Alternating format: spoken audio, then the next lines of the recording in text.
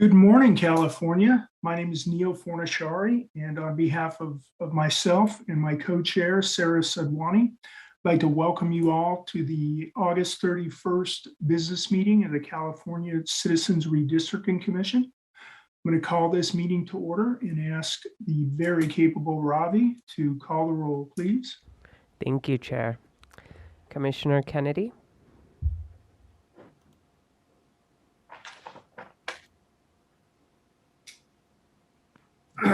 I'm here. Commissioner Lamont, Here. Commissioner Sadwani, Commissioner Sanai, Here. Commissioner Taylor, Commissioner Toledo, Commissioner Turner, Here. Commissioner Vasquez, Commissioner Yee, Here. Commissioner Ahmad, Here. Commissioner Akutagawa, Commissioner Anderson, Here. Commissioner Fernandez, Presente. and Commissioner Fornashari. Here. You have a quorum, Chair. Thanks, Ravi. Let's see, before we take public comment, I just want to kind of share what the plan for the day is. This morning, we'll start with general public comment and then get into agenda item number 3. At 10 o'clock, we will jump to we will have some guests join us, jump to agenda item 6. And meet the RPV analyst and review what to expect from the racially polarized voting analysis. And that should take us to our first break at 11 to 11:15. Then starting at 11:15, we'll jump into agenda item number 5. And we'll begin with training on our new database that's live on the website.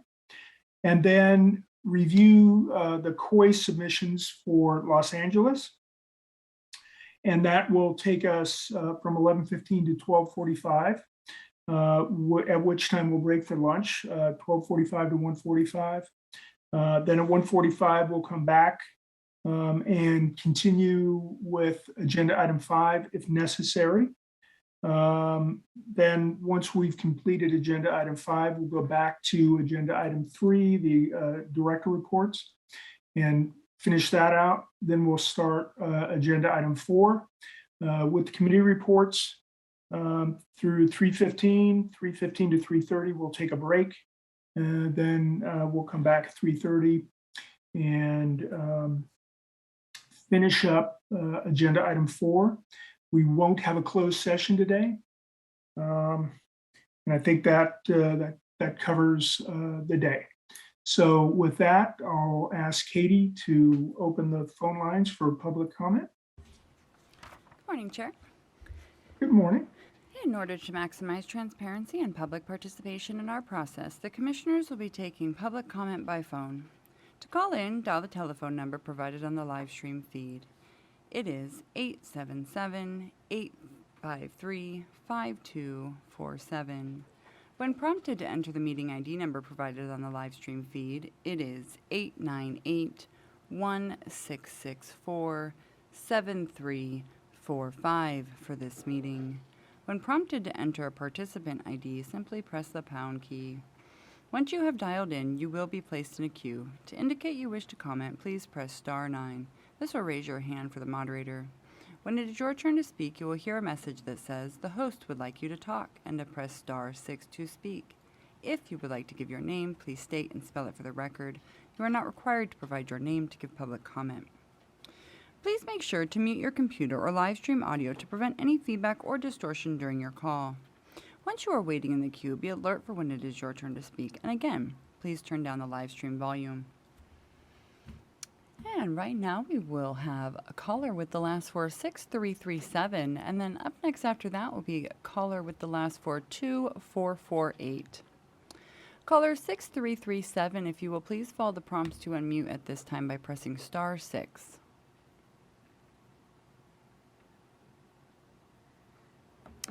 Caller 6337, the floor is yours. Great. Good morning, Commissioners. This is Rosalind Gold with the Naleo Educational Fund. That's ROSALIND. And the last name is Gold, GOLD. And as always, I wanted to very much thank you for your very hard work and your dedication throughout this process.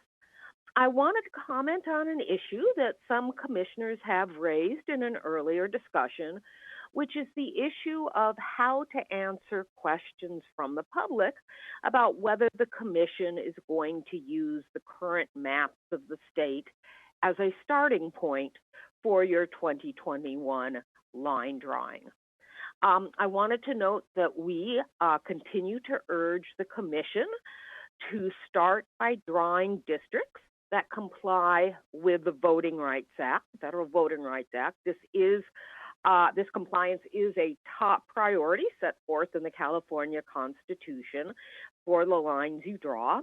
And then second, when questions are raised by the public or stakeholders about how you're going to approach line drawing, I think it's a really good opportunity to educate the public about the fact that there are criteria you have to meet, that your maps have to be drawn to comply with those criteria, and that you can use your leadership position and the respect that the public has for you as a public 30 seconds. education opportunity regarding those criteria. Thank you so much. Thank you, as always, Ms. Gold, for your feedback and input. We appreciate it. Thank you. And right now will be caller 2448. And then up next after that will be caller 2829. Caller 2448, if you will please follow the prompts to unmute at this time. The floor is yours. Good morning, Commissioners. My name is Peter Cannon. Thank you for adding Data tab on your website to share community of interest input from the public. I have several questions. How often will Airtable be updated? What is the expected lag time between when a comment is submitted and when it is posted? Airtable is currently updated through August 12th. Will the public input section of the website containing COI emails and letters continue to be updated? Has all of the information currently posted in public input been added to Airtable? And will all future information posted to public input also be in Airtable? Will the public comment section of the website containing business meeting comments continue to be updated? Will non-geographic information from this section be excluded from Airtable? Thank you again for your commitment to transparency and ensuring the public has access to information. Thank you, Mr. Cannon, for your questions and your participation. I tried to write down all those questions. I didn't quite catch them all. I'm hoping Alvaro or one of the staff caught them all, and we will ensure that we get the answers to all of your questions. But I think the simple answer is yes to most of your questions. I got a note from Alvaro that we will cover a lot of those questions during the training that's coming up. So we're going to do some training on the database today, starting at 11:15. So I think a lot of those questions will be answered if you tune in at that time. And again, thank you. Katie? Thank you, Chair. And up next will be caller 2829. If you will please follow the prompts to unmute at this time by pressing *6. Caller 2829, the floor is yours. Good morning, Commissioners. This is Renee Westa-Lusk. I have two major questions. One is regarding the target population of congressional districts, the new ballpark figure. Has that changed? Because I had access to a website called DRA 2020, and then to get there, there's a link. It's called davesredistricting.org. And on that website, they were using 741,000 around that as the base, the new population from the 2020 census that was just released on August 12th for 53 congressional districts, but now we're going to be down to 52 congressional districts in California. And so when you make that adjustment, it comes out to 755, 410 for the population of each of the CDs.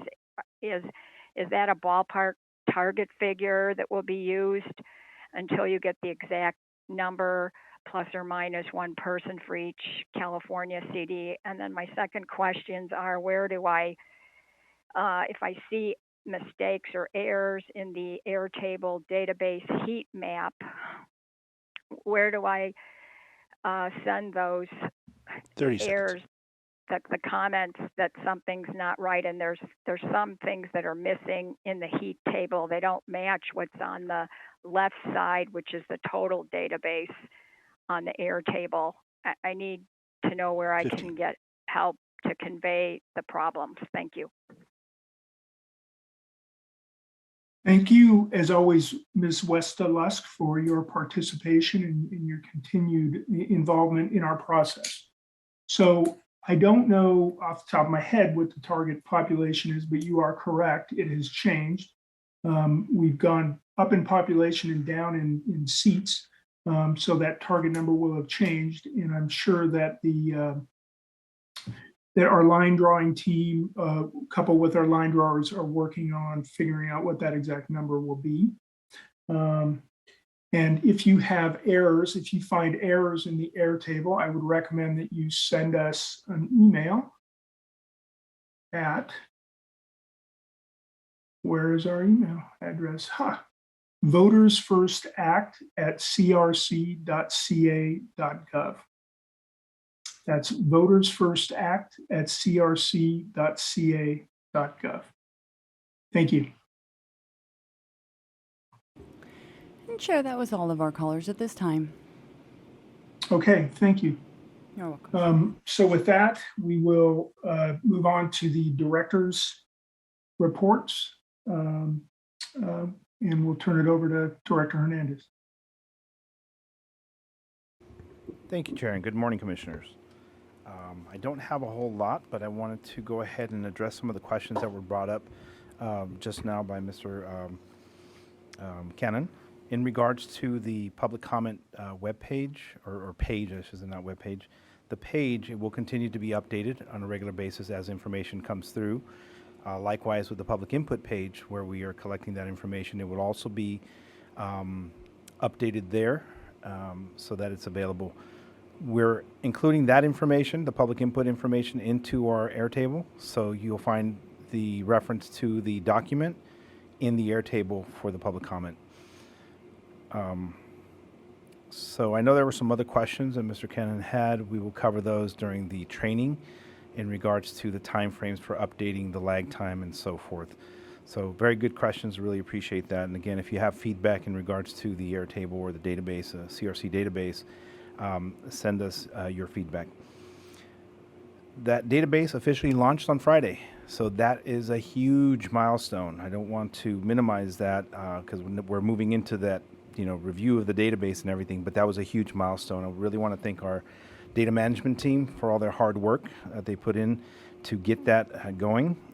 As you saw, it's through August 12th.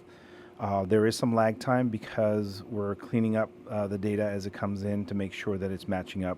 So that is taking a little bit of time to get it up to date. So it's going to be about a week lag time, roughly, that we're looking at.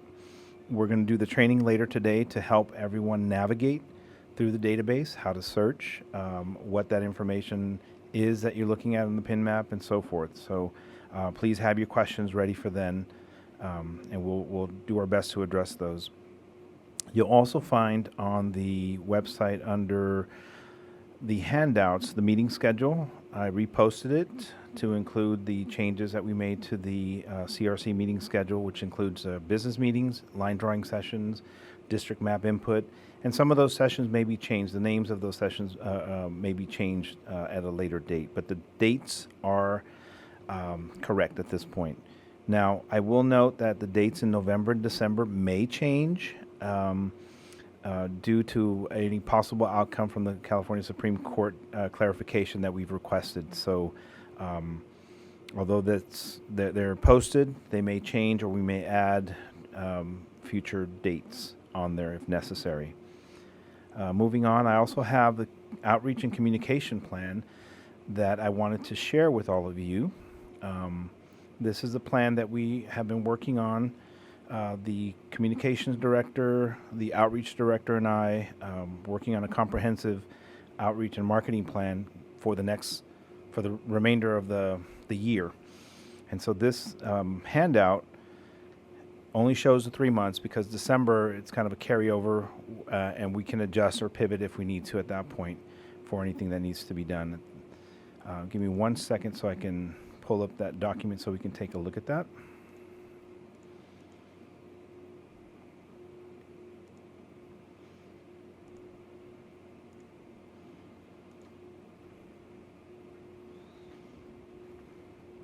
Can you all see that? And hopefully you have a copy of the handout as well. So I'll try to resize that a little bit so you can see it better.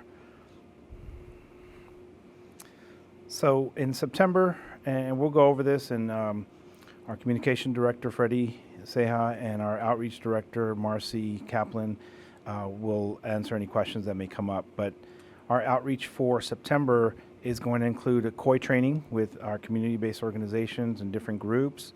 We're also going to be working on a gap analysis to identify areas where we really need to focus more of our outreach efforts as well as our communication efforts. And then, as has been the case, we are in the phase where we're doing activation of all our stakeholders, not just community groups, but all Californians. So we're really pushing that and moving that forward. That ties into the marketing piece of it, which includes media buys. We're finalizing the majority of the contracts. Freddie has been working on that, as well as Raul, to get those contracts in place. How do I do that? Okay, 1 second, please. Okay. Thank you. Technical difficulties. Thank you, Freddie. And so we're also going to be communicating as part of our marketing that the commission is going to be drawing the lines, and we still are going to continue to ask for COIs to be submitted through our COI tool. We're also going to be sharing information about the census data when it becomes available, when the commission receives that from the statewide database. So there'll be press release and more information about that. And then part of the marketing is also going to include line drawing activities, what the commission is going to be doing, just to let people know where we are with things. From the administration and data side, in September, we're looking at staffing as we're receiving many more COIs and COI input via email or mail, making sure that we have the staffing to put that information into our Airtable, into our database. Note-taking is going to be another piece of it that we're making sure that for the different line drawing sessions and for any other activities that we have note-taking by staff, be it our outreach staff or additional staff that we'll be bringing on board. The COI uploads, we're going to be hearing a little bit more about that, how often we're going to have the COI uploads from the statewide database. Right now it's through August 12th, but moving forward we're hoping to have it on a very regular basis, be it daily or sooner than that. And then in-person meeting schedule and logistics. So we're going to be working on that. Staff is going to be working on trying to get locations. As you know, possibly in October, we're going to be doing in-person meetings. And so we're going to be looking for locations. There will be some challenges, as has been the case. The last time that we went through this exercise to find locations, not everybody had venues available. So we do have some challenges there. But that's what's happening in October from our outreach and marketing, and also part of our administration related to those two activities. In October, you'll see that we continue with the COI trainings, but we're also going to incorporate the MAP training because the statewide database will be releasing, once the census data is available, they're going to be releasing the map tool where people can go in and create their own district maps. So we'll be promoting that with them. Also going to be promoting meetings and working on logistics. The staff will be working on logistics for those meetings in those different areas. We're doing Northern California, Southern California. We haven't designated specific locations yet. That's what they'll be working on. Once they're there, they have to work on the logistics. We'll have to have staff there to make sure that we have, coordinating of people coming into the meeting and so forth. So a lot of activities going on there by the different field staff. Again, stakeholder activation, and now we'll be moving into the gap outreach. We've done the analysis in September. We're doing the gap outreach and really focused outreach activities there for the team. From the marketing side, we'll be doing the meeting promotions, letting people know we're meeting. We'll be discussing line drawing. We'll have PSAs going on. The advertising is going to be more of a COI blitz, trying to get people to provide their COI input. It's still going on. We're still going to need that information. The more we get, the better. We're trying to meet our goal of 40,000 COIs or input, public input, I should say, not just COIs.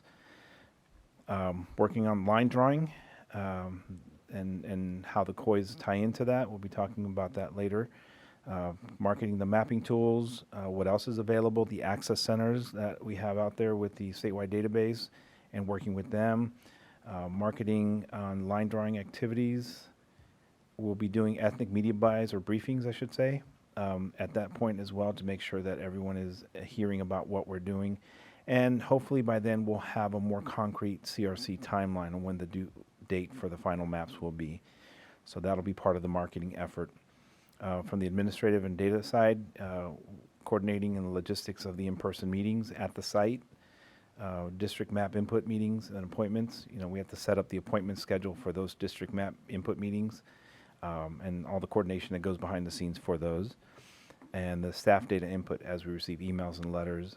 As I have mentioned before, we have been seeing an increase in the number of letters and emails that we're receiving from individuals. So California, please keep on sending those. Really appreciate it. But we're making sure that we have staffing available to do the input necessary for that, to address the concern that Mr. Cannon brought up about how long the lag time will be. So we're trying to minimize that lag time. And then there'll also be some note-taking that is required during those meetings. And then finally in November, and like I said earlier, November, there may be some changes to the timeframes given whatever the California Supreme Court decides is the final dates for the California maps. So we have the map tool training that will continue, stakeholder activation. We'll be promoting map input at that point, and then also promoting the CRC timeline as part of our outreach activities, just to let people know this is where the timeline looks like, this is when we need your information, and keep them up to date on what's going on with the commission's timeframe. For marketing, we're doing the map input, marketing PSAs, continue the promoting the CRC meetings, draw online, COI, and the map tool that are out there, that will be out there. We'll continue the media briefings with the ethnic media and also promote the CRC timeline, letting people know what we're doing and when things are due. And then finally, the in-person meetings and site logistics will continue through November, and then the input as well. So this is a very high-level overview of the activities that our outreach, marketing, and the admin side are working on. I wanted to kind of give you that framework so that you know we have a plan moving forward, and I will open it up to any questions or comments that you may have. Thank you.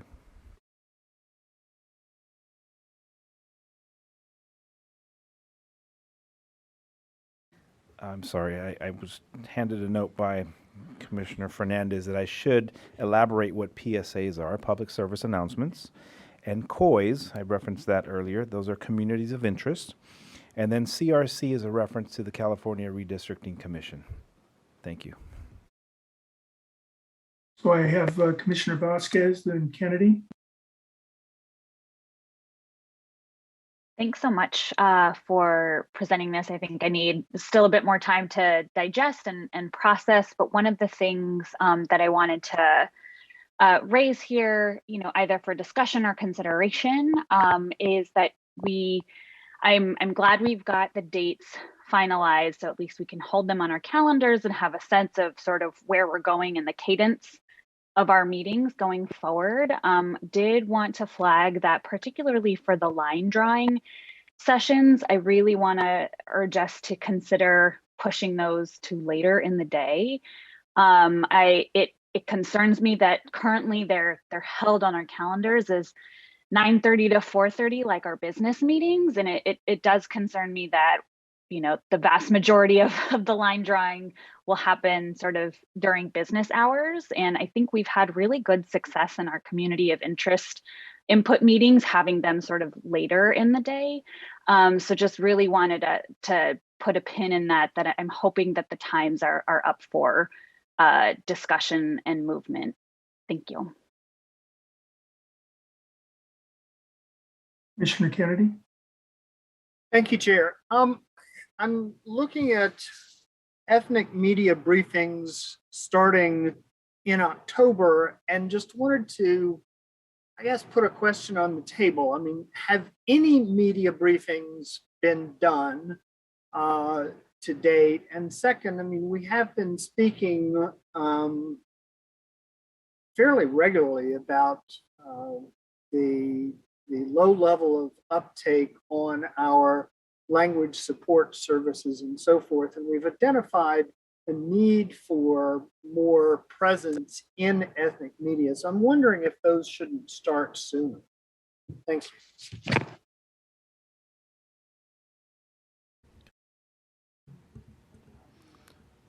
Director Seah? Yeah, thank you so much. Yes, if it were up to us, I think all these services and contracts would have happened months ago. But unfortunately, the contract for ethnic media buys or to work with ethnic media communities around California are over with OLS at the moment. So I did get word from Raul that they should be approved this week, at which point we would be able to start with those media briefings. We do want to start them as soon as possible, but we also want to give the contractor enough time to put those together. We do see those happening within the next 2 weeks, not necessarily in October, but they will continue through October.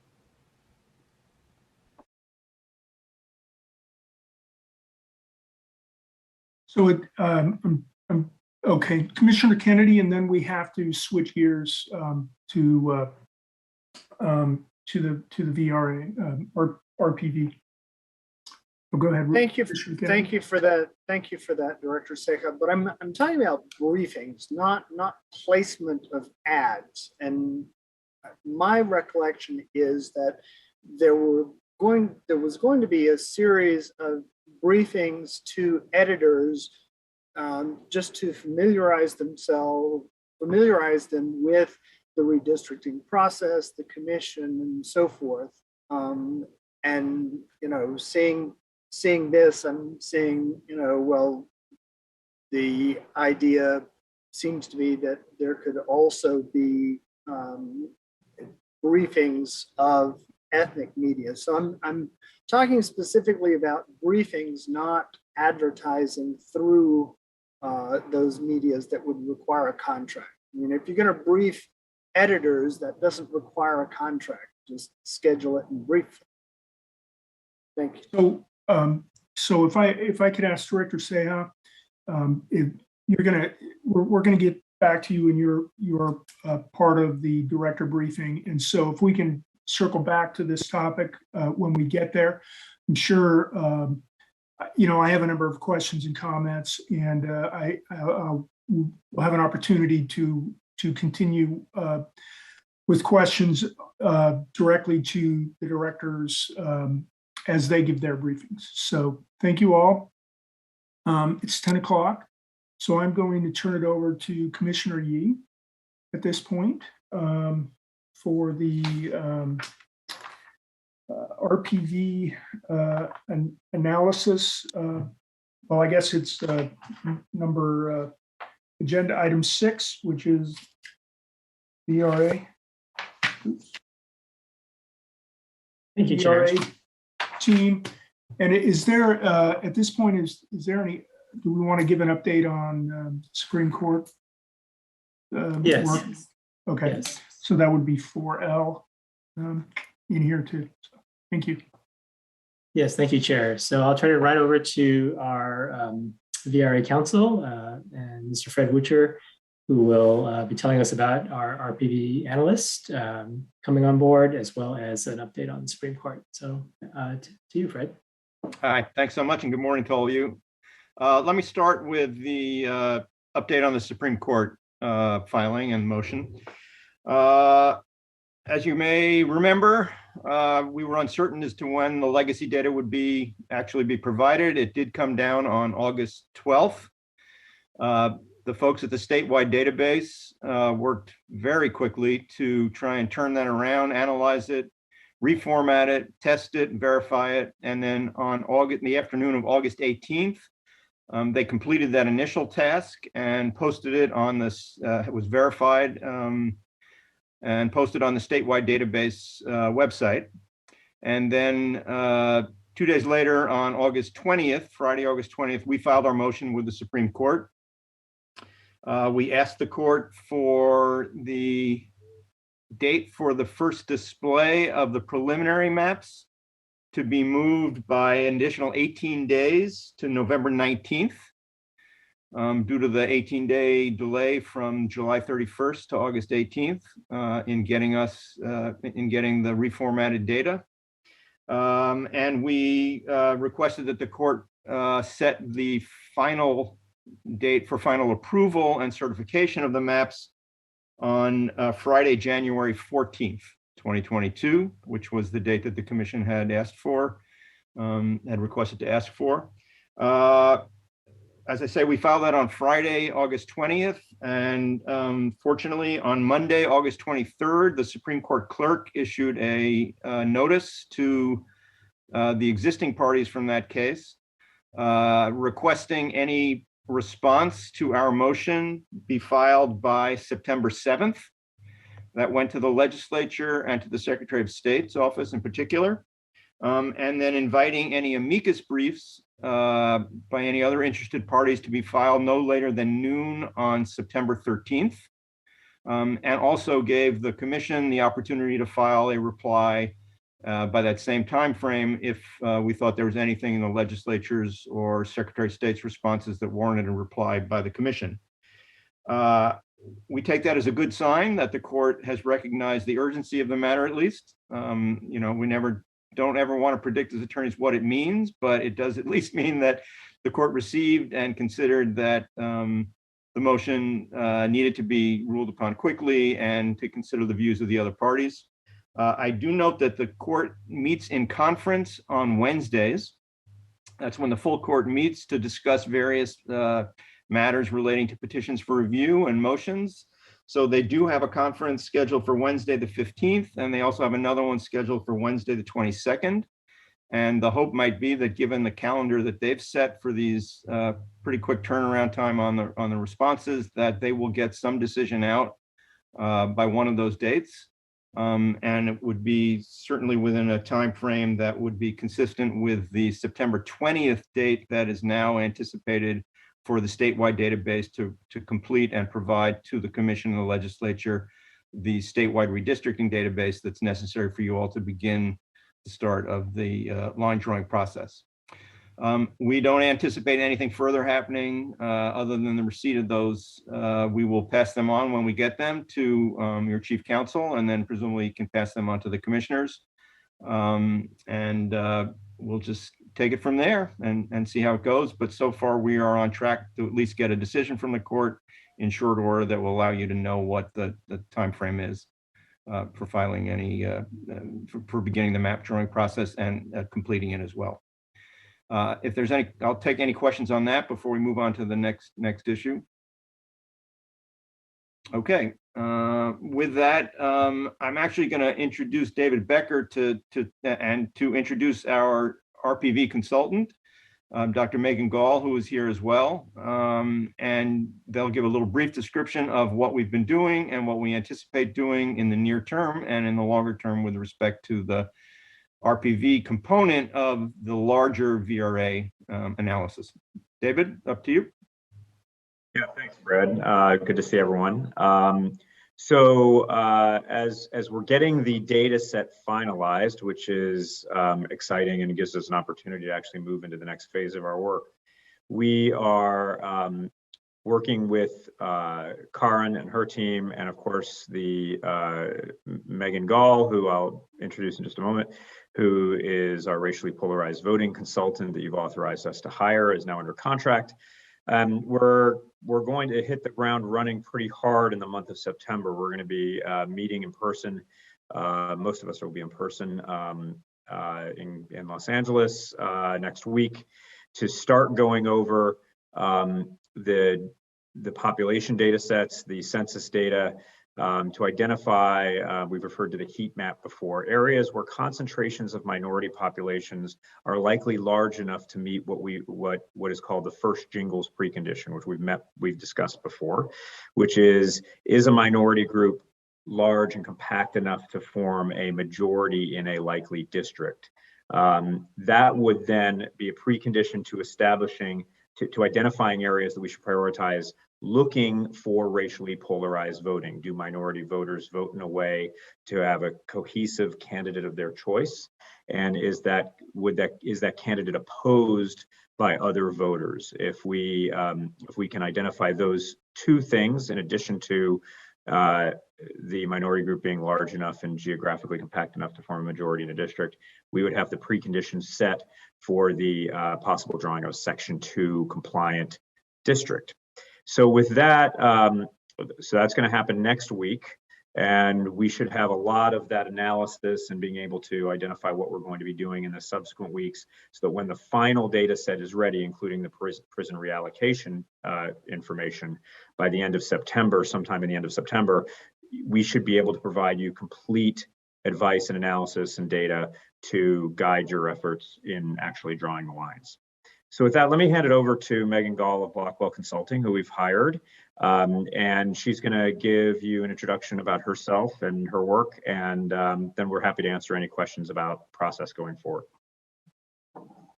Thanks, David. Hey, hello, everybody. As David said, my name is Dr. Megan Gall, and I run Blackwell Consulting. First and foremost, I wanted to thank you for the opportunity to serve you all in the state of California. I am humbled by the importance of the work in front of us and grateful for the opportunity to be here today. A little bit about my path to here. I have a long history doing voting rights work, including redistricting and RPV analyses, both necessary for VRA compliance. I started doing this work immediately after I finished my PhD, which was in political science with a focus on American politics. I'm also a certified GIS professional, and I hold a master's in geographic information science. And I think that this combination is a value add because it affords me some extra insight into how racially polarized voting fits into our broader work, and how racially polarized voting and redistricting go hand in hand, which they really do. As David said, we are not wasting any time. I have already started working on grooming the data from this California statewide database. If you have ever used the database, you'll already know that often the data pieces that you need may be in separate areas of the database and require some grooming to get them ready for analysis. That is true here, and so I am writing the code to do some of that heavier lifting.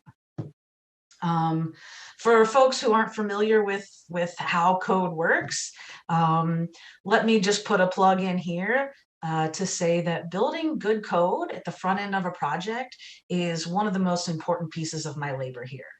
Think of it like building the highway before you drive up the on-ramp, or setting the table for a holiday meal. This is the critical groundwork. This is the pregame.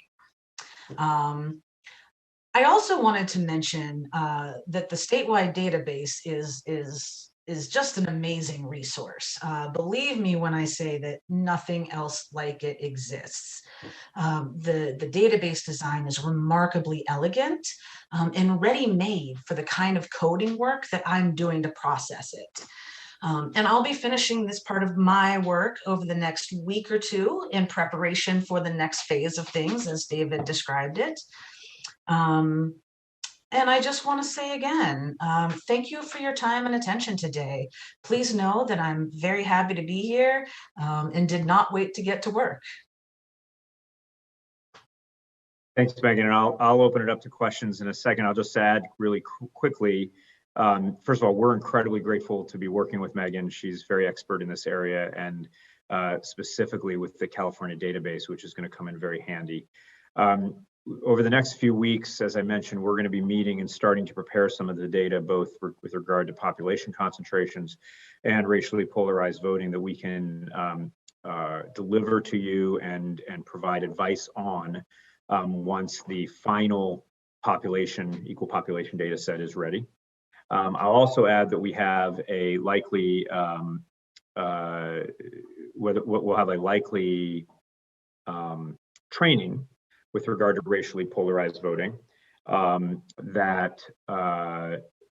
where Megan will lead a discussion sometime in the next couple of weeks, probably 2 to 3 weeks, second half of September, where we'll be able to give you a little more of some guidance as to how racially polarized voting is analyzed and assessed, what kind of advice we'll all be able to give you, and answer any questions that you might have. So that's something to look forward to. We don't have a date set yet because we're trying to be realistic about how soon that'll happen, but I think it's very likely it'll happen in the second half of September, around when in preparation when line drawing begins. So with that, I'll open it up to any questions you might have.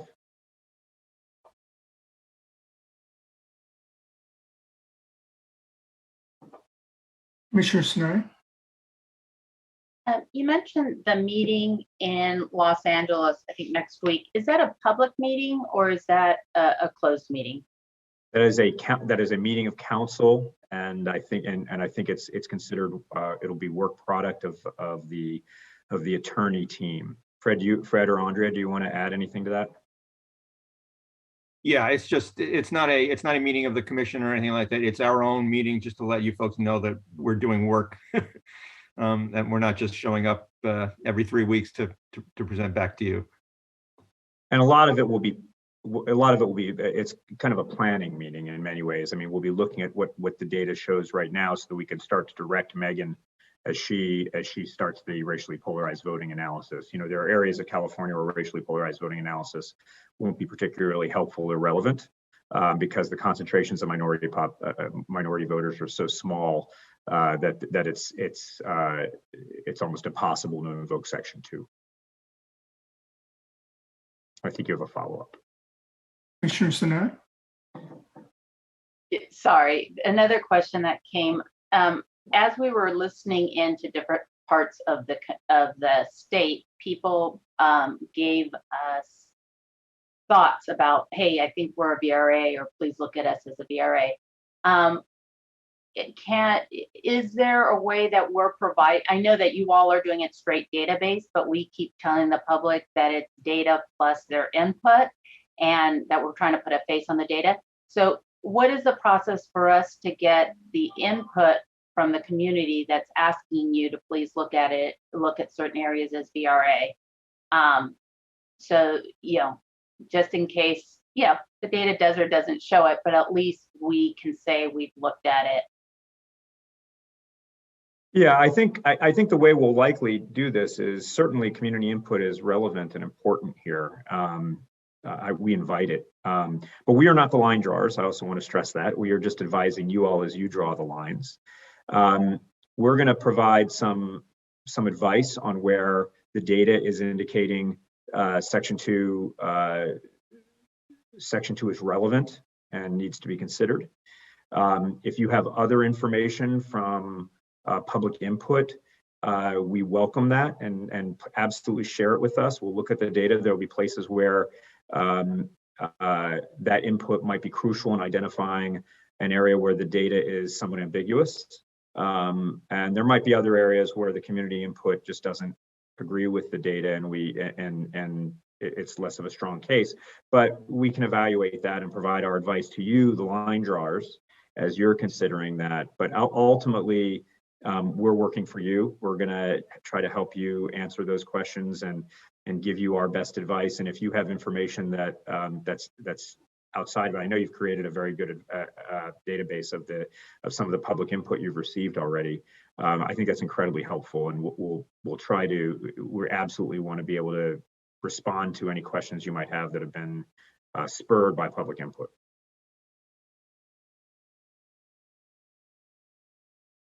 Commissioner Anderson?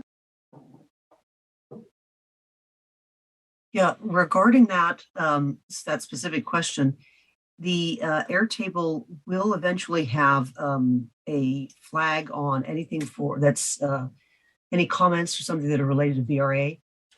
In the public, several, as Commissioner Sinai has indicated, several some of our input has come in and said, hey, this is a VRA district.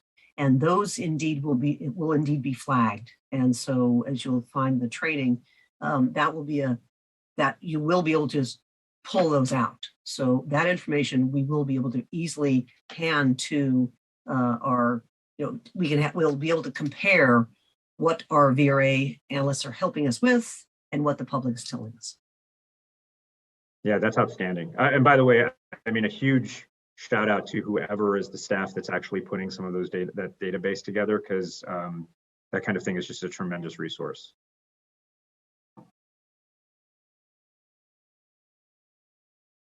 Commissioner Yee? And then Turner? Welcome, Dr. Gall, to the team, and good to have you here, and looking forward to our work together. I'm wondering if you could tell us a little bit more about the body of past election data that you will be looking at.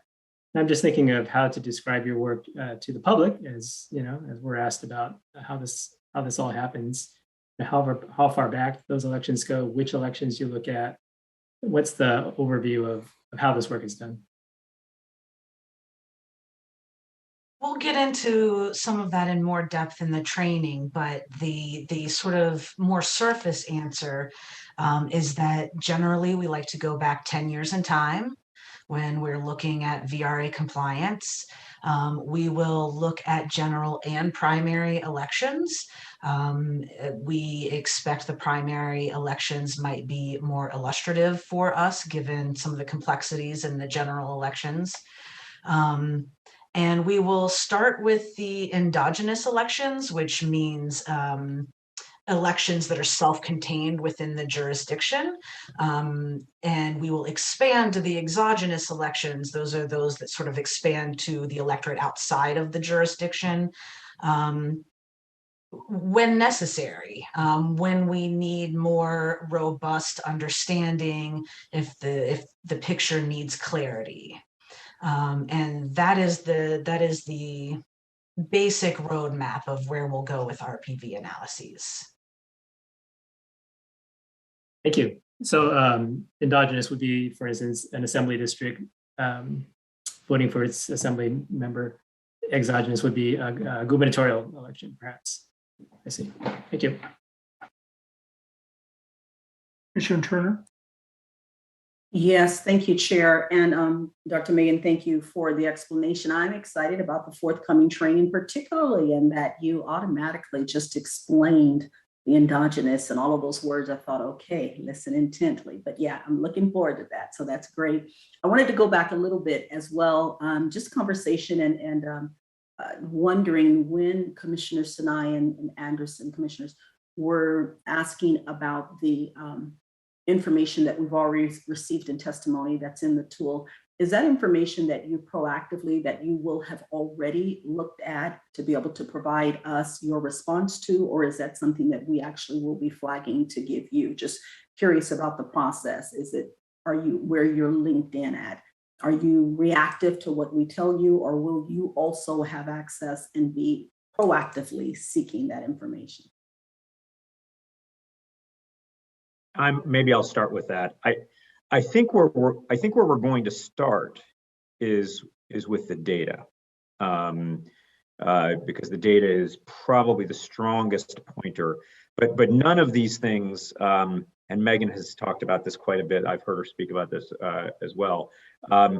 This is kind of an art. There's not, you don't do this one thing first all the time and then do this other thing second all the time and then do this other thing third. But the census data is going to be the initial pointer where we're going to use to prioritize areas where we might, where it's highly possible we're going to need to be cognizant of Section 2 compliance. I think after that, we should absolutely, I don't want to necessarily make plans, so we haven't had a chance to discuss this internally as an attorney group. But I think it's likely we'll want to have a conversation with you all to discuss what we found, see how much overlap there is between that and the community comments we've received. Hopefully there's a lot of overlap. That would be ideal, where the data and the community input has strongly overlapped. And then if there are places where we have community input that there's likely Section 2 district would be necessary, but the data does not appear that at least initially, that the minority community is large enough to comprise a district in a particular area. That first jingles precondition that we talk about a lot. We'll probably want to have some discussion with you. I think that I think we'll want to leave open the possibility that might need to be that might invoke some potential legal considerations about where we'd want to discuss that. But those are what I'd suggest, I think, is let's see where we are after our initial run at the data, and then keep open the possibility that we will then, I think the main part of your question is, are we going to independently go and look at the community input to see if there's areas that we missed with the data, or are you going to then, or is the commission going to take the lead and ask us about those areas? I don't know that I'm ready to answer that without looking at the data first, if that makes sense. But I think either one of those is an acceptable way to approach it. Does that answer your question, Commissioner Turner? I'm sorry if I'm Yeah, you were very thorough and more detailed than I was asking. I was really just talking about not even the timing of all of that other part, just a matter that we have access, it's there. And I just wondered if that's something that you would only respond to if we called it out to you, or would you also be looking at that whenever it happened in the timing? That's all. I think the short answer is both. Okay, but I can only speak for myself because we haven't had a chance to discuss it. I would certainly invite any of you bringing these things to our attention. If you know of a particular area where you've seen a lot of public input or any public input that you think might be relevant for us to consider, we want to be responsive to you. We work for you. So feel free to do that. But if you don't, I think we are going to do some due diligence and look back at the input to see if we can find something that might have been missed. But it's always better if there's more eyes looking at it than just ours. Thank you.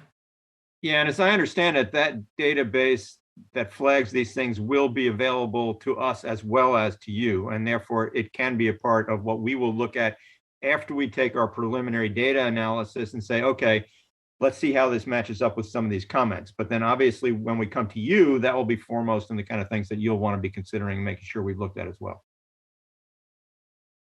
Commissioner Anderson and Commissioner Sinai. Thank you.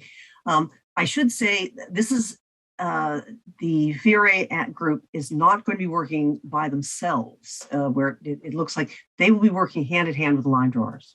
And the line drawers will be definitely getting all of this information from Airtable and making sure that none of this gets missed by Mr. Becker and our legal team.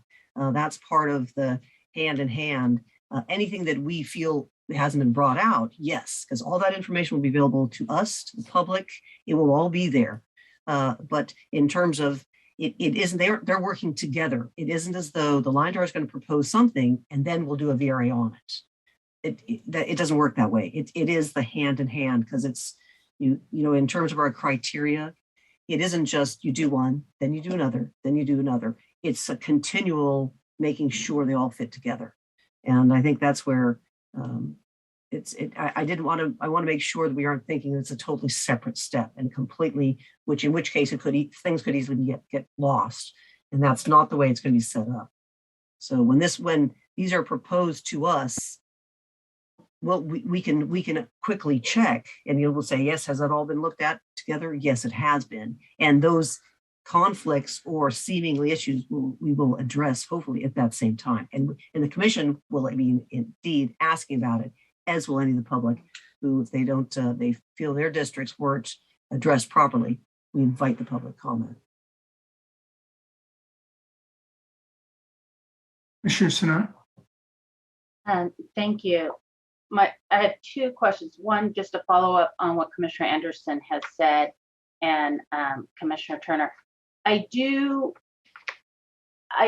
am going to be honest that I do have a concern with the line drawers and legal counsel are data driven, which they should be, and therefore we can't just make assumptions that they're hearing the public the way that we're hearing them. So some of us have been really trained in listening to community input, and not everybody's going to say, we think this is a VRA. They will use other language. And so I would like us, and I was going to bring it up when we talked about the database, but being intentional in sharing what we have heard and pulling it out for legal counsel and for the line drawers, because I have read the past reports, and that is one of the critiques from the past, is that everything is data driven and not other data is coming in. And so when I applied all the way through the process, I said, my strength is putting a face to the data, and I'm going to continue to be that person who says, hey,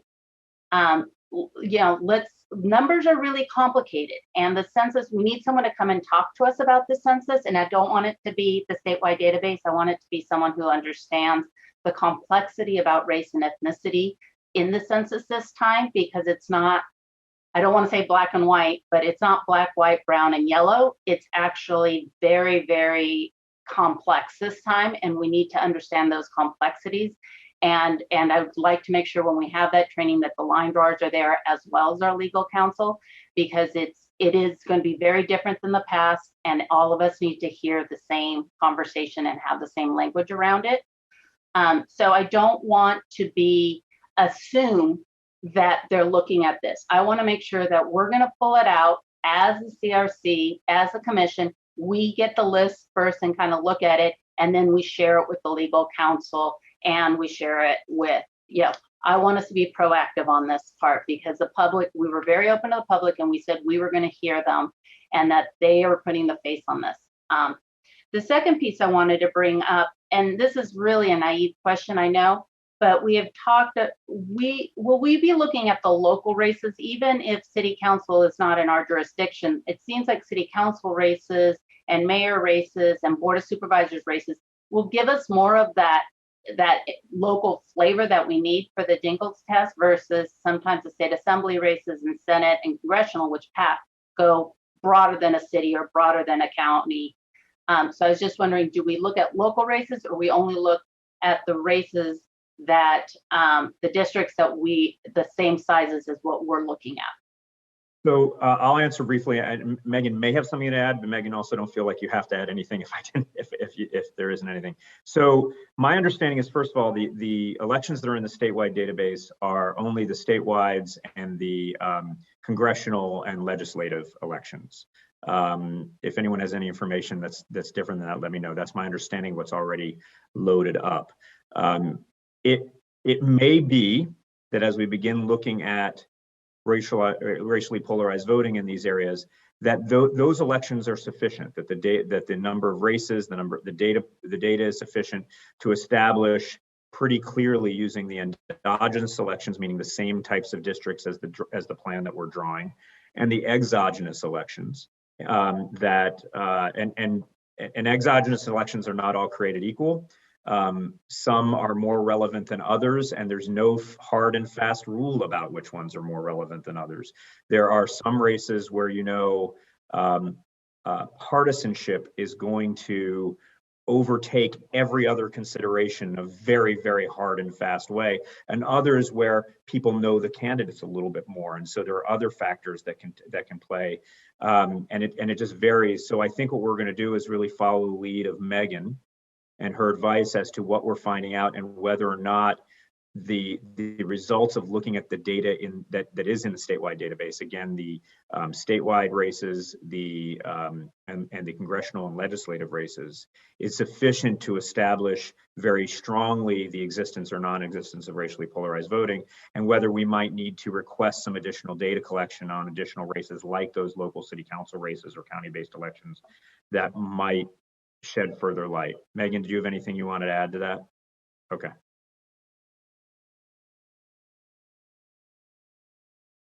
Commissioner Anderson? Yeah, I just want to thank Commissioner Sinai for bringing that point forward, actually putting the face on the data. And that is indeed the CRC's role in this. And that is the purpose of our COI reviews. We have these next three meetings coming up, and that is indeed the purpose for us to say, this is what we are hearing about the data. And so that is going to be extremely important, and we are doing this time, which the 2010 Commission did not have the opportunity to do.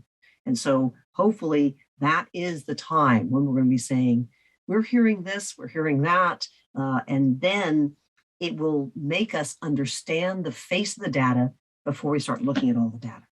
And that's sort of the whole idea of, it's going to make all of our lives easier and have the public understand what we are looking at and why. And if they are not hearing what they're intending to tell us, they still have time to tell us.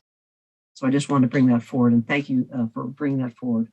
And also the local elections, I think that'll be very interesting on some of the cases where we really indeed have to go down to that level, which I'm kind of sure there's possible times we might have to. So I look forward to this entire process.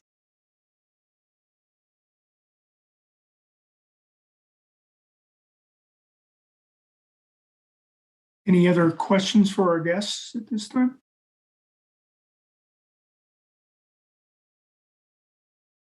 Commissioner Yee, is that it for this agenda item, or are there anything else? It is, unless there's any other discussion about either the RPV work or the Supreme Court motion.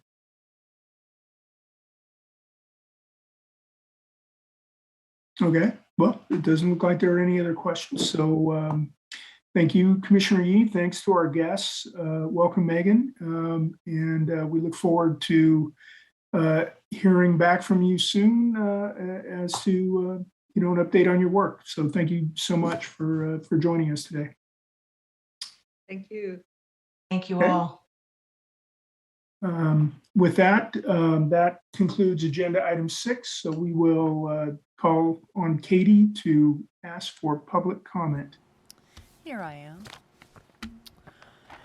In order to maximize transparency and public participation in our process, the commissioners will be taking public comment by phone. To give comment, please call 877-853-5247 and enter the meeting ID number 898-1664-7345. Once you have dialed in, please press star 9 to enter the comment queue. The full call-in instructions are read at the beginning of the meeting and are provided in full on the live stream landing page. The Commission is taking public comment on agenda item 6 at this time. We do not have anyone in the queue. Okay, we'll wait for the instructions to complete and then give it a little more time. So, thanks.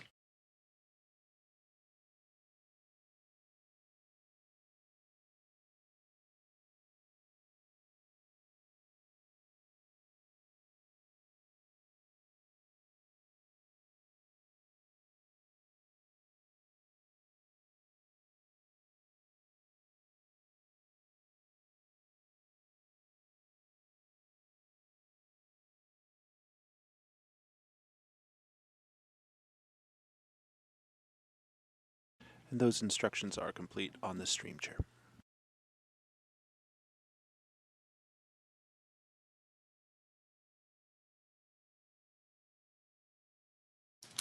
I'll give it a few, half a minute or so, just in case. Oh, hey, we have a caller.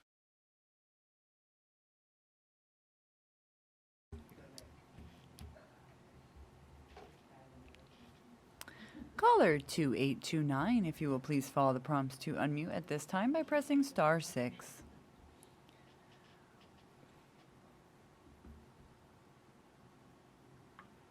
And the floor is yours. This is Renee West of Lusk. I just have a question regarding local races or local districts that are also doing their redistricting at this time. Will the information that you will be gleaning for the VRA areas of the different counties, etc., will that be made available? Can local jurisdictions access the data that you accumulate on the VRAs? Thank you.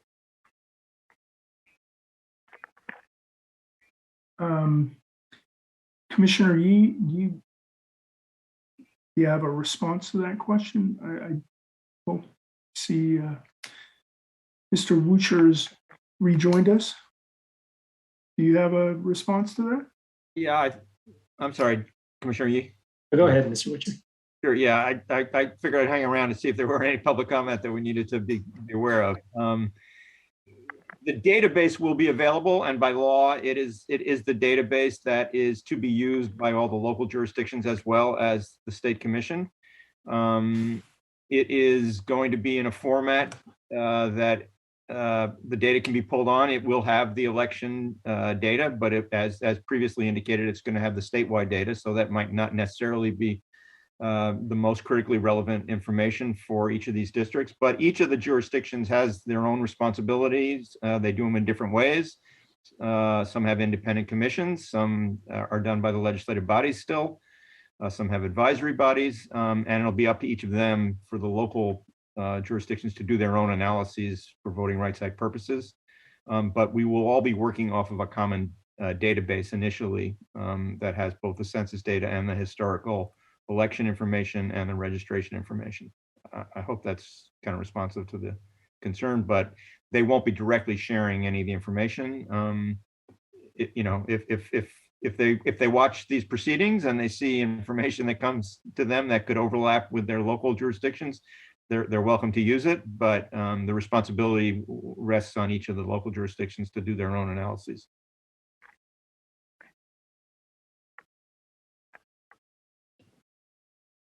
Thank you. Thank you. Thank you for the call, Ms. West of Lusk. Thank you. And that was all of our callers at this time, Chair.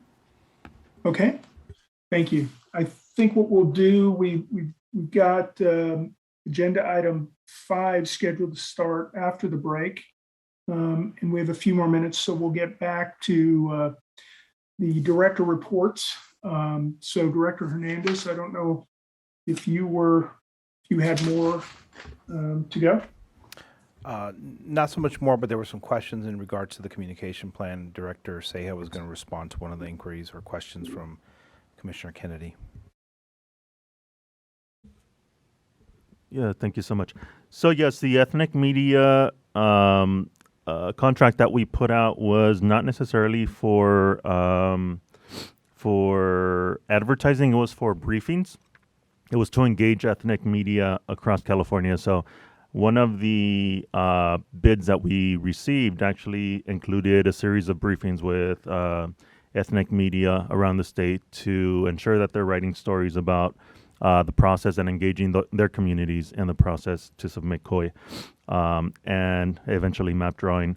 So those are areas where we need assistance. We've had one Latino briefing so far, but we wanted to reach out to additional ethnic communities across California. So now we have an actual contractor that's going to be responsible for doing that and making sure that we're placing stories with particular ethnic media across California.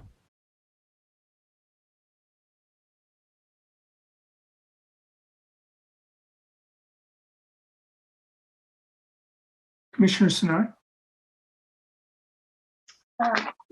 Thank you for creating this. And can I encourage the outreach and communications team really to start off with goals? We have 3 goals, and we constantly need to be reminded what those goals are and then what strategies fall within those goals. And I think this is good for a staff. Kind of, for me, this is more the strategies and what the staff will be doing. And it's not as helpful as I was hoping it would be for us as a governance part of the team to be able to say, okay, what I was kind of hoping to see was some goals. What is the purpose in each month? What is the key message? And what are the milestones? And stakeholder activation is the goal on all of these, but what is the activation? What will the activation look like, and what's the number? Because what we need to be able to say, both staff and the commissioners, is, hey, we've spent a lot of money, and at some point, I hope that once all these contracts are done, the report will come back so we kind of have a feel. But we've approved a lot of money to go out to be used for these things, but not everything is going to work. And just because we put the money, we need to know what's working and what's not working. And we need to move quickly. We don't have time to do a post-analysis 3 months later, because 3 months later this is done. I mean, some of this work, like the COI trainings, I thought was going to start in June. And I know we were busy with the COI input meetings, but COIs we've said from the beginning that the COI Blitz is the most important part. That's how we're going to get the most input if we're looking at 40,000. And I want to remind everyone that 40,000 wasn't a number we just pulled out of a hat or said, hey, let's double what 2010 Commission did. But that Commissioner Vasquez and I did go to the statewide database and said, hey, what would be a good number of input, of engagement from the state of California to make us feel like, hey, we did a good job in outreach and engagement of the whole state. So it wasn't based on let's just double the number. It was based on what would make us, what could give us, now that it's the second time out, how can we do this better, especially since we had the extra money. And so that's where the 40,000 came. But it's not just the goal of 40,000. It's a goal of 40,000. And then it's to make sure that we're creating an accessible, it's an inclusive 40,000. So inclusive had its own definition, and we looked at it depending on what county and everything else. And the third goal was that it was accessible. So if we weren't, the third goal is really where we keep reiterating or keep changing our process if it's not working. And that's, reiterative. I think that's what I was looking for. So I do think it would be helpful, these are the strategies, but what is the goal, the purpose, and the milestones? What are you telling the contractors you're hoping? How many hits are we hoping? How many actual people will, read the op-ed and actually be activated? I know we can't control that, but there are formulas for that will tell you what percentage. So those are some of the pieces that we as governance need to be able to looking at, more than how is the strategy, because you all need to be as flexible as possible. And so we just want to know what the big picture is. How are we going to reach our 3 goals that we have in the next, really, and I'm going to be honest, for me, there's a heck of a lot of urgency. I think we're at 2,000 communities of input, submissions.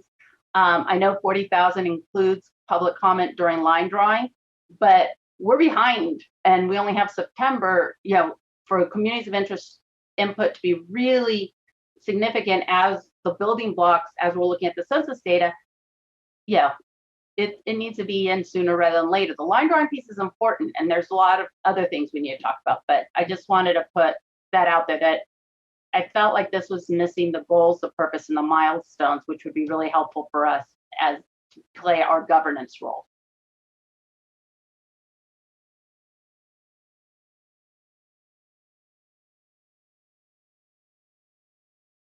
Any other questions or comments at this point? Commissioners or Director Seha?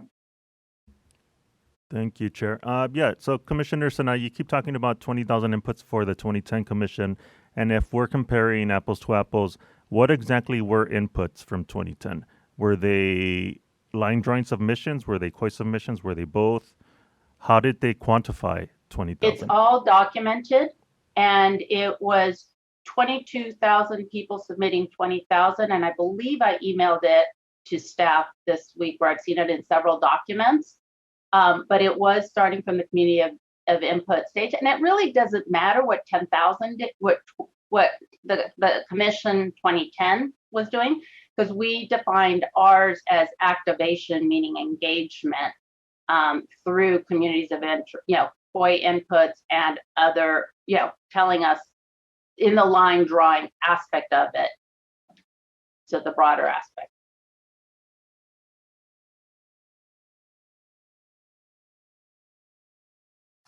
Commissioner Turner?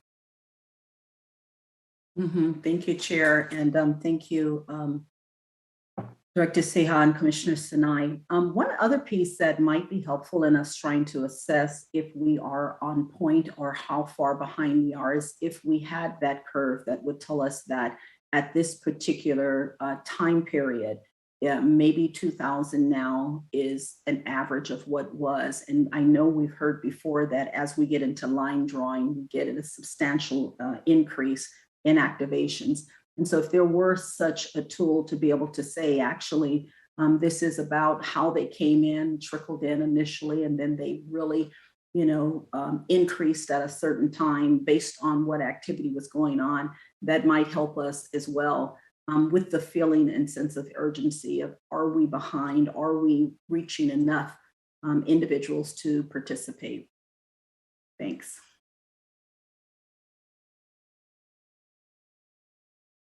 Director Hernandez. Thank you for all the feedback. Really appreciate that, Commissioner Sinai, Commissioner Turner. So we will go back and add some additional information, the goals, purpose, milestones, where we can identify those. In regards to comparing to 2010, it's very challenging because things are so different. Nothing that was done then really applies to this commission because of all the different situations that we've encountered with this particular commission, COVID being the primary one that has changed the dynamics of everything that we are doing. Likewise, with the way we're doing our meetings is very different from what it was in 2010. So with that said, we'll try to compare what was done, and those reports do have information, but they don't really break it down to the level that you're referring to, Commissioner Turner, where we can see where the arc was. From my understanding in talking with Raul, who was here in 2010, he said that there was an extremely high level of input that came during the line drawing time frame that they didn't anticipate. They didn't have the COI tool at that time. So, again, it's kind of hard to gauge because they didn't have the COI tool. They didn't do a lot of this COI outreach that we have done. It all came all at the same time through their process, which is different. So again, we can go back and fine tune this and add more information. The goal of this was to give you an idea of what we're doing and how we're doing it and what the plan is moving forward. The question was asked, our outreach and communications working together in tandem to get the information out? What's the message and so forth? And that's more the details that we have that we did not include in here, but we can if you so choose. Thank you. Thanks, Director Hernandez. So I just want to provide an observation that I've had over the past few weeks. And I think a critical, and we've got input on that this morning, I think from Ms. Gold. I think a critical part of what we need to be doing is education on our criteria. I think clear from the input we're getting demonstrates a a lack of understanding of what the criteria that we are required by the Constitution to use to draw a district. And I think that focusing on at least part of our outreach and engagement on education, making that information more accessible to the public is going to be really important and required down the road, or we're going to be spending a lot of time explaining ourselves of why we came up with the maps that we did. So I just would ask you and the team to think about that and how we might go about doing that, beginning that and implementing that. Commissioner Kennedy. Thank you, Chair. Yeah, I fully agree. I think I made the point several meetings ago that it's very easy for us to fall into the trap of feeling like we've presented all of this during the California Redistricting Basics presentations. We've done nearly 200 of those around the state, but we have to understand that, you know, even though we did close to 200 of those around the state, that didn't penetrate to the entire state. And so we have to continue to put out and repackage a lot of the information that was in the California Redistricting Basics presentation. I do believe that Director Ceja has been working to do that, both independently and with the Materials Development Subcommittee. And I think we just need to keep pushing on that and understanding that, you know, we've delivered many of these messages multiple times, but we need to continue to deliver them. Thank you. Thanks. Director Hernandez, do you have anything else to report out? That concludes my report. Thank you. Okay. So we'll go to Director Kaplan. We've got 8 minutes until our break, but go ahead and get started. Thanks, Director Kaplan. Hi, thank you. I will go quickly. I just wanted to start by highlighting that the COI meetings from the last week and upcoming are posted in the handouts for today, to high-level summary.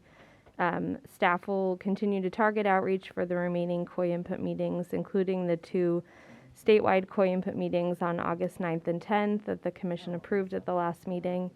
And appointments are now open for those meetings. There's also flyers posted in English and Spanish, and we'll be posting additional non-English language flyers for those remaining meetings this week. We've also translated the digital toolkit into 13 non-English languages, and those are now posted on our website under the outreach materials section. We continue to hear from stakeholders that the digital toolkit has been helpful with outreach, as it includes clear ways and bite-sized messaging on ways to participate in the redistricting process, how to help spread the word, and clear cut and paste social media posts, newsletter texts, and more. We also work together with the comms team to develop a flyer on the statewide database redistricting access centers, which are now open in 6 locations across the state. And these sites have computers available and staff to assist the public. And that flyer is also on our website. As we're finishing up the COI input meeting, staff will continue to engage the public in submitting COI input, as Alvaro and Freddie have highlighted. We're really prioritizing focus for September on driving the public to the Draw My CA community tool, and for them to help spread the word to their network. Working together with the Outreach and Engagement Subcommittee, we're recommending that the field leads and the outreach manager work together with regional and statewide organizations to provide a COI tool training. And this is an opportunity for staff to provide additional education on redistricting in the Commission, such as been discussed this morning, how to use the Draw My CA community tool and how to get assistance, and also how to help spread the word and activate their networks. These will be conducted similar to how commissioners held the redistricting basics presentations, where organizations can request a presentation for their network through a request form, but this will be coordinated and conducted by field leads. And we'll also be looking at where there are gaps across the state where we're not hearing from, to be targeting those areas as well for these presentations. I want to be clear that staff will not be assisting the public with actually filling out the COI tool, and will jump off after the presentation should an organization want to further support the public virtually at the end of a presentation. So we have posted a draft PowerPoint and script. I pulled some of the information from the Redistricting Basics presentation for the intro to provide more of a high-level overview and background. I also include the 6 criteria, and then focus more on the COI input. So if there's feedback, I think glaring, we're obviously short on time, feedback that you have, if you want to highlight now, or also just email me by COB tomorrow, if that's possible. If you are going to need more time, let me know, so that we can actually just go forward and start publicizing these, or really hearing the urgency, and so we're set to be able to move forward with this as quick as possible. I also want to highlight that we'll be working with the communications team to uplift the work of the commission over the next few months in order to best communicate upcoming meetings and what the commission will be doing for the public. For me personally, I come from an open government background, open transparency and government background, and I really see this, and the whole outreach team really sees, the process over the next few months is going to go by so quickly, and a lot of it's complicated. So how do we all work together to make sure information is bite-sized, it's really clear for the public on what the commission is going to be doing over the next few months, and it's also really clear how they can participate and when they can participate. So I'm really looking forward to working with Alvaro and Freddie, my team, and commissioners to fully engage Californians in this process. So that's my report. Thank you.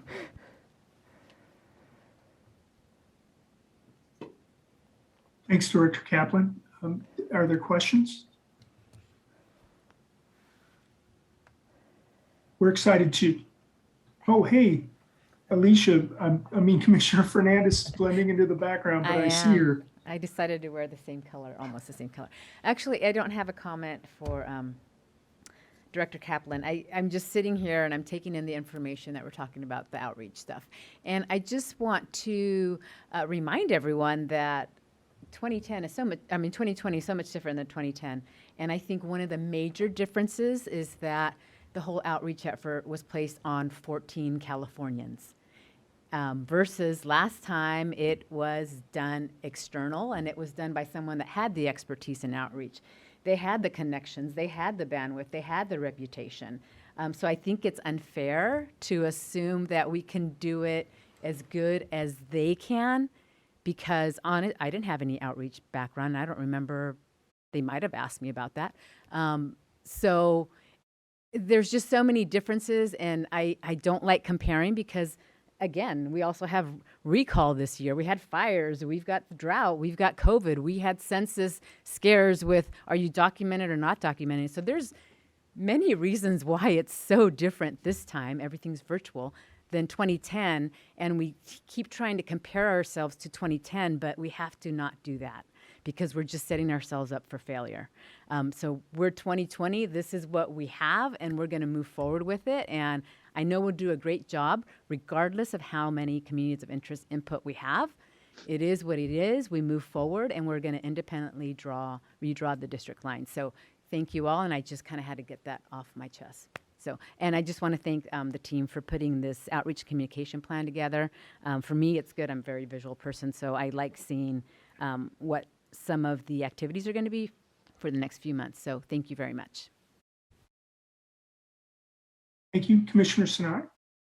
On the positive note, we aren't 2010, but we do have more tools than we've ever than 2010 had, and the COI input mapping tool is amazing. And I had the privilege this week, or it was the first time I really got out this past weekend, and so I actually gave out some of my CRC business cards. It felt really good, and talked to a lot of different people. And it was kind of the one input I got that was really exciting. And it's really about all of us. First, I learned that when you're messaging, don't say it's complicated. Start with, it's really easy. We want your input. We want to get your community snapshot. And it's really fun. Let me tell you about our tool. It works. Everybody got really excited just saying it's easy and it's fun. Here's the tool. And we want just your community snapshot. So we got to quit saying it's complicated and just keep it really simple. The second, because I even had someone say, how come you haven't presented at this place or that place? I said, I was told that it's too complicated for their members. And they're like, no, well, you just explained it in 3 minutes and I'm going home to do it. And so I just want us to hold that when we're saying it, it's easy, it's fun. We need you for fair representation. Here's the tool. The other piece was someone asked me who didn't know who I was or anything. She came up to me. She's like, I heard you're with the California Citizen Redistricting Commission. Who is doing your outreach? I am just so impressed. Everywhere we turn around in San Diego, you guys are everywhere. Well, who is doing your outreach? And so as much as we've been doing it ourselves, us 14, and now we're supported by a great team, people are seeing us. So I do want us to feel good about the work that we're doing, and that, yes, we did know how to do outreach. Maybe some of us, that's what we do, but we did know how to build relationships, and you guys, we've done a great job. And so it's really getting people to realize that the tool is there, it's easy, it's fun, and we need to hear from you. Well, thanks, Commissioner Sinai. I think that the kind of feedback is really valuable and helpful, and positive feedback and reinforcement to all of us and to the staff. At this point, we're up against a break. Thank you, Director Kaplan, for your report. We'll start up with Director Sayah's report when we return at 11:15.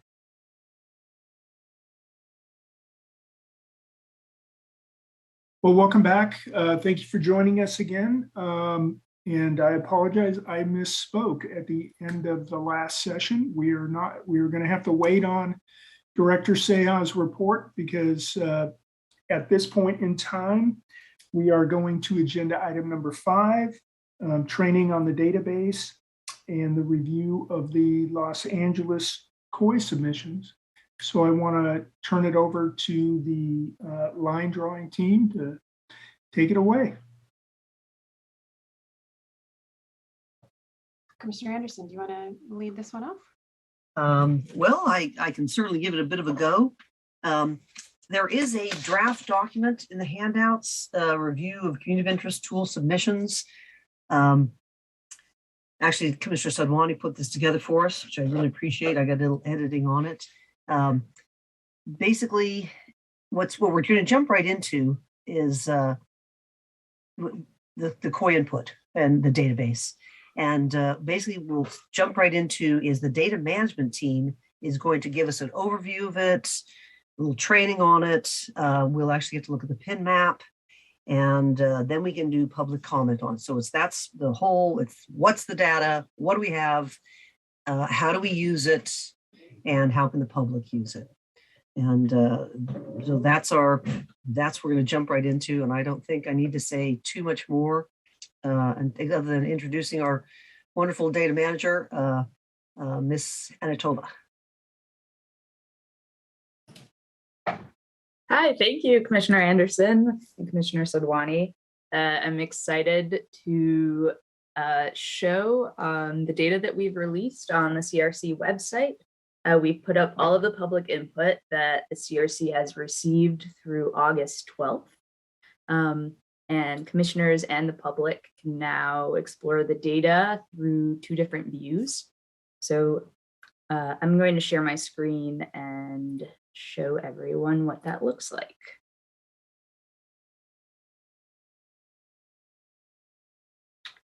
Okay, so we have posted a new view of all of the data through August 12th under this data tab on the CRC website.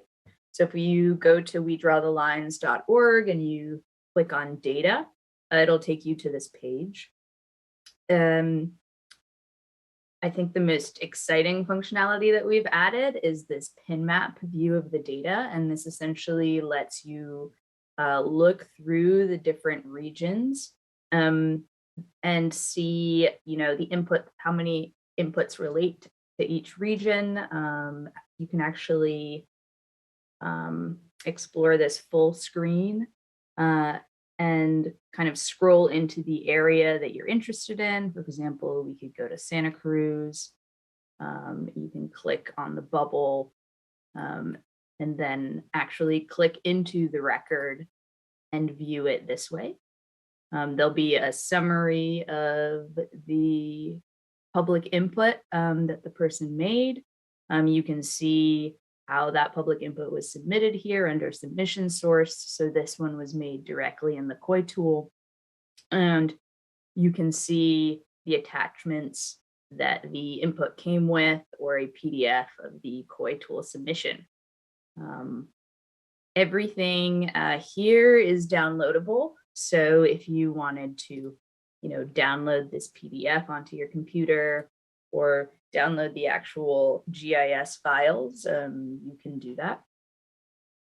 There's a couple different styles of maps available here.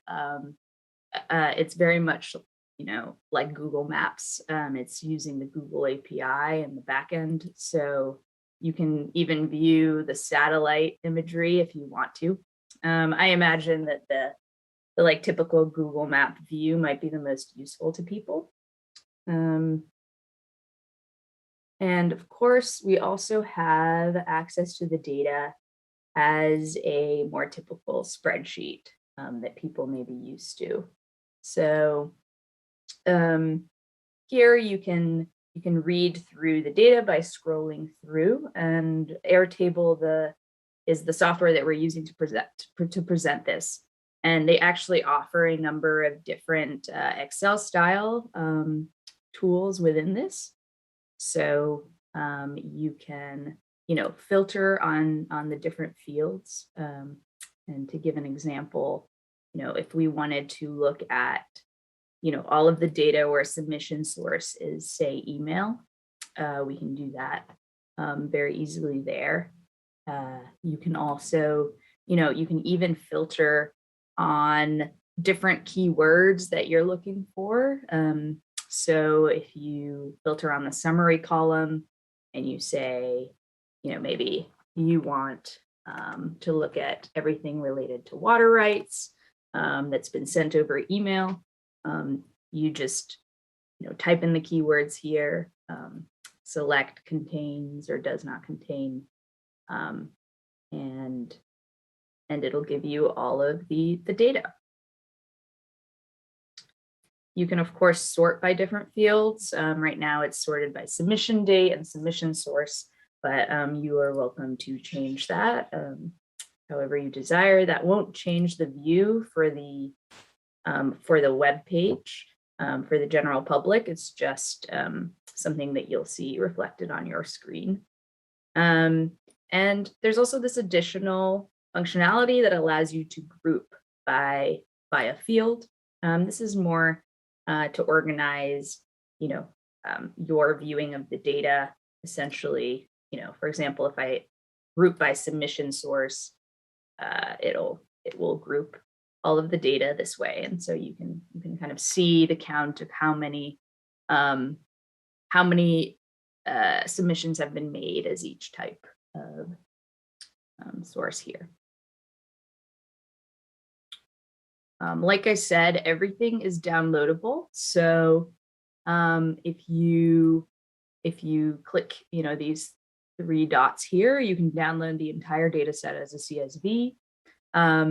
But you can also just individually download any attachments, PDFs or GIS files by clicking here.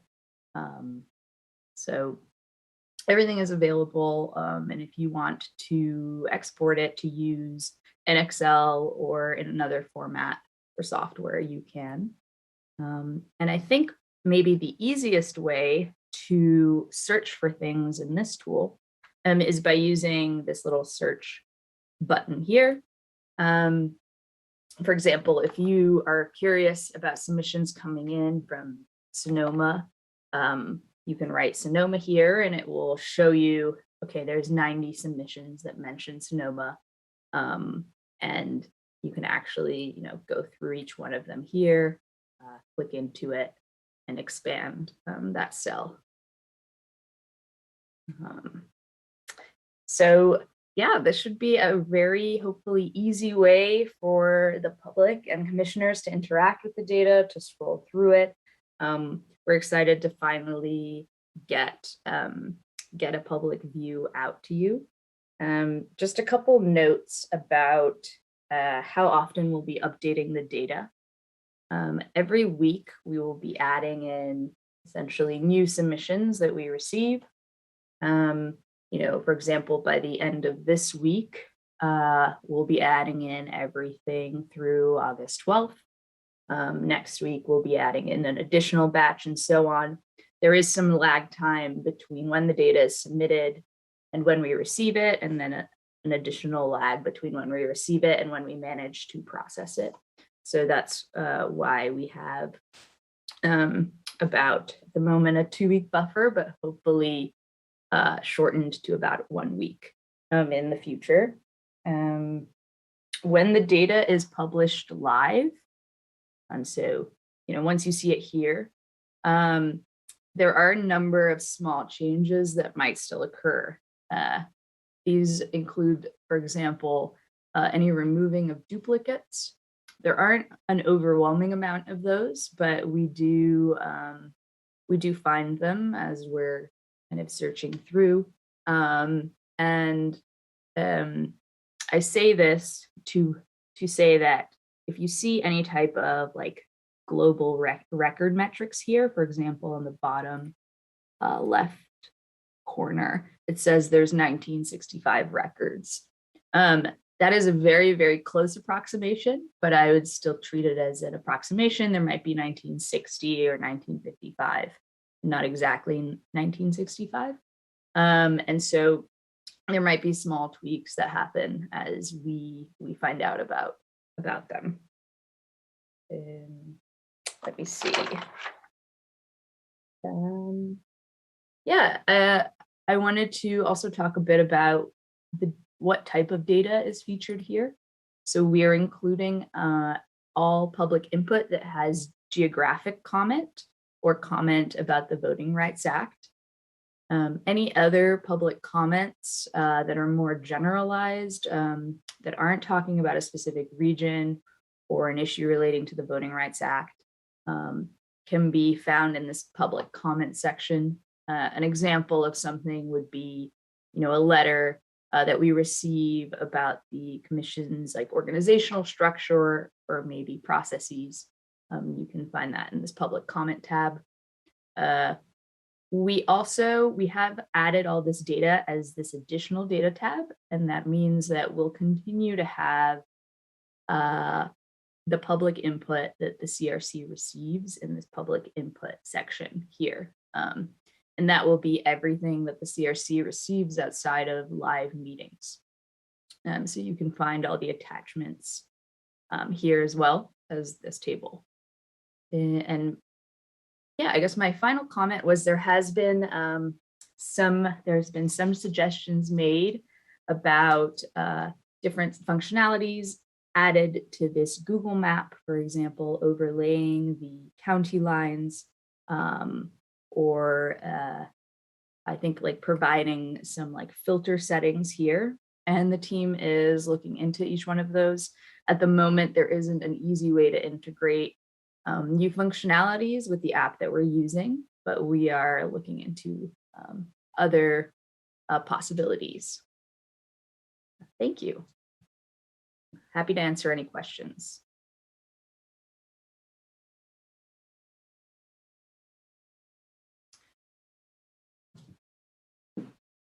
Oh, I think.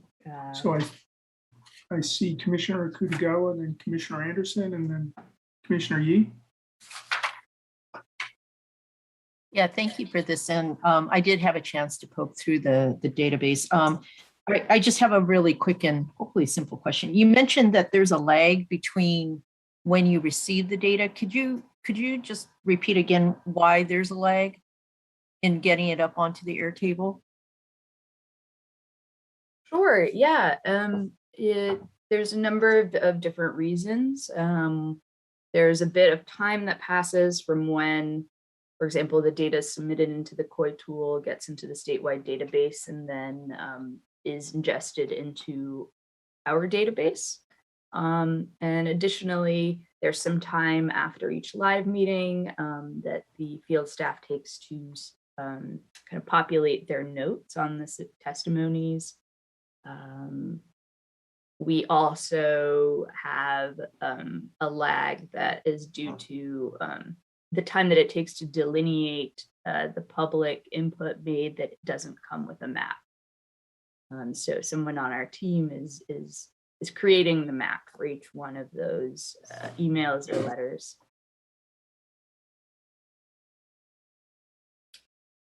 I see Jamie has her hand raised. To add a little more context to what Tony said is that in terms of exporting from statewide database to the commission, right now we're working really closely with your data management team to, just to work out any issues there might be in terms of exporting and being able to ingest all the data through Airtable. And eventually, and hopefully soon, when any of those issues are kind of ironed out, then we'll be sending exports to the commission hourly.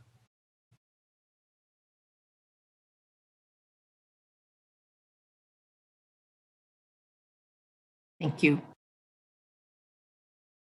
Thanks. I think Commissioner Anderson, did you have a question?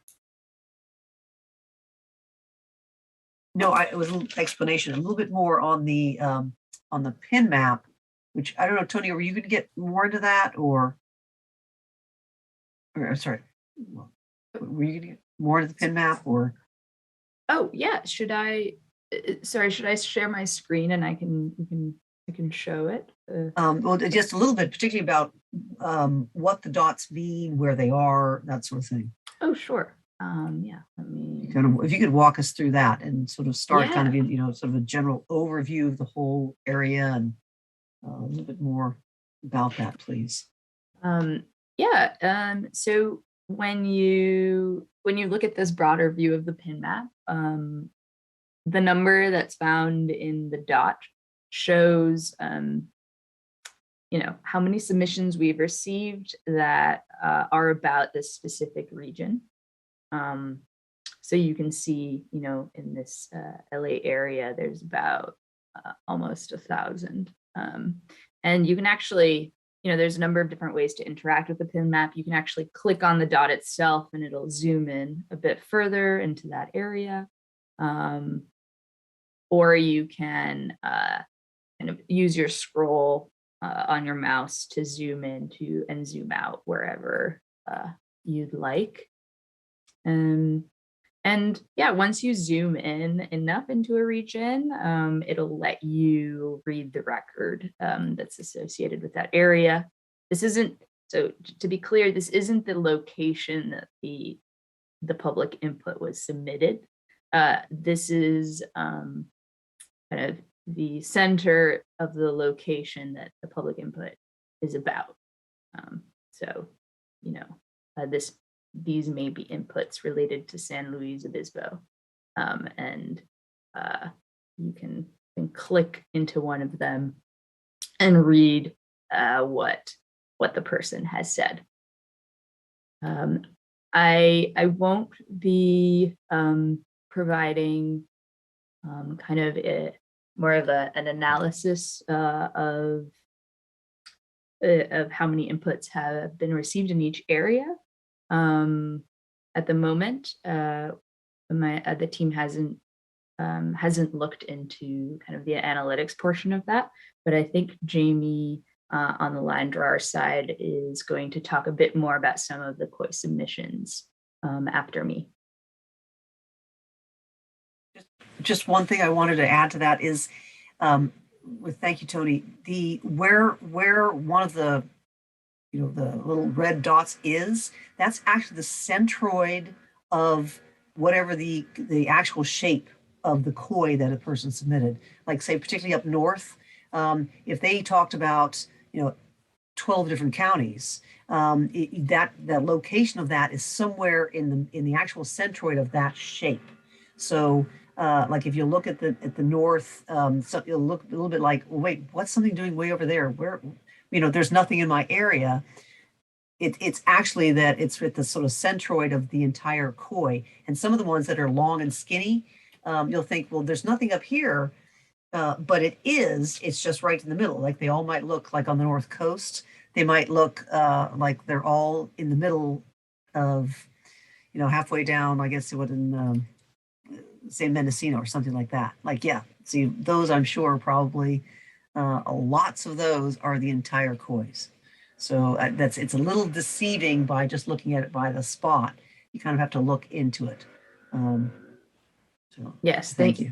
Thank you for pointing that out, Commissioner Anderson. Actually, the North Coast is a great example of that.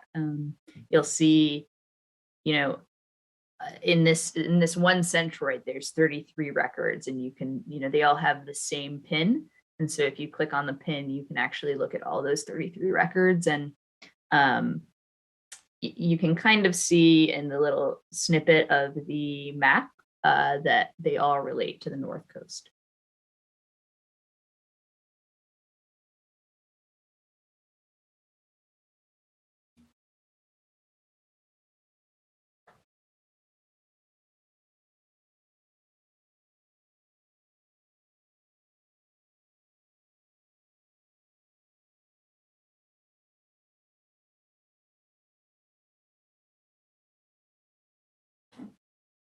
I think Commissioner Yee had a question.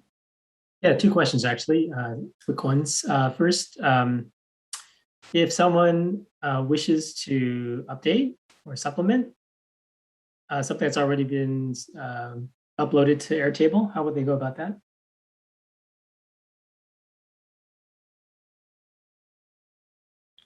So right now, we don't have a way for the public to update their testimony.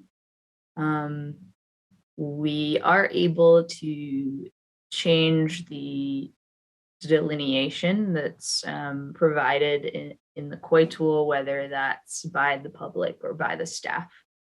On our end, the way we do that is that we link the testimony to the updated map delineation. And I see Jamie has her hand up. Once a submission is created through the KOI tool, it's final, it can't be changed. Members of the public, of course, are welcome to submit additional information or additional KOIs. One suggestion may be to include your submission ID with your follow-up KOI. Additionally, members of the public, of course, can always write to the commission, and then the data management team would be able to append that attachment to their submission in Airtable.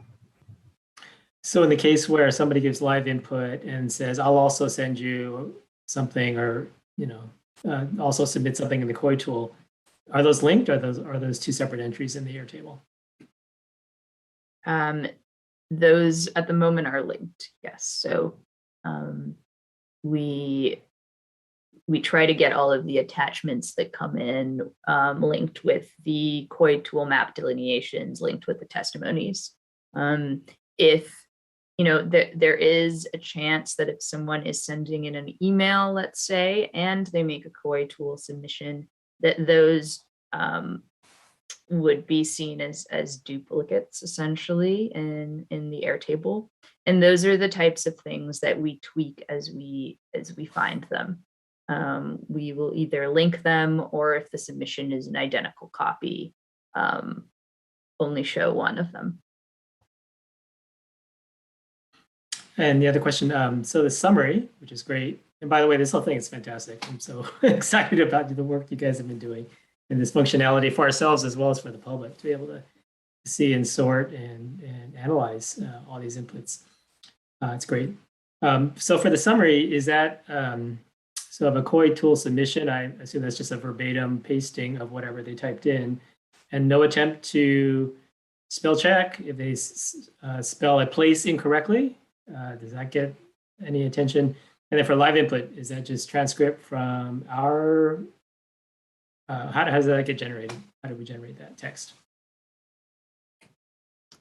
At the moment, the text that you find in the summary is either a direct copy of what the person has written, or a paraphrased version made by staff if a direct copy wasn't possible. The commissioners will have some view into the geographic content of the data and a number of columns that pull that geographic content out. So, they were working on putting together a county column, a city column, and a neighborhood column. And so even if someone has, misspelled the region, if it's a pretty, obvious reference, that'll be found in those three columns. The summary itself will be a close representation of the testimony, but there will be other columns pulling out relevant information. So for instance, if I wanted to search for everything on Monterey, I don't need to manually search for 2 R's or 1 R. No. No, the commissioners will have access to kind of geographic tags that relate to that testimony. Excellent, thank you. I have Commissioner Ahmed and then Commissioner Sinai. Thank you, Chair. And I just wanted to say thank you, Tony and team and USCR and everyone else who had a leg in this, getting this up and running. I just wanted to share a very practical, real life use case of this database system that worked really well for me. I had a person from the West Side Neighborhood Council reach out. This is in LA County. During our outreach, we reached out to the councils, and this individual has submitted a letter and followed up to see if that letter was now publicly posted.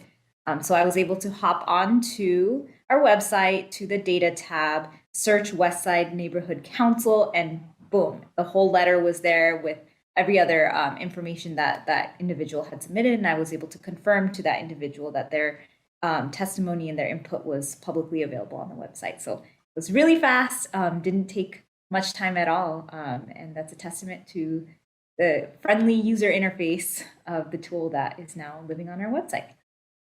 Thank you. Thank you, Commissioner Sinai. I realize I came a little late, so I apologize if you already answered this question, Jenny. On the live meetings, are we drawing maps for what people gave us? Is that coming? Because right now it's just has the narrative. Yes. So as the live meetings are happening, line drawers are actually delineating maps for testimonies that have geographic information that is relevant to a community of interest.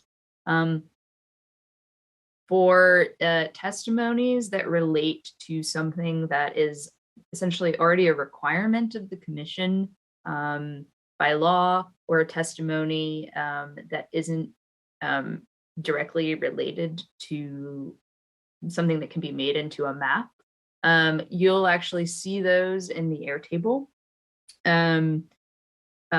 without the OI tool delineation, but they'll still be in there just without the delineation.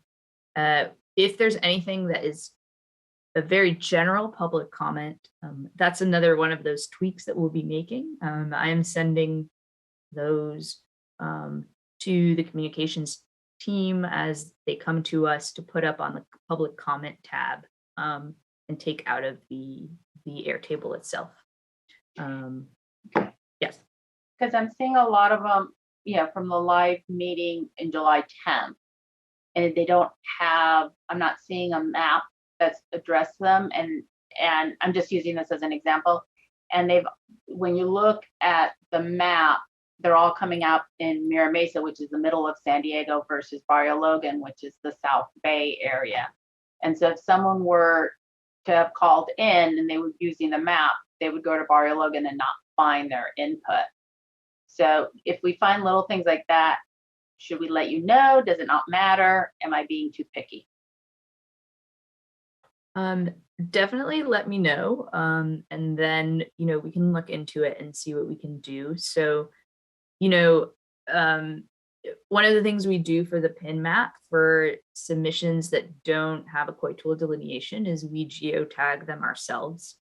So if there is no GIS file to draw a centroid from, we create that ourselves. And sometimes, we might place the centroid in a different part of the city than the testimony. And so that's definitely, something that I would love to hear. As far as delineating that region, I think actually Jamie might be able to talk a bit more about the kind of the decision-making process into whether to delineate or not when it comes to live meeting testimonies.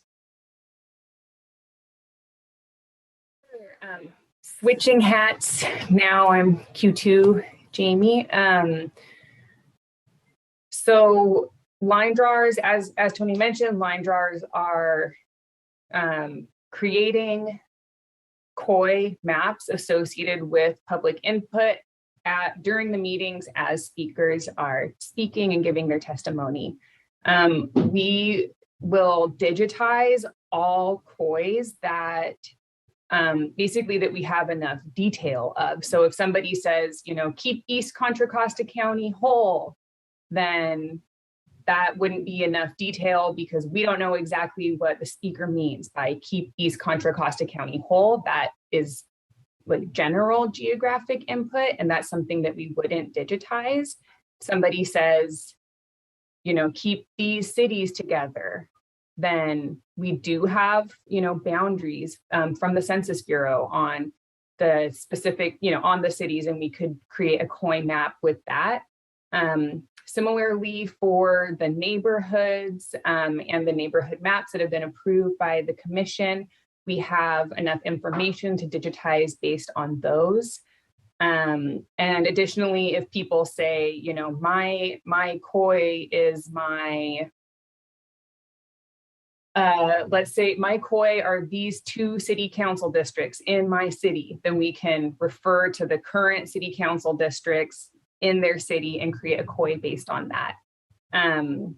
Additionally, of course, if there's comment that's something like, that's something like all the commissioners should wear blue so that we know who's a commissioner and who's not a commissioner, then of course we can't digitize that. And as Tony mentioned, that if there's something that in the Constitution is part of your criteria, like keep this specific city whole, we won't be digitizing that because again, that's part of your criteria currently.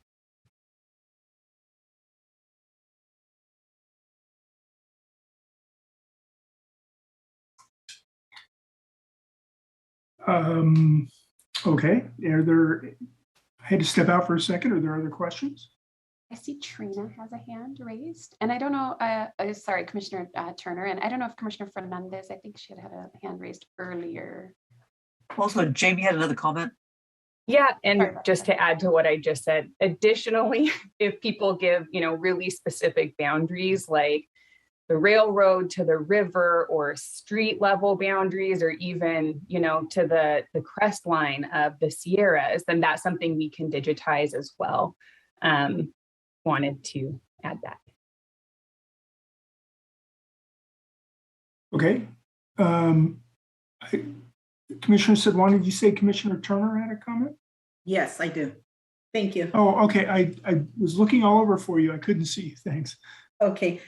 Just on the PIN map, for repeated questions or clarifications about how the tool presents, I'd just like to suggest for the data team to consider a fact section if people need help, so that people aren't thinking it's incorrect or not providing. Perhaps they just did not know how to search or how they should be reading the information. So that's the suggestion that I have.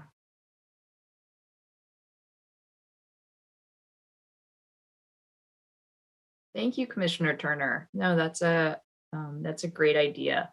We'll do that. Okay, Commissioner Kutagawa. Yeah, I just was curious because I was, I just want to also point out that on the website, it's been updated where there is a public input tab, a public comment tab, and then the data tab. And so the public comment is, what I would call general comments.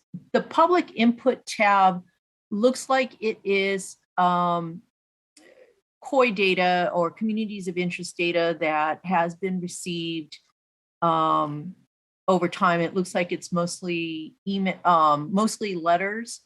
I also then try to check to see if something that was received prior to, I think, August 12th. Okay, no, I take that back. I think, all right, it is inputted. I think the order of the dates is a little off because I guess I didn't scroll down far enough. Now that I see it, there was a test letter or something like that that was in the data tab. I went looking for it and now I see why I didn't see it because I just thought it wasn't in there because the date orders are off on the public input section. They're in descending order. They're not in descending order. It's like it'll go from like August something and then all of a sudden you'll see July and then you'll see August again. Huh. Mine's is in order. Okay. Nope, I do. I see you. I see you. Yeah, because you got to go from August 12th before because that's what's on the Airtable. So yeah, it is a little off. Mm-hmm. Have Commissioner Sedwani, then Director Seha. I was going to respond to that, but I see Director Seha raising his hand, so I'll let him go ahead. Yeah, just quickly. So at first, our main goal was to get all the input onto one tab, and we did separate the comments into another, so just general public comment. The next thing is going to be manipulating those spreadsheets, and I haven't figured out a way to do it, but I will figure it out. And I'm also working with Tony and the management team to make sure that we have the same information on the database and those tabs so that they gel and that they coincide with one another.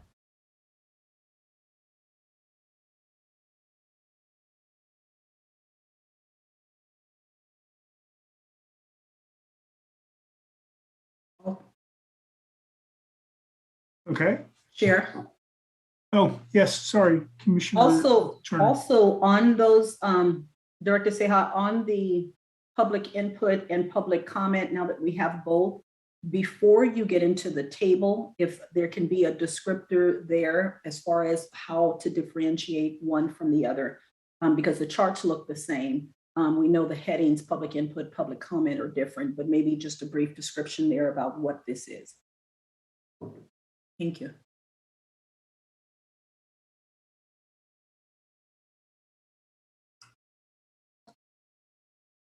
Commissioner Sedwani.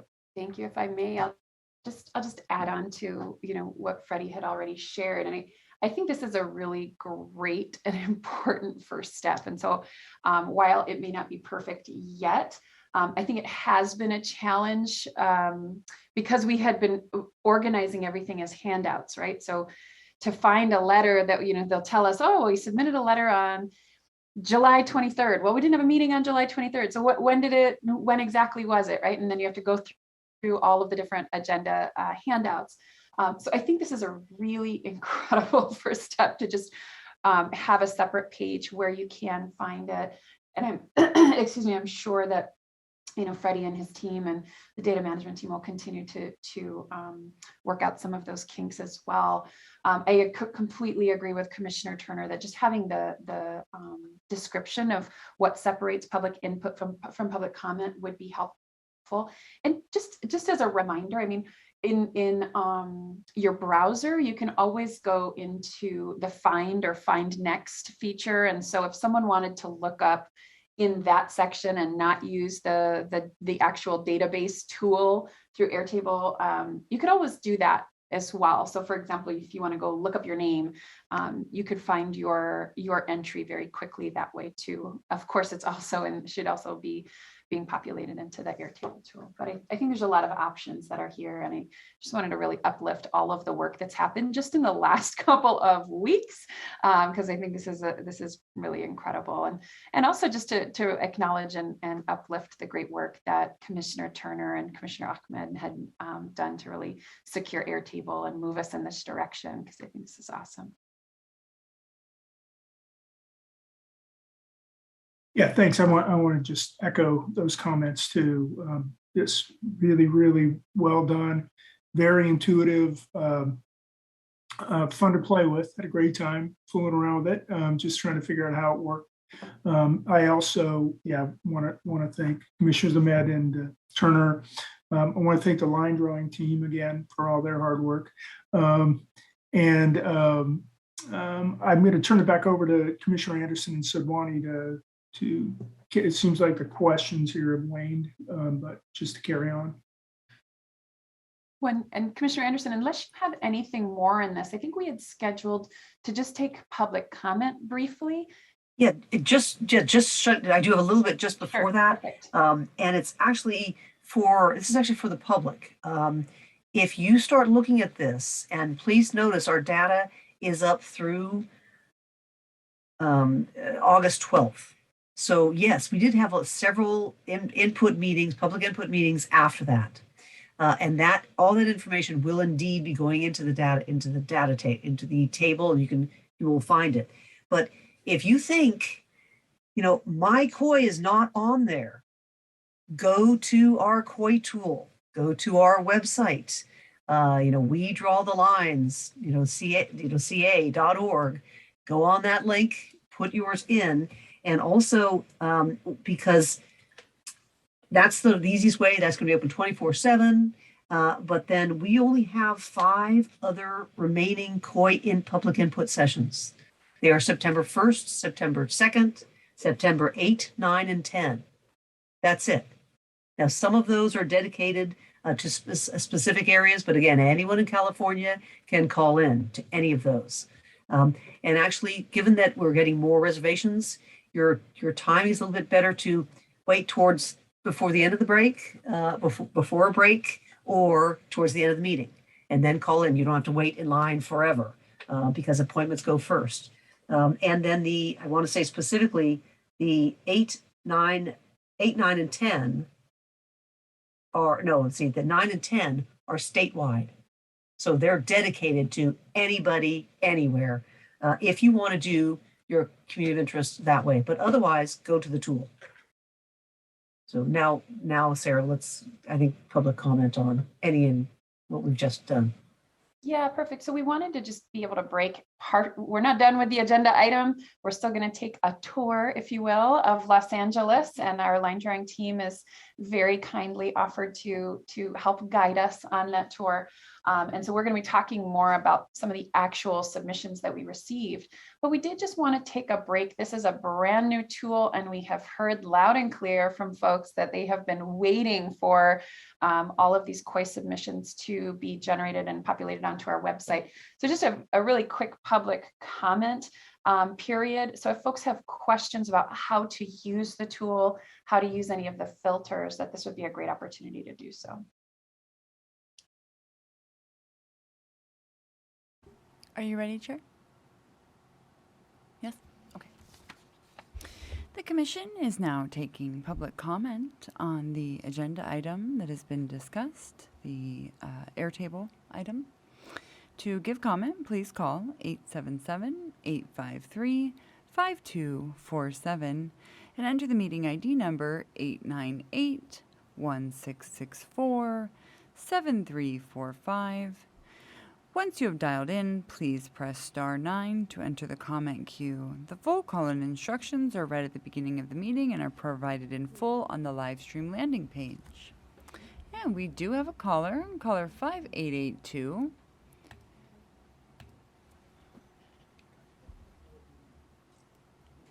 Caller 5882, if you will please follow the prompts to unmute at this time by pressing *6. Caller 5882, the floor is yours. Hi, thank you. Thank you, Data team. As everyone has said, the Airtable is wonderful. It was a great tool, and it's nice to see it up on the tab.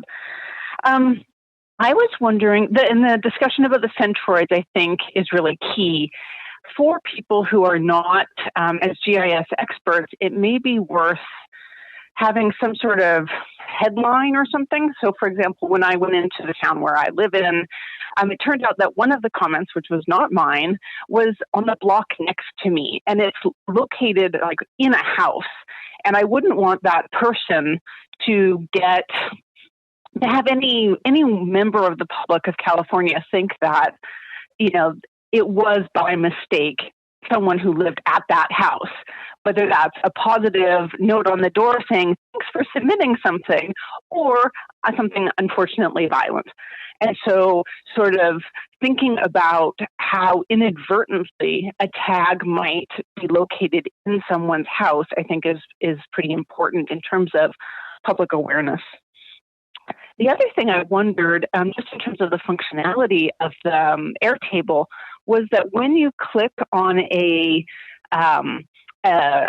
record, so for example, right now I'm looking at 7652, someone in Oxnard, but they didn't submit a centroid, so it's been geotagged, but I can't easily find 7652, and I was wondering if it could be linked. 30 seconds. So when you click on the ID number, if it might zoom to the map or something like that, because especially for when the centroids aren't there, they're quite difficult to find, and you end up, clicking around, and that might help people as well. So I have lots of other things, but I'll leave it at that. Thank you so much. So before you hang up, did you have Tony or anybody have any clarifying questions? Tony? Yeah, thank you for bringing that to our attention. That is a very good point. We really don't want, the public mistaking these pinpoints as the location of any of the submitters. So we'll put a note on the website describing how, a little bit more about what those pins mean. As far as clicking on a record and zooming into that location on the map, that's one of those additional functionalities that we are currently looking into because we are using an existing app. It's a little bit hard to modify, but actually the thing that you mentioned is something that might be within scope, and so we're looking into that. Wonderful. Thank you. And one other thing before you go, you said you had other comments. We want to hear all your comments. We have limited time on these public input phone calls, but if you could send us an email with the rest of your comments, that would really, really be helpful. Great. I will. Do you have our email address? I do. Okay. Thanks a lot for calling. Thank you. Thank you so much. All right, now we have caller 2829. If you will please follow the prompts to unmute at this time. Go ahead, the floor is yours. Yes, this is Renee Westelusk. When I went on the PIN map, do you also, because in the press release that the CRC sent out, they referred to it as a heat map. So first of all, is heat map the same as PIN map? That's my first question. Well, a heat map is a very specific type of graphical okay, can I? graph, and so the answer is no. But go ahead, Jane. Yeah, we're actually trying to distinguish PIN map is what we're calling the geographic locations. This has to do with your COIs. We're talking about geographic information. A heat map is when we're talking about VRA issues. And we're trying to separate it very distinctly. Heat maps, and I know these are terms that are often used when you're looking at GIS, and they come back and forth in terms of, overviews of ideas and covering different layers, but we're trying, for purposes of not confusing anyone, we've decided pin map means geographic. Heat map is you're talking about, it is geographic locations, but it has to do with VRA or RPV. So we're trying to make that distinction. You'll hear us make those mistakes. We'll go back and forth, but we're trying to make that distinction just to keep it clean. Okay, thank you for making that clarification. That's very good. The second question I have, all the supposedly the inputs through August 12th are in the left side of the screen, which is the total database, but is it supposed to also be in the PIN map? Because there's two testimonies that were given from my area on August 4th, and they're not in the PIN map, but they did show up in the larger database on the left side. Aren't they supposed to reflect the same thing, both the PIN map and the large database?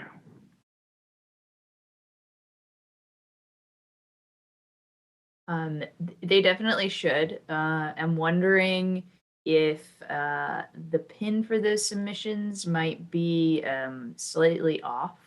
I think that is likely the cause of that. And we are working on kind of recalibrating all of those pins so that they're more accurate. But I'd love to check if it's possible for you to share with us, maybe over email, what those two submissions are. I could check and we could get back to you over email. Okay, that's good. That I'll email the commission with the two missing testimonies. And then the third thing is, there's a city that's also considered part of the community of interest that was being testified on in my area, and they put 3 statewide organizations, a couple of them were letters, in the COI, but they're in this tiny little city, and they weren't from there. They were statewide organizations, and they have nothing to do with, to my knowledge, with that city. So those letters should have been put, or testimony that I think they gave testimony plus submitted these letters. Those should be with public comment, correct? And not put in a certain city.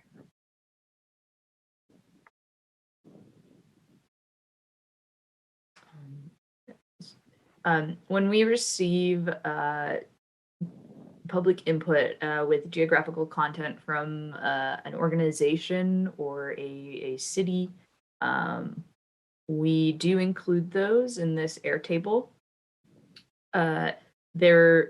You are bringing up a good point about the PIN location of that submission. I think that we will look into maybe a way to make it clearer where those submissions are coming from when they're coming from a broader region or a city or county. Okay, should I include those 3 testimonies that were from statewide? Because they didn't refer to that small city that's in my COI. So I don't understand how they got there. Anyway, but please send that information along so we can take a look. Okay. All right. Thank you very much for answering my questions. Thank you, Ms. West-Lusk. Commissioner Anderson? Just one thing, in terms of, if you're looking for, where is on the PIN map, where is my community of interest? It's not like in my area. If you were talking about a county, look towards the center of that county. Like if it's Kern County, that's a huge county. Go, if you're talking from one corner to another, go to the middle of that county. And remember, it's the centroid of that area. So if you talked about a large area, you kind of have to go pull your map out and have a look and go, well, where would kind of be the middle of that area, and look there. Now, hopefully we will get it connected from, I like the idea of, if possible, if we connect on, like, here's my report, and you click on, then it sort of lights up on the map, a pin map. That would be awesome. I don't know if we can get that done, but yeah, and if you do see an error, like there's obviously an error, please send that in, and actually even put, Airtable data error, so we know it isn't just another submission, but it's actually, and if you do that, because I actually have a little list of a couple of things I found, if you could put down the number, like you'll see on the data, if you go over on the left, it actually has an ID number, put that in. That would be very helpful, or the date, and the date. It would be very helpful. Thank you.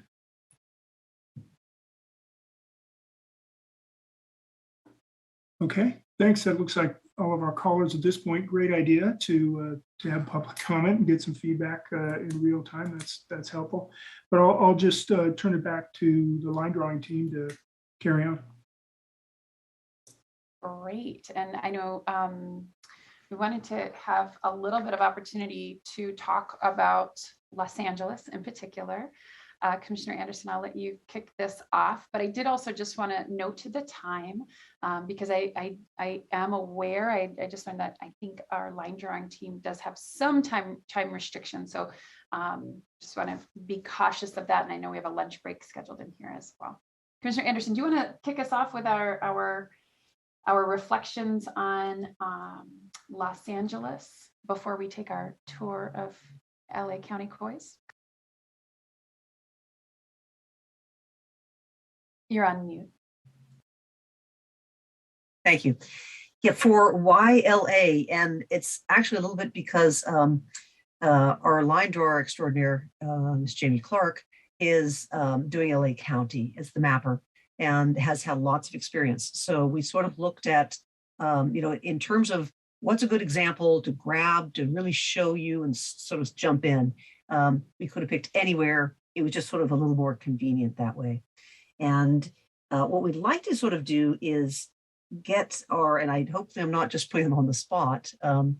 Let's see, because Commissioner Taylor is here and Commissioner Ahmad, who were the liaisons for that area. And also maybe with Commissioner, Executive Director, or not Executive Director Kaplan. If they want to talk a little bit about, because LA County was their baby. So if, what are your impressions about communities of interest there and outreach, or just what did you kind of think, and what do you want to sort of make sure that the commission sees and understands about your area, about this area? So if you could just jump in and sort of take over on that, and then we'll come back to the actual going through the COIs. I can go ahead and start, Commissioner Anderson, if that's okay. So in terms of LA County, I'm not from LA County, so that was the first step there. Commissioner Taylor did brief me that LA County is massive. I didn't really believe him, and until I realized that, yes, he is actually very correct. It is massive, 88 cities, a whole bunch of neighborhood councils that I've now learned are somewhat established in the area. In the beginning of our work with the commission, when we did not have outreach staff, Commissioner Taylor and I really did try to take a deep dive into outreach within LA County. So we did reach out to every city within the county, neighborhood councils. We kind of snowballed into, our other contacts, kind of that spider web network type of getting the word out, until we got an amazing outreach staff that we were able to hand off that work and have them lead. So I don't know if Commissioner Taylor wants to add anything to our first phase of that outreach effort before we pass it over to Marcy. No, I think Commissioner Ahmad, you hit it right on the dot. LA is massive. And our goal was, in that initial phase, we just wanted to see if we could have a touch point in each point of the county. So we just wanted to reach out to every incorporated city, every neighborhood council, and we even used as a touch point the other redistricting processes. So we just made ourselves available to those cities. We wanted those places, those communities to know that the CRC was here and ready and open to accept their input. And then again, we got a wonderful team to help support behind us once we started those initial contacts. And I can jump in. So we're joined today with Sulma Hernandez, our outreach coordinator, and Kimberly Briggs, our LA lead, who've done a tremendous job in LA County, given the enormity of the county and so many communities that live across the county as well. So I'll pass it over to the two of them to just share some highlights and how they continue to leverage the outreach that the commissioners had done in the region and further expand upon that effort. Thank you, Marcy. Good morning, commissioners, and good afternoon to Californians. So as some of the commissioners have mentioned, the county of Los Angeles has 10 million inhabitants at least, or more than that. And so the outreach team approached its public outreach efforts in a macro to micro level process, which is what the commissioner started. So when staff became hired in late May of 2021, outreach staff continued to build off the commissioner's outreach efforts in phase 1 of the strategic outreach plan, targeting the city of Los Angeles, the city of Los Angeles neighborhood councils, incorporated cities, and just the entire Los Angeles County, including various departments and local agencies like the City of Los Angeles Department of Neighborhood Empowerment, which houses the neighborhood councils, the City of Los Angeles Human Rights and Equity Department, and the Metropolitan Water District of Southern California. At the start of the public outreach activation phase, there was a high focus on government entities to leverage their large networks and promote the June 26th COI meeting focused on Zone H. Then those that followed, and of course, the promotion of the Draw My Community tool. In July of 2021, the outreach staff team pivoted their public outreach efforts and targeted chambers of commerce, business associations, gateway cities, and other government entities that promote meso-social work, such as the Los Angeles Homeless Services Authority. We also promoted larger nonprofit organizations that cater to general mixed populations, where some of these may be like the United Way of Greater Los Angeles and the Neighborhood Legal Services of Los Angeles County. Continuation in July of 2021, staff did an extensive outreach to the entities across LA County to identify in-person locations prior to the commission pivoting to continuing community of input meetings virtually. Some of the entities that we reached out to were higher education institutions, including USC, UCLA, Cal State LA, Los Angeles Community Colleges, and other private universities in LA County. Now that the 2021-2022 school year is beginning, outreach staff will continue to follow up with these higher institutions to continue to activate them in the redistricting process.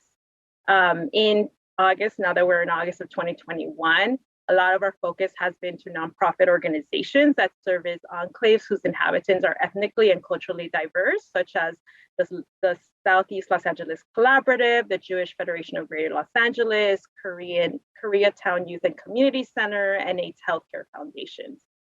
These organizations that we've reached out to serve communities across 15 categories and focus on intersectionalities of sector geographic areas that are underrepresented, including everything from youth to libraries to people who have disabilities, something that they're living with, to businesses, to incarcerated people or people re-entering community.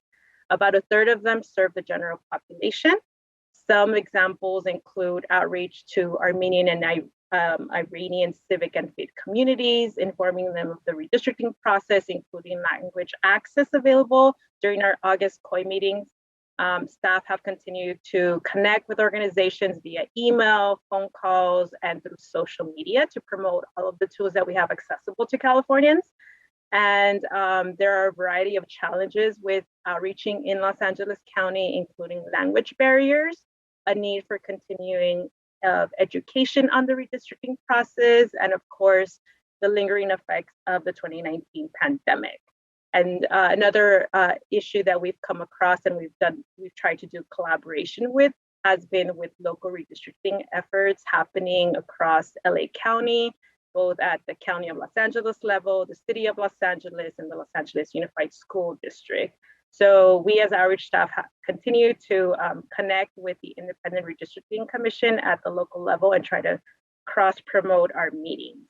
So I will turn it back to Marcy, and then we can answer any questions that you may have. Thank you.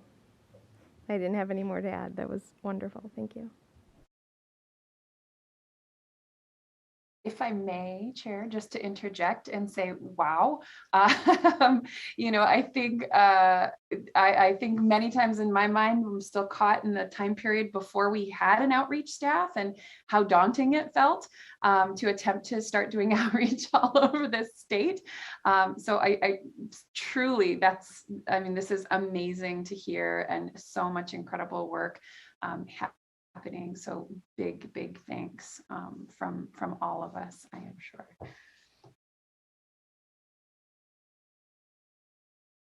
Yeah, not seeing any other questions, I think we might sort of ask our line door to kind of roll us into, if possible. Can you help us walk through our communities of interest that we've received through, I guess it's August 12th? And tell us exactly, well, you'll tell us exactly what you were showing us and what's included, what isn't included. So I'll turn it over to the capable hands of Ms. McDonald and Ms. Clark. Thank you so much for inviting us to do this, this overview today. I'm going to pass it immediately on to Jamie, who has prepared a little walk through the LA region for you. And with that, here's Jamie. Thank you. Thank you all for having us here today. We, as the commission, we got access to Airtable and the COIs submitted through the COI tool at the end of last week. Since then, we have been working to process and organize all of the COIs, and for this presentation, specifically the COIs that are in Los Angeles County. Since the COI tool went live in early 2021 and until Friday, the 26th, there have been over 250 COIs submitted in LA County. This presentation is focused on those COIs in LA County that were submitted through the COI tool. The goal is just to give an overview of the testimony that has come in through the COI tool. And I'm not going to be presenting today on written testimony or input that's come in during the public input meetings. This is just COI tool testimony that has come in through the COI tool up until Friday the 26th. There is a lot of overlap in testimony in terms of location and in terms of narrative. And in those areas, we won't necessarily do a deep dive into every single community of interest that was submitted. And in areas where there's more unique testimony, we'll take a closer look at those individual COIs. Today, I'm going to share my screen. That would probably help. And Christian, could you please let me know? That looks great. You can see it. Okay, awesome. Thank you so much. So we are going to start in the city of Los Angeles. And I don't know if you can see my mouse here. We're going to start in the city of Los Angeles, specifically starting on in East LA. Then we're going to move to the west side and going south through Central LA and South LA. Then we're going to move to the coastal regions moving down through South Bay and the LA Harbor area. After that, we're gonna look at COIs that were submitted through the COI tool in the gateway cities and San Gabriel Valley, moving to East San Gabriel Valley, the foothills area, and the places adjacent to Angeles National Forest. Then we're gonna move to the Tri-Cities area, San Fernando Valley, Santa Clarita Valley, and then wrap up with Antelope Valley. There has been testimony submitted that, includes areas partially in LA and partially in all of the counties that are adjacent to LA County. So if that makes sense, there's testimony that crosses county lines. Some of these COIs I'll present today, and some of these COIs my colleagues will present in future meetings for COI review. And with that, we can begin. Okay, one moment, I have like notes and many screens, so one moment, please.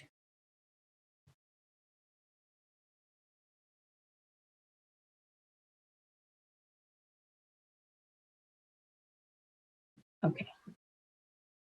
Thank you for your patience. And as I said, we're going to start in City of LA and sort of East LA.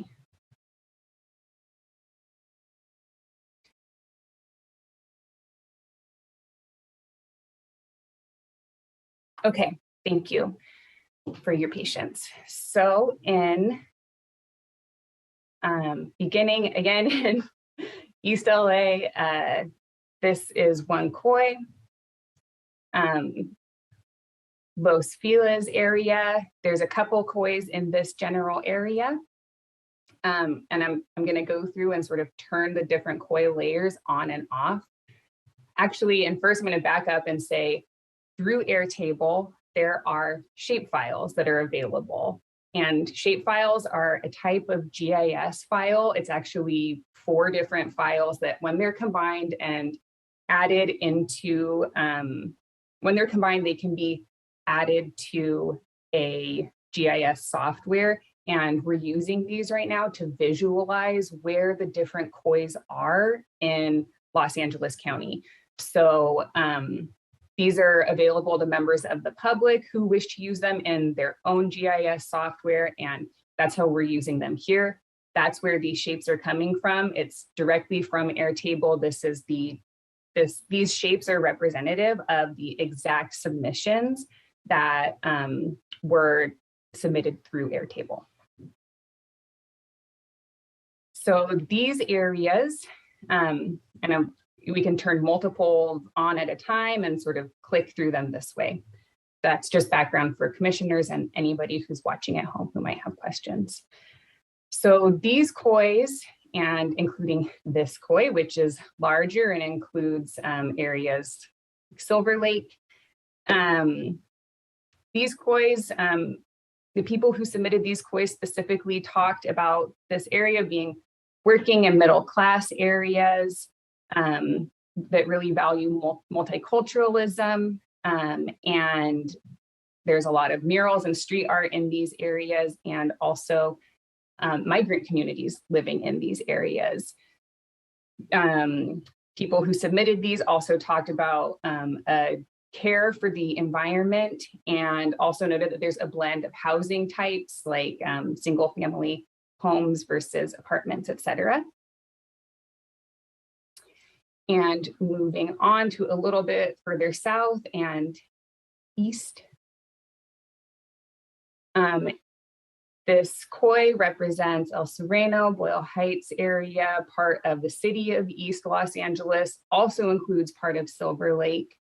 And there's some other COIs that kind of have overlap with it in terms of geography and testimony.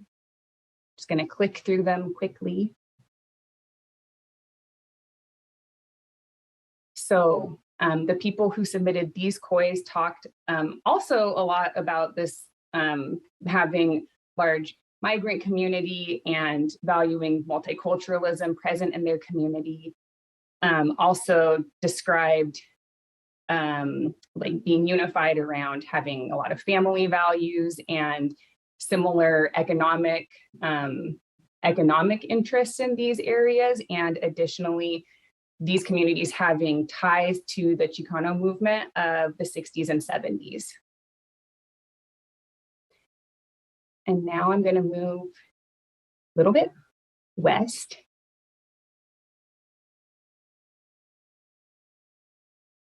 So here's a couple COIs, again, partially in East LA and starting to move a little bit west. So this is Hollywood, part of Atwater Village, West Hollywood proper, Greater Hollywood area. And the COIs that were submitted in this area share social interests of having lots of public transportation and access to public transportation. Majority of people in these areas are renters, and there's also large LGBTQ populations in these areas, and all of the people who submitted those COIs mentioned these things. Really quick, there's a small COI here in Doheny Sunset Plaza area. This COI mentioned that it was in a fire hazard zone and wanted to be with other foothill communities,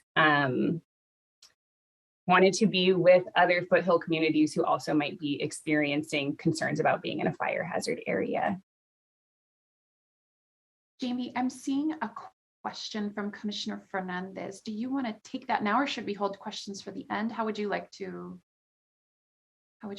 I don't see that question in my chat, and also for commissioners, I'm not able to check the chat as I'm mapping. Oh, I think she has a hand raised. Oh, I'm sorry. No, I that's also okay. just have like one little box to. Yeah, no worries. I just wasn't sure how you wanted to handle that, if you want to wait till the end or if you want to take along the way. I think if there are specific questions about like the pace or anything like that, I'd be happy to take those now, and maybe in general could take questions at the end. So let me just ask really quick. Thank you, Commissioner Sadwani. So on the prior, I can't remember which one you were referring to, but there was a bigger COI and then a smaller COI within that bigger COI. So what I'm wondering is, how do we, how will it be displayed in terms of, what if that smaller one within the bigger one said, but I don't want to be included with those bigger one, with the bigger area. So how is that displayed, or how would we know? Does that make sense, Jamie? I think so. So through the COI tool, there is a question of like, who do you want to be with or not be with? And community members would be able to answer there for those questions. And again, this is just sort of like a general review of what's come in through the COI tool. And I think we'll be able to dive deeper into that when it more comes to line drawing. And some of these are decisions that the commission will be making during line drawing direction sessions. Okay, so we would have to like dive into it then and read the narrative, right? Yeah, we could dive into it. We could dive into it more closely then, and yeah. Okay, perfect. Yeah, we could dive into it more closely then. Yeah, later. All right, great. Thank you. Yeah, thank you. Great question. Okay. Okay, great. Moving a little further south to Greater Wilshire neighborhood.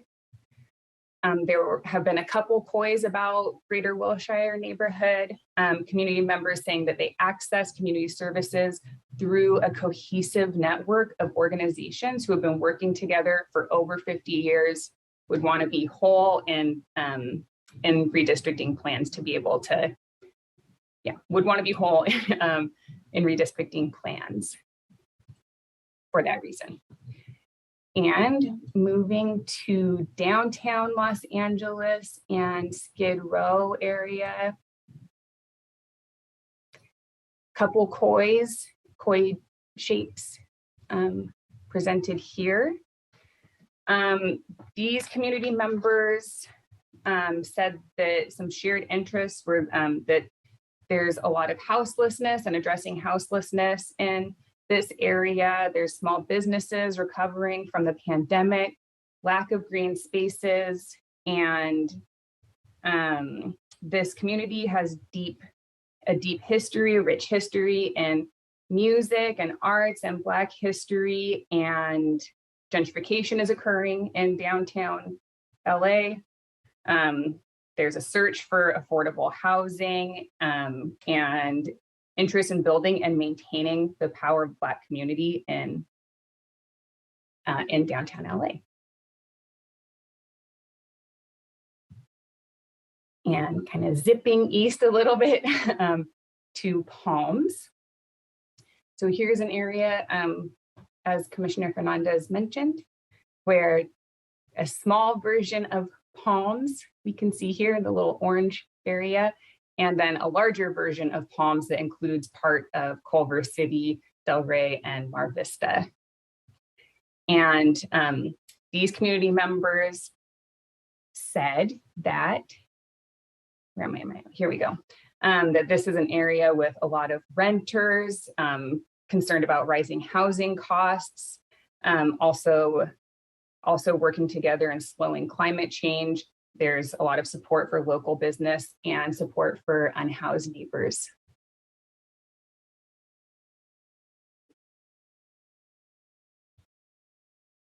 And moving back a little bit east, here we go. This is a big shape that is talking about in this whole area that there is a lot of pressure with respect to gentrification, and that's something that unifies this entire area. Then digging down a little bit deeper into smaller kois inside that larger koi. This is in the Weimert, I'm still learning how to say that word, Weimert Park neighborhood, that there is a large unified Black community in this area, a focus on entrepreneurship and supporting Black-owned small businesses. And this community is and wants to continue to be a space for Black people to connect with their heritage. Moving a little further south,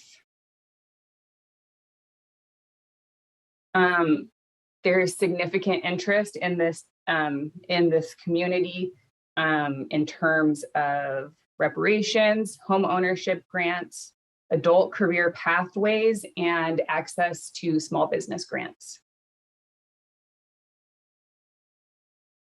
Continuing on, in this neighborhood, which also overlaps with the one that was the yellow shape that we just saw.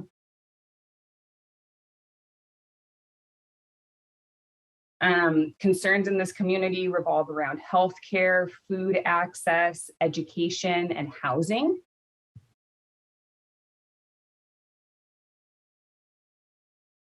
And here in Angeles Mesa,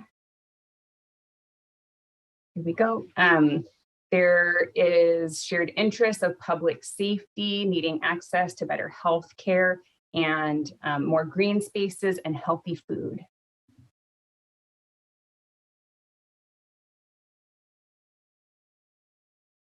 Okay, I'm gonna zip west again.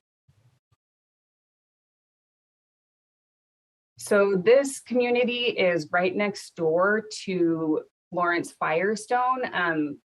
Just noting that in the KOI tool, in submissions in the KOI tool, multiple people have referred to this area where I'm kind of waving the hand as Florence Firestone. Additionally, in public input meetings, we've heard people refer to this area as Florence Firestone. And on the map, it says Florence Graham. That's the census name for it. Just noting that for everybody.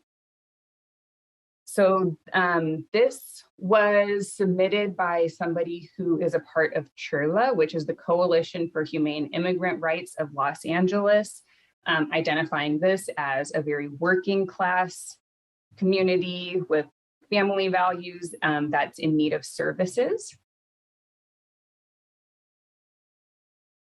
And this COI does include part of Florence Firestone and part of the city of LA. This area was identified as having a lot of strong Latinx community, where people are happy to be able to access culturally competent health care. Yeah. Okay, and I think moving back west again, slowly making our way south. Here we go, another larger COI.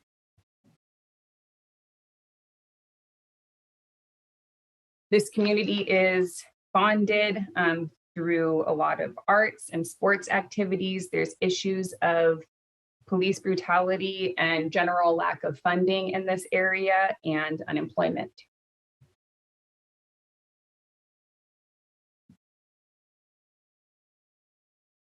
Moving, this area was identified as downtown Inglewood, and also includes part of the city of LA.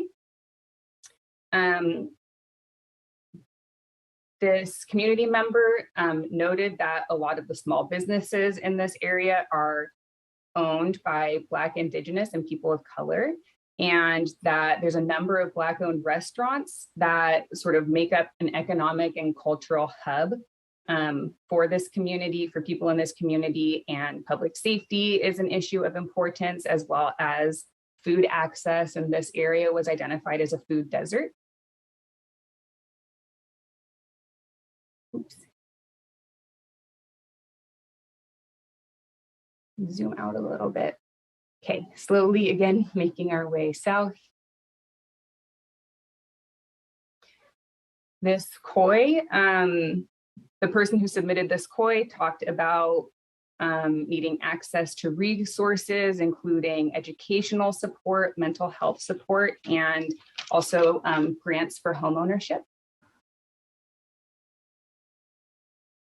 And again, moving further south, this is part of the city of Westmont and parts of the city of LA.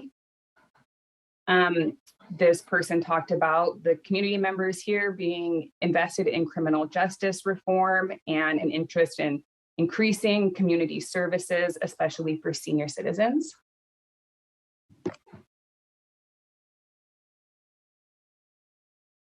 And moving right along here.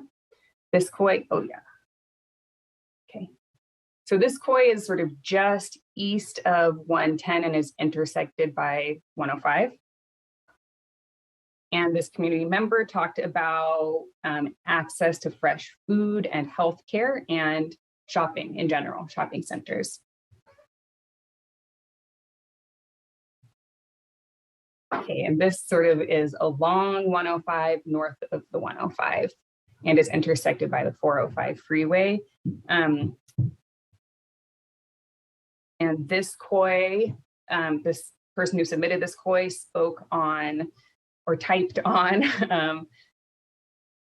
importance of public safety in these areas and housing, jobs, and education. This is an area that's experiencing a lot of gentrification and in need of access to resources and groceries.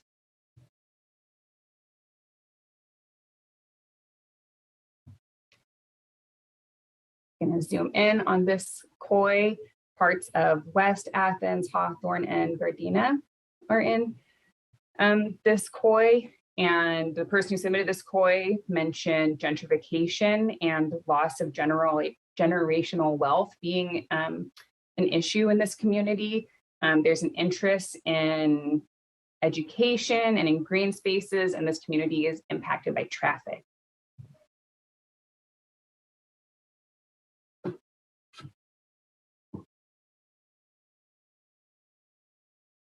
And that concludes our LA, more like City of LA focused testimony that has been received. And I will, we're moving along now to talking about the coastal areas. Zoom out for some of these because some of them are large. So yeah, let's I was see. just gonna, We're yeah, scheduled thank you, for Chair. lunch at in 2 minutes. Does it make sense to just stop now then, Jamie? Yes. Okay, thank you. Okay, well, this has been interesting so far. Looking forward to continuing after lunch, but we will break for lunch right now and return at 1:45. Well, welcome back from lunch.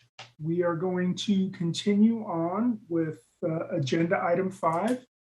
And so I will turn it over to our line drawing team, or I guess we're probably going back to Jamie. Hi, Jamie.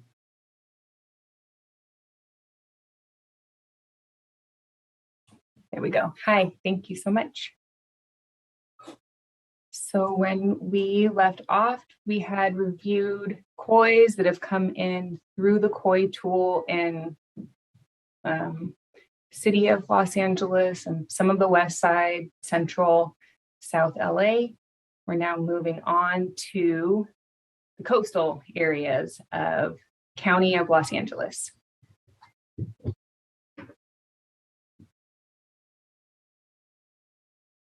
we go. Oh, it's a big one. So this area represents, it's Malibu, Palisades, and parts of the West Side. Here we go. And this COI was identified as being a very wealthy, very white community that had quote unquote small town and big city feel. And then there were a couple COIs also, coastal area. This one reaches from Malibu down through South Bay. And I'm going to highlight another COI here, which is a lot smaller, but includes part of the same area. Overlap here in the Culver City area. And both of these COIs talked about,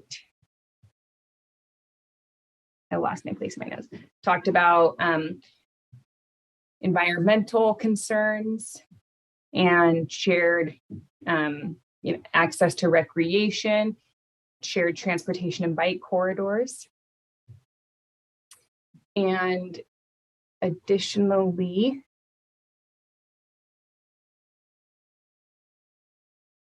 here we go. Oh, that's the same one. One more, 1 second. Here we go. This one talked about, also environmental issues and that there's oil wells nearby that cause environmental issues. And then, pardon me, but the red one was the one that also talked about the environment and recreation and shared bike corridors, transportation options. And then moving on a little further south.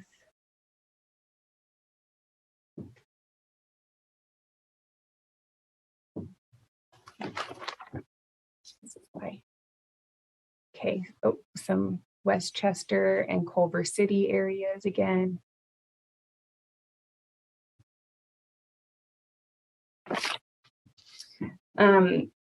These COIs talked, I'm going to zoom in, pardon me.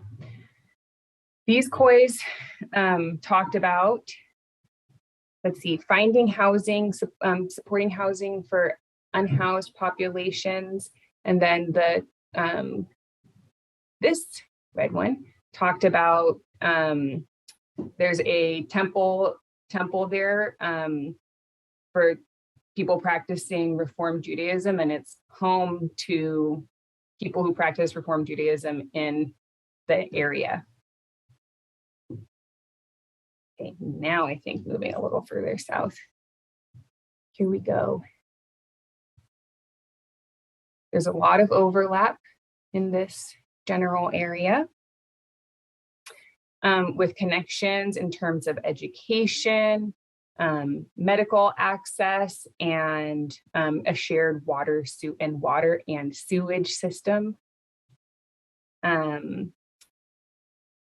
In this area, a lot of people use the same 2 hospitals, which are located in Torrance. This is Torrance. This includes Manhattan Beach, part of Gardena, Lomita, Rolling Hills, Rancho Palos Verdes Estates. People use the same 2 hospitals, which are in Torrance. Local news comes from the Daily Breeze. And they share access to, they use the same beaches and restaurants. Common schools and, here we go. Oops, that's a small one. This is what I meant. Common schools and in general, just the common shared culture and outlook and face similar challenges. In the greater LA Harbor area. I'm going to highlight a couple COIs here that have really similar boundaries.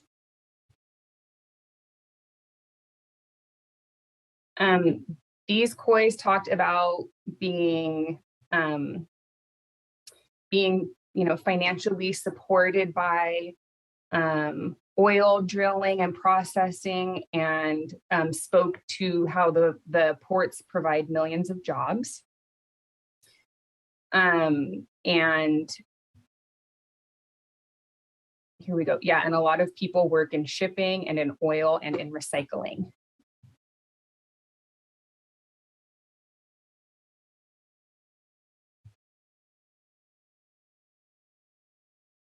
Computer.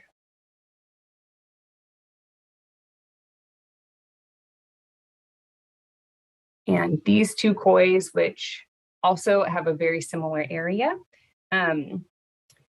Again, they're supported by and impacted by the activity in the harbor, and also have environmental and economic concerns kind of around the harbor. These 2 COIs also share a lot of similar testimony, and both of them were named by the people who submitted them diesel death zone. These community members said that they're nearby ports and highways, the Long Beach airport, and have some of the highest air pollution in the country, that it is difficult to advocate against the port because of its economic power, and the air pollution is not just from tailpipe emissions from the highways, but also from freighters and cruise ships that come in and out of the harbor area. Yes.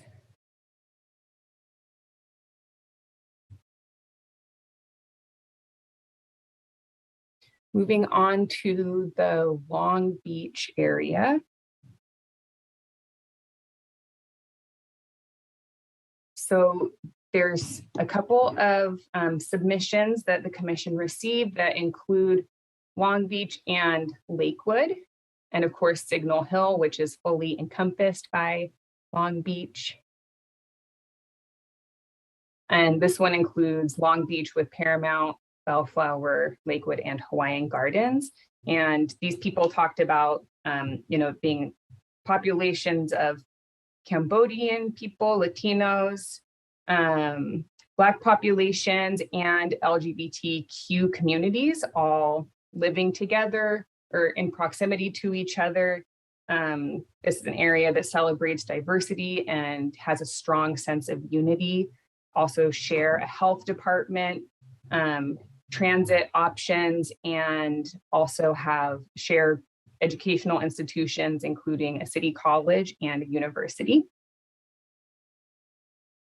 And I'm going to zoom in to this smaller COI that was identified as being near downtown Long Beach, where there's a lot of young professionals and a lot of people are renters. who rely on public transportation and bikes to navigate throughout where they live.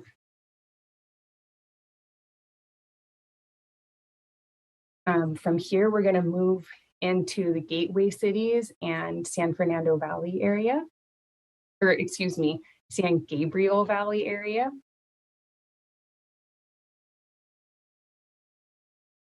And just going to point out that here's the county line between Los Angeles County and Orange County.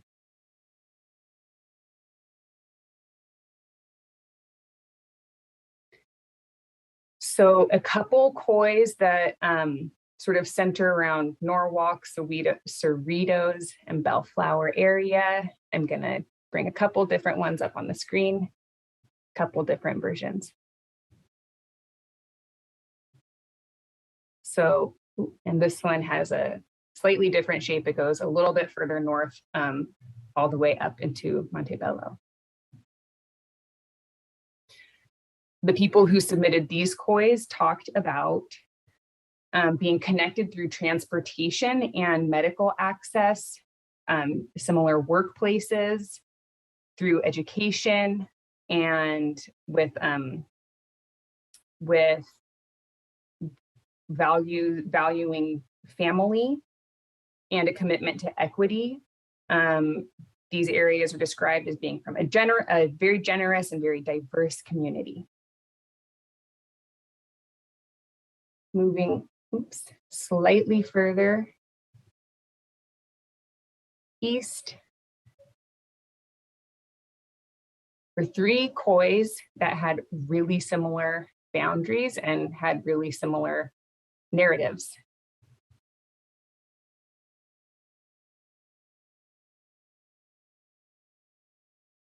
So these COIs, the submitters of these COIs talked about being connected through, again, transportation and family values, workplaces. The people who submitted these COIs also spoke to large Asian communities and also being bound by education access.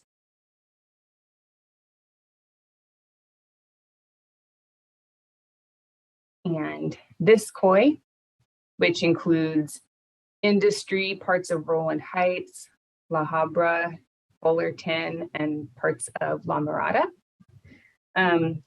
This COI represents a significant Korean population, and the person who submitted it said that this is one of the only areas where there's a significant Korean population in the country.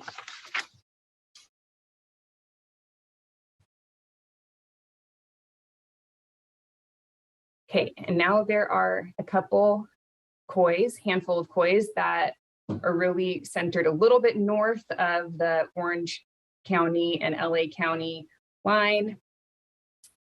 I will display them on the map. Oop, this one is south. My mistake, I'm skipping ahead here. Okay, here we go. So these both include Diamond Bar, Rowland Heights, Walnut, La Habra, Hacienda Heights, parts of Fullerton and Brea, and Chino Hills.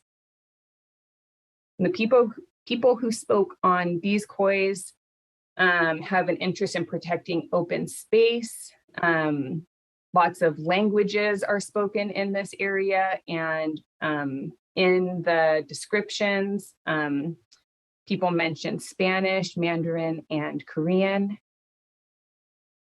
They share the same watersheds and have concerns around air pollution, get their local news from the San Gabriel Valley Tribune. And while this is a diverse area, a submitter spoke to there being like sort of a common interest or shared experience of immigration in these communities.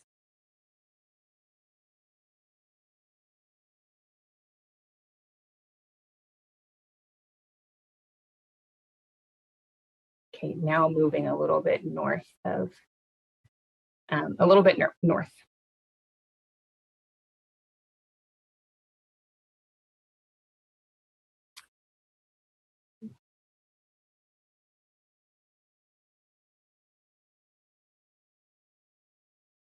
So we can see a lot of kois in the same area, similar area. And these people spoke on there being rapid growth and demographic flux, access to excellent school districts, Highway 60, which is here, was mentioned as being a major transportation route. There are shared educational institutions, including Cal Poly Pomona and Mount San Antonio College. And again, that there's a large Asian communities, and it's important to keep these communities together with increase in Asian hate.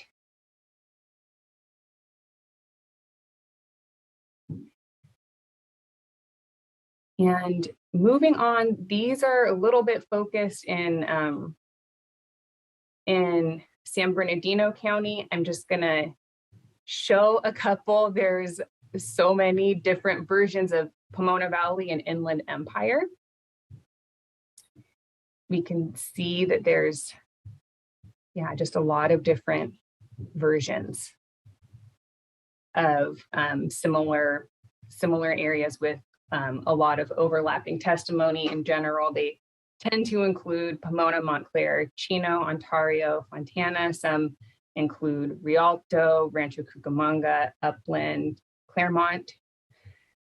And people in the Inland Empire talked about there being a lot of traffic and people living there having long commute times.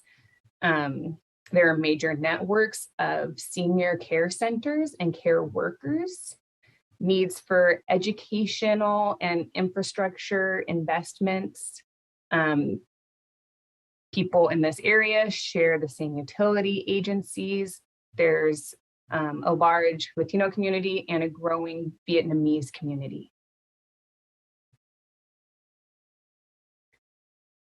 Okay, and then moving west to what some people identified more as central San Gabriel Valley.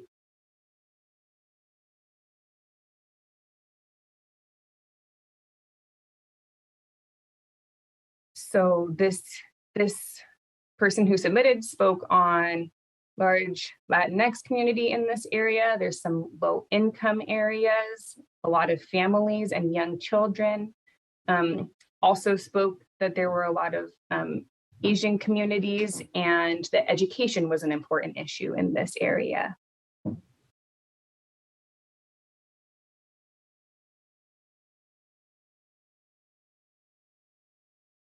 And there was similar testimony in the kois that I'm going to display on the map now.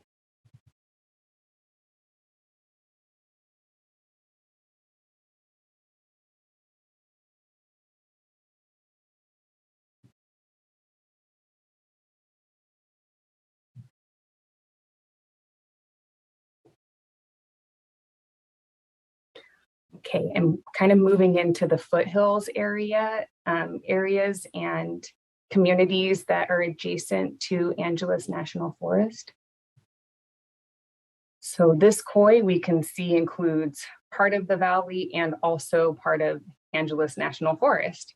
It includes Glendora, San Dimas, Covina, parts of Pomona, and some communities on the very west end of the San Bernardino County, Los Angeles County line. And this person, which has similarities with some upcoming kois as well, said that these were independent small towns that are committed to environmental preservation, and people who live in these areas recreate in the foothills and deal with similar issues in terms of being a high fire hazard area. So I'm going to highlight some more of these.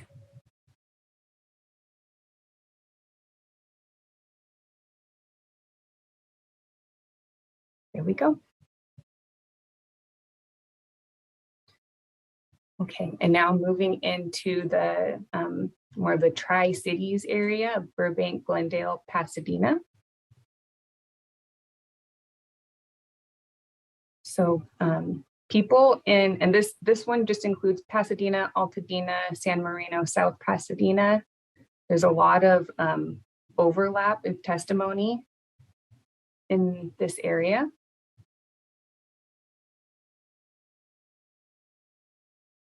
And people in this area spoke a lot about being foothill communities that also use the same transportation corridors, and that this area is working together to rebuild foothills biodiversity.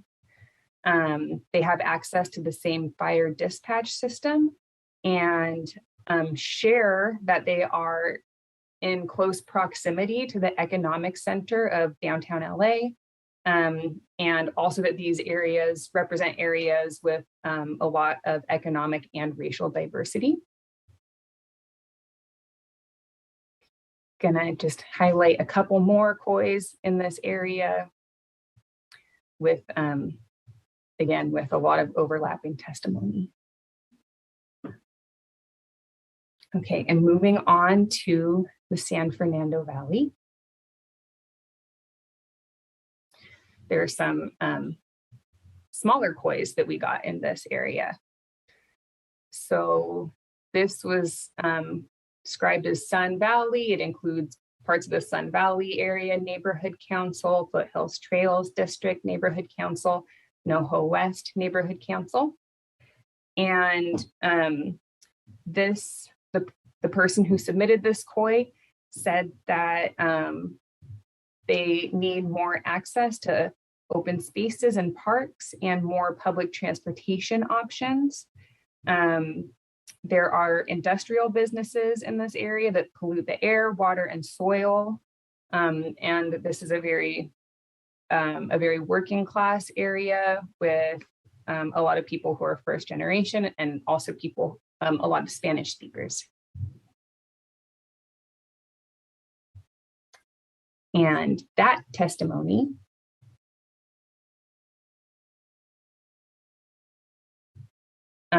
similar to this COI that was submitted, this COI, the person who submitted this COI said that this was also a low income area, that this area is becoming, the cost of living is becoming more expensive, and a lot of people are having to move out to Antelope Valley. There are a lot of small businesses, that also there's a lot of gang activity in this area. And also that there's a lot of like community events with free food and activities, etc.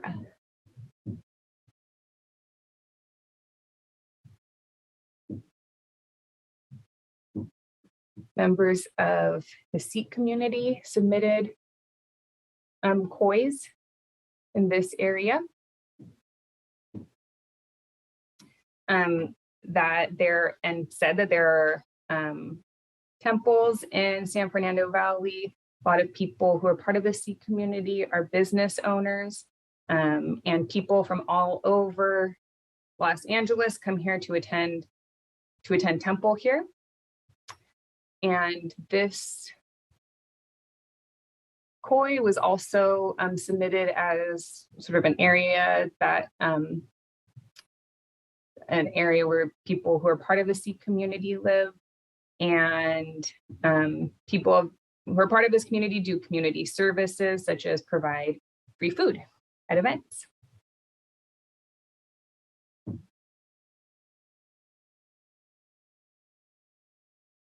Okay, moving a little bit further west to Valley Glen and Mission Hills.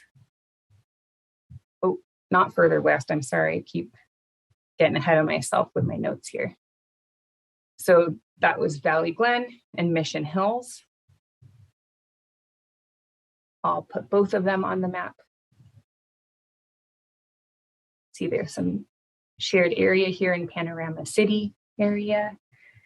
And people from the these communities said this was a middle class and diverse neighborhood, and quality of life, maintaining quality of life was important in these areas. Okay, now moving a little further west to, here we go. Oh, excuse me, North Hills. Nope. Here we go, Woodland Hills. This is what I'm looking for. Woodland Hills, and the person who submitted this said that there was, let's see, a very diverse area that also deals with being in a fire risk area. People who live here work for social justice, and it's a middle class area, which it's important to people who live here to make sure that the growing houseless population in this area gets support.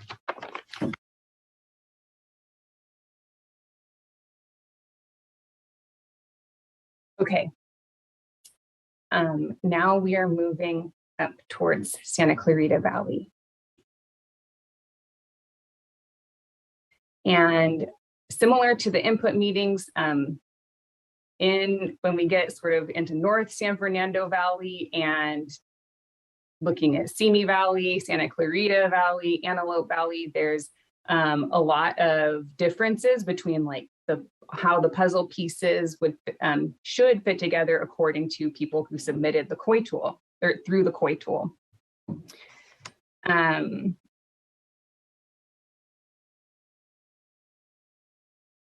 So I'm too zoomed in here. So looking at this COI, which includes Northern San Fernando Valley and Santa Clarita, Stevenson Ranch, Castaic, I think is how to say that, and Valverde. This COI represents an area that's very diverse with many different voices present, it's a suburban area with agricultural roots.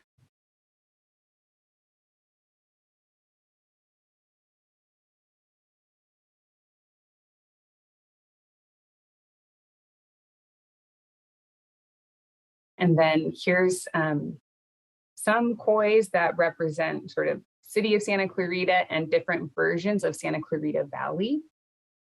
Some include Agua Dulce and some of these areas just east of Lancaster and Palmdale.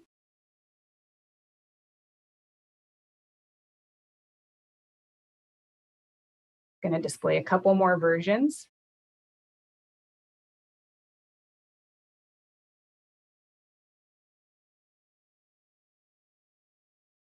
This COI is just part of the city of Santa Clarita.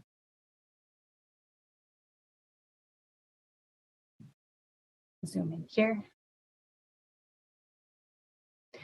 So people who spoke on this area said that they share a school system, a common vision, and common economic development strategies, that Santa Clarita Valley is a safe place to raise kids, and many people work in public safety and in the entertainment industries.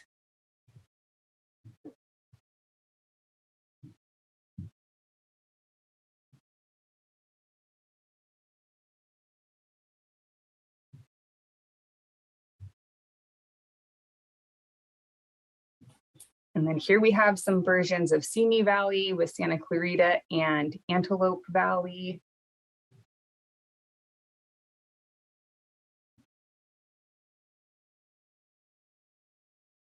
Oops, wrong one.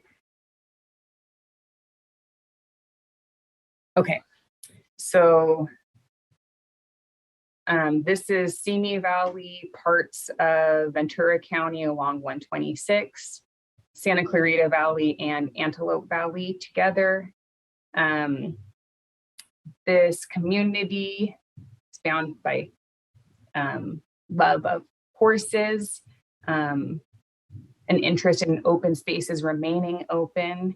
They share a river basin, and is an area where there's a lot of farms and ranches, shared transportation corridors, and family values.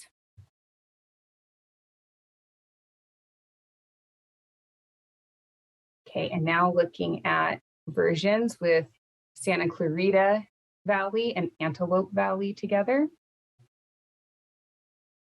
The person who submitted this COI talked about being from a chaparral ecosystem, love of outdoors, shared culture of supporting local businesses, and participating in the same community activities. And I believe that this, yep, so this is a very similar shape.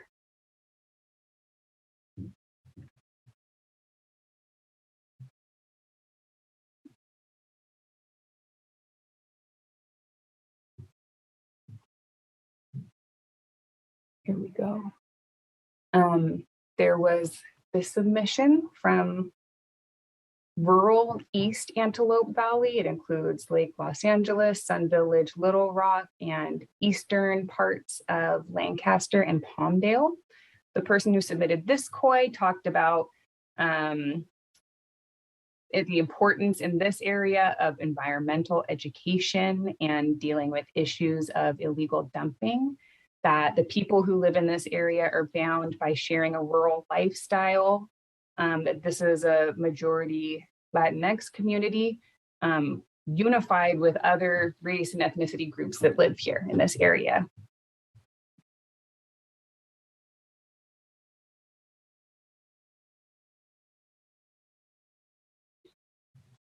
And we got 3 different COIs in different areas here in Palmdale and in Lancaster, and then in Palmdale, Lancaster, and this area to the north, California City, et cetera, in Kern County. And all of these submissions have in common that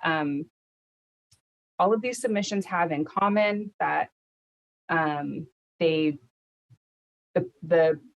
people who submitted them talked about there being racial profiling and discrimination and inequity, racial inequity in these areas, and the need for there to be more resources and that there was exponential growth in the area. And I'm going to zoom in so we have a little bit more detail on the Palmdale submission. One bounded by 14, and then 138 goes through it, and this also says 138. And then moving a little bit north to Lancaster, this is the area. Let's see if I can zoom in enough. Here's East Avenue K, 20th Street. This is 30th to the north, and this northern boundary is East Avenue H, 15th Street West, and 10th Street West.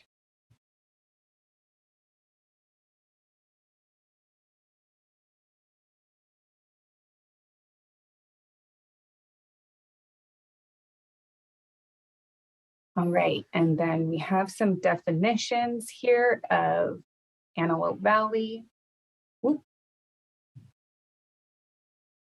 including areas in Kern County, including Edwards Air Force Base, Mojave, Rosamond.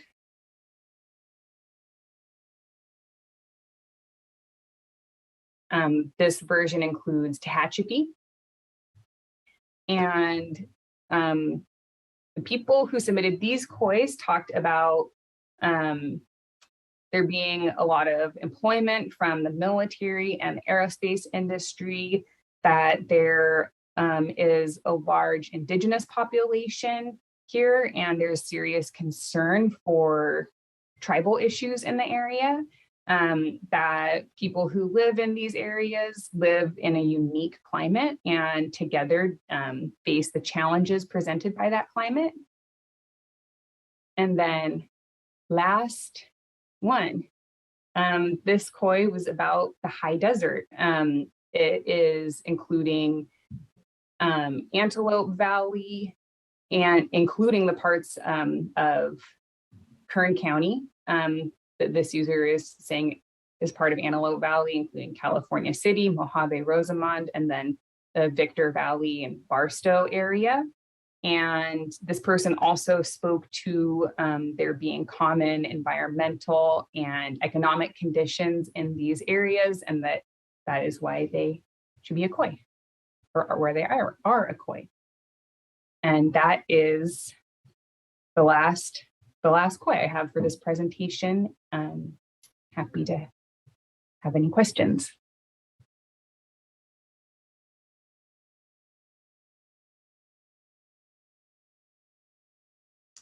And again, just one more, another reminder that these are Khois, a summary of sort of general things that are coming in through the Khoi tool, not through the input meetings, not written testimony, and different information might come up through the hearings and through the input meetings. Great. Thank you so much, Jamie. I guess I'll just jump in really quickly, and hopefully I'm sure commissioners will have questions. As a reminder, as the backdrop to this, as Jamie just mentioned, we're only looking at the submissions that came through the Khoi tool today. And we had asked the line drawing team to take us on this tour, if you will. This is not to suggest that this is everything and that you might want to take a look at. That's why the tool is now available on the website. And so we certainly encourage you to spend the time to really get familiar with the different Khois that have been submitted. But instead, we ask the line drawers to, in the time that we have, show us some of those big highlights throughout the county. So with that, we'll open it up to questions from commissioners and or staff. Or comment.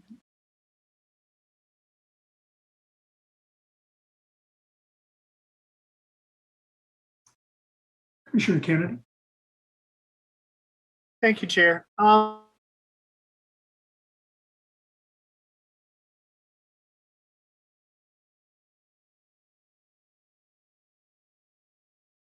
Sorry about that. My internet is cutting out. Thank you for that.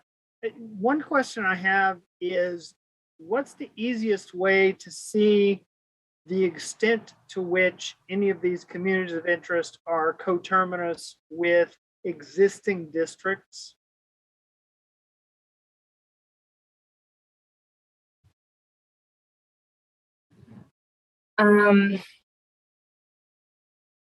We currently don't, well, we can look at them on the map that you see with existing district boundaries.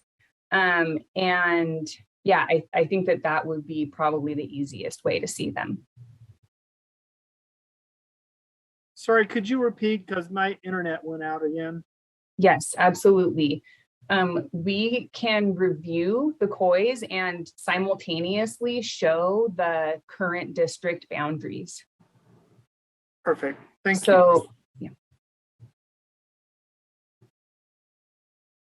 I think that's such a great point that you raised, Commissioner Kennedy. I know Commissioner Anderson and I have talked about this also, that one of the challenges we see is that it's really hard for us to have access to the Khois and to see the congressional districts or county lines or natural boundaries all at the same time, unless Q2 Haystack is in front of us and able to show it to us.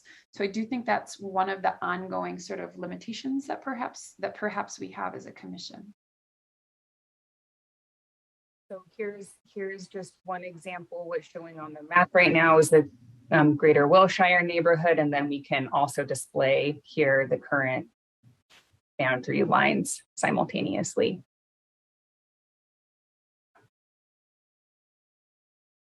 May I please add to this conversation that once we go into line drawing, you will be seeing us pretty much on a daily basis. And since this will be an interactive process, whatever lines you would like to see previous lines when you're giving direction or when you're evaluating other public input, we'll be able to pull up very easily for you.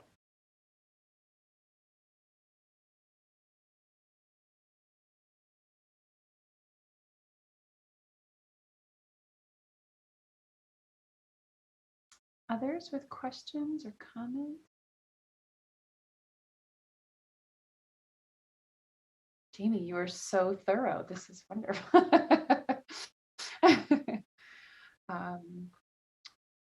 If there are not other comments or questions, oh, go ahead, Jane. Yeah. Yeah, I was just gonna say, if before we sort of just go into just talking all about it, do we want to get some public comment also on this portion? Just what?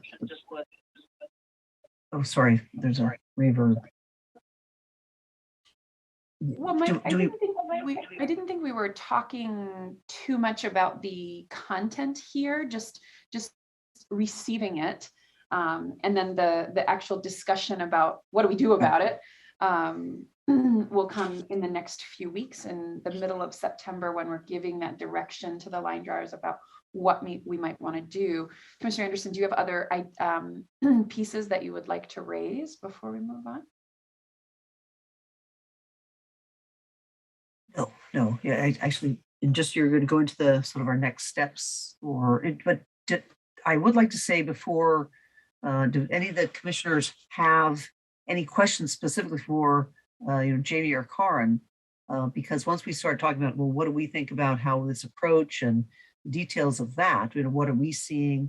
Do we want to keep? Do we need is it okay to release our line drawers?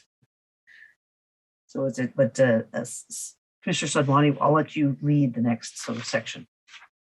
I think Commissioner Kutagawa has a question.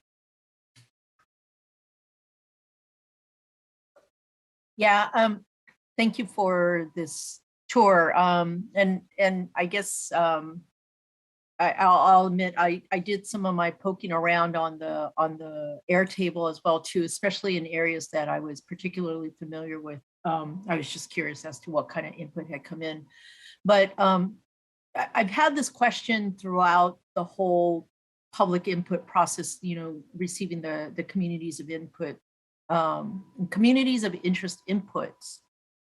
And I guess maybe this is partly I guess maybe going to be a question for Jamie and Karen, but also perhaps also a,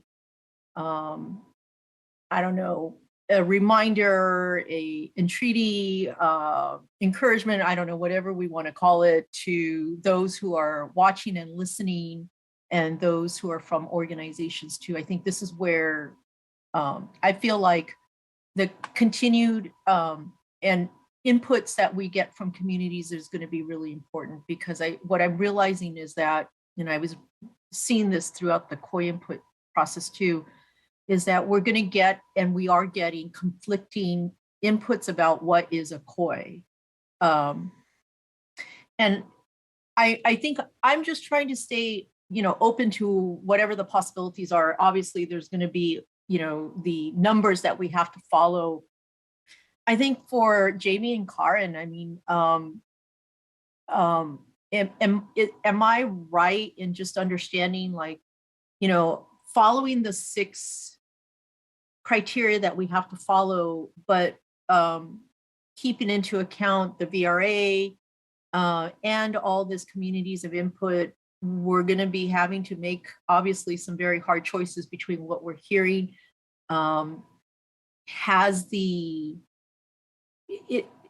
It seems like there are some that are thinking that the more like someone calls in,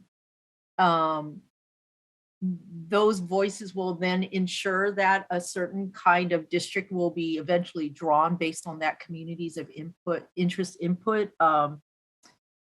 Is that how we're going to also be utilizing the inputs to make some of those hard choices? I think I'm talking out loud here, so I do apologize. I'm not totally making sense. I'm realizing that myself now. Talking out loud. But I guess I'm just trying to think about, like, when there's conflicting, inputs, and we're following all of the 6 line drawing criteria. Is it really going to mean that the people who call in the most to advocate for a certain COI is going to be the ones that we're going to really listen to, aside from the other 6 things? I don't know if that's an accurate way to describe it, but I think I'm just trying to also think about what do we do when we have all this conflicting COI input. Yeah, thank you so much, Commissioner Kutagawa. If I could take a stab at that question, I think what you have is you have ranked criteria, right? So the communities of interest, the reason for why you're presumably putting so much time and effort into it is because you're basically building a database from scratch on communities of interest, because there are no databases on communities of interest. So what you're doing is you're supplementing existing data that you're getting, from the census shortly, from, various other sources like the American Community Survey, and you're building an additional database for this redistricting process. And since you're doing that from scratch, it takes some time to do that. People will have different opinions. They will have different electoral needs. They will have different perspectives on their areas where they live. I see this in my own area where, my neighbors may, draw our community of interest probably very similarly. And then one person will highlight an environmental issue. Another person may talk about housing. Another person may talk about houselessness and so forth. So there's different perspectives, and that's okay. There can be different perspectives about areas where, those are communities of interest. We're asking people what they know, and we're asking them to participate. So backing away from that particular section of this conversation and looking at the overall requirements that we have, communities of interest are part of our criterion 4, which says cities and counties, neighborhoods and communities of interest, you shall respect and, try not to divide too much. So what you're getting right now is a lot of different shapes. And within that criterion, these particular sections are not ranked. So essentially, cities, counties, neighborhoods, communities of interest, they're all on one level. And we've already heard we've heard from some communities that they are organizing and that they feel like their community crosses city boundaries, crosses, county boundaries, for example. So that's going to be one place where the commission will have to make a determination, for example, not just within whether people define their community slightly differently or bring different reasons for why this particular area is a community of interest to the conversation, but rather also whether, the community of interest should be prioritized over the county and the city boundary, for example.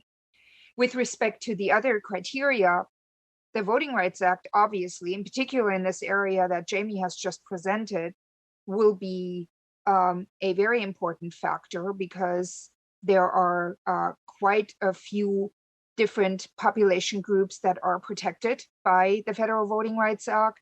And those population groups are living very close to each other and are living in the same areas and in the same neighborhoods. So this will be an interesting conversation, oftentimes a difficult conversation, to figure out, how to incorporate all of these different things with the Federal Voting Rights Act. Even though the criteria are ranked, they also collaborate with each other to some extent. So when you're starting to look at communities of interest after you've heard from your council, from our RPV consultant and so forth, and once they have given you some guidance on how to address these areas, I think then you're starting to look at, what do I know about this particular area? And then you may run into this issue that you just flagged, which is, which you called conflicting communities of interest, perhaps there are some boundaries that are not the same, that are maybe going a little bit over on one side, a little bit over on the other side. And, you may get to a point where you can say, I can keep one of these shapes together, but I cannot keep a larger one together. Or sometimes you may be able to say, I have this area that one person has said that there's this rather large area, but in that large area are various smaller areas. I could keep the entire large area together, which then by default keeps the smaller areas together also. And you may be able to do that also. Basically, where you will be sitting is you will be looking at all of these and figure out, for that particular area, given the input that we have heard, this is what we would like to keep together.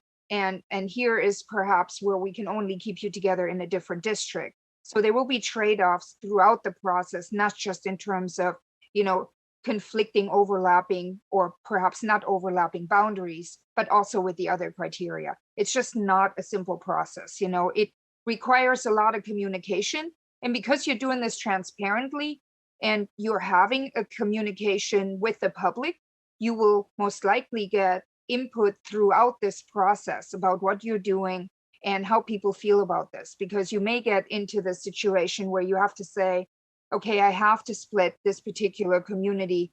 I have no choice. And everybody has said this community needs to stay together. Can you please all come back to us and tell us where is a good place to split this? Where would it create the least problem for you? And then, hopefully people will respond to you. So I know this was a pretty long little monologue here, but I hope that explained or at least helped a little bit. Thank you.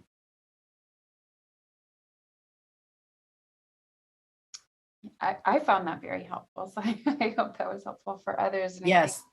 Yeah. And I think speaks to many of the concerns that I regularly hear about, how do all of these different components fit together, right? There's all these different pieces within the criteria that we're thinking about, and how are we going to make those choices, and how do we understand the information that's going to be put in front of us in order to really contemplate those choices. So I think that was a really helpful response. So before we wrap up, we had a couple of questions. I actually wanted to start first with, we've taken this look and taken this tour through Los Angeles.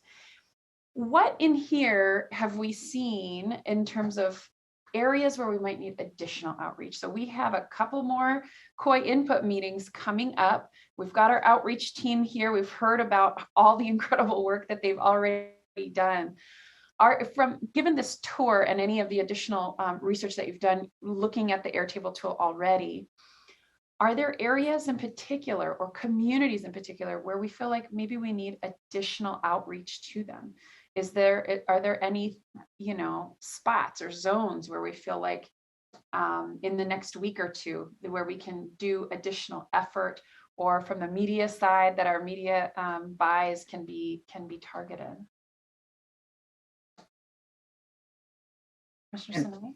Yeah, and actually quickly, and that's not just Los Angeles. That's also Los Angeles County. That's also the other areas in California. If we see any, we really need to do something in a different area, or please speak up.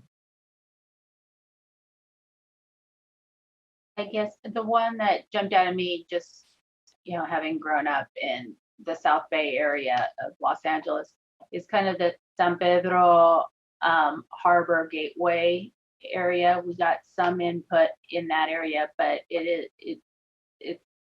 it's interesting how very few people mention San Pedro. They all mention kind of everybody else but them. Long Beach doesn't include them. South Bay doesn't include them. But it is an important part of the harbor and stuff. So that Harbor Gateway, San Pedro area kind of fell. And then I also kind of thought El Segundo and the airport area, they got lumped in a lot of times with the coastal, but we haven't really heard from the community themselves if they consider themselves part of that coastal community, Santa Monica, Manhattan Beach, Redondo Beach, all the way down to Palos Verdes. Those are great suggestions. That's great. Commissioner Fernandez? Yes, thank you. I think in terms of areas that need more outreach, I would like to defer on our outreach staff because they will be able to take a look at the COI input that we received and should be able to see the gaps. So I think I'd feel more comfortable. I mean, I've sent messages to them regarding where I think some of the outreach efforts should be. Of course, I'm a little bit selfish and thinking of Zone D, but right now I think that they might be in a better position to determine where those gaps are. Perfect.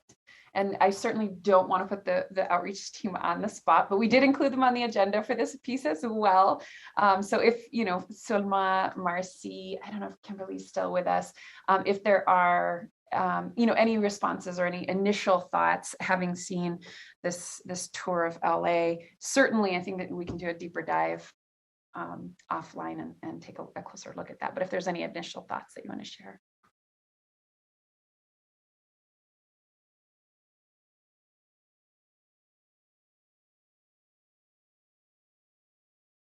Commissioner Kutigawa? Yeah, I want to just also echo and affirm what Commissioner Sinai said about the South Bay. I thought it was interesting that there were callers that called in and included Santa Monica, but yeah, it would be good to hear more from the South Bay communities because I suspect that there's probably some mixed feelings or perspectives on it. I also want to point out it would probably be helpful to hear more from some of the East San Gabriel Valley communities because I know that we've had some comments about the Asian community, but it is a lot more nuanced than that. So I wanted to also just point that part out as well too. And so I think also, I think some of the South LA communities, it would be also helpful to hear a little bit more from as well. Okay, so one, I just want to clarify, and I think Jamie, you mentioned that the input you shared are all from the COIs that were submitted. Is that correct? Using the Draw My tool, right? So I can initially indicate, from what I recall in attending majority of the COI meetings, is that we do have other communities that have shared from the South Bay Beach cities, San Gabriel Valley in a COI input meeting that once we have all that data out there into the database, and we can see if a lot of other communities aren't being represented, but I'm very happy to see the initial because you covered a lot of Los Angeles.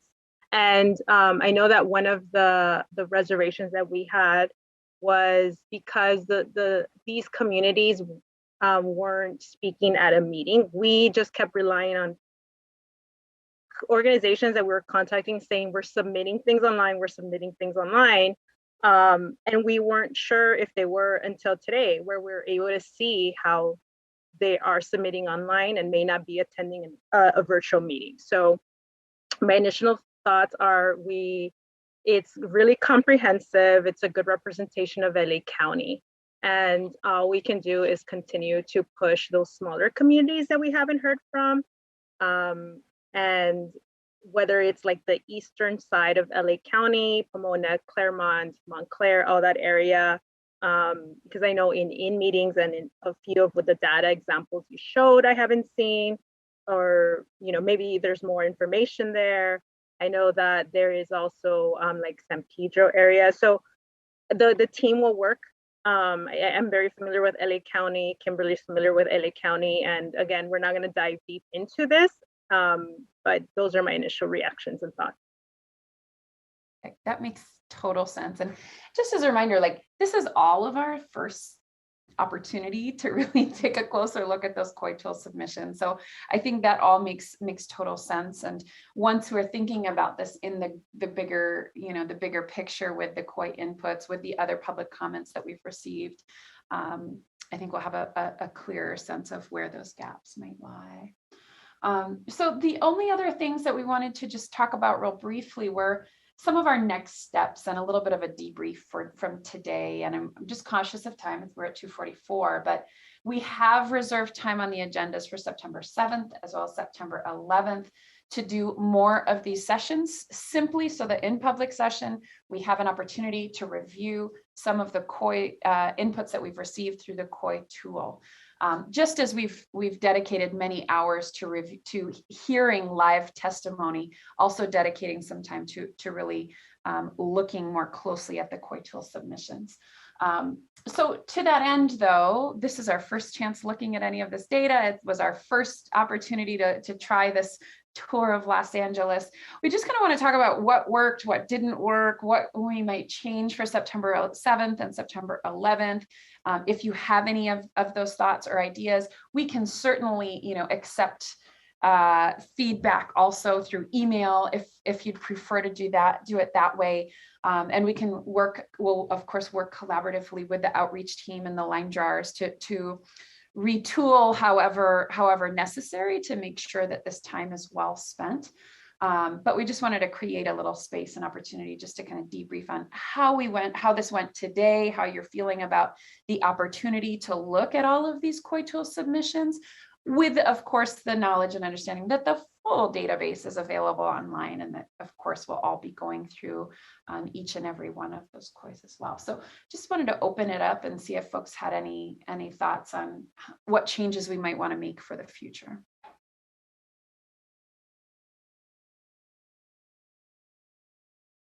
Seeing none, I will assume that this was a perfect session and we'll continue on for the future. But no, of course, please feel free to also send us feedback. Commissioner Sinai, thank you. I feel like there's a lot of things we need to talk about still around line drawing. So that's why your question is too broad to really answer, because I have sat through and read all the reports and pulled out all the things that we still need to talk about. And so maybe we just leave it at that. Sure. But I just want to say that there seems to be, for me, a big gap from where we are right now to where we actually start drawing lines. And there's still, I don't want to just skim through September, but there's a lot of deep dives we have to do in September, be it outreach, be it learning, be it collecting more engagement, voter rights. I mean, there's a lot of stuff we've got to do in September. It's not a, we used to joke around that it was our time to relax was when we first started creating the map for the calendar for the summer. But the truth is there's a lot we need to get done between now and when we get the data. Yeah, and I think that's right. And this is only meant to, I think Commissioner Anderson, and correct me if I'm wrong, but we took on this piece of let's review the COI tool. And so certainly there are a lot of other activities going on that I'm sure other subcommittees are also working on, and hopefully are being agendized for the month as well.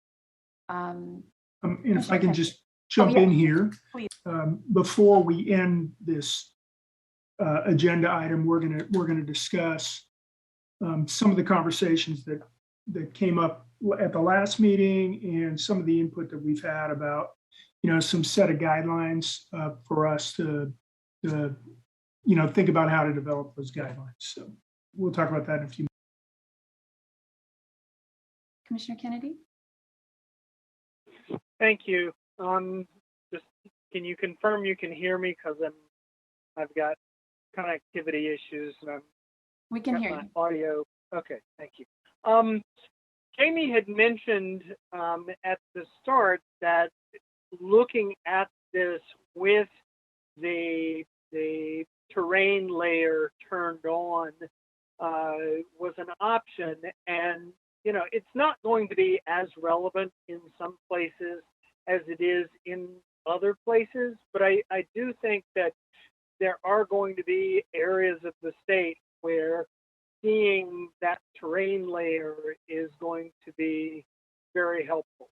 You know, when people were talking about from the crest line of the Sierras down on one side or the other, you know, it's important to see where that falls vis-a-vis some of these communities.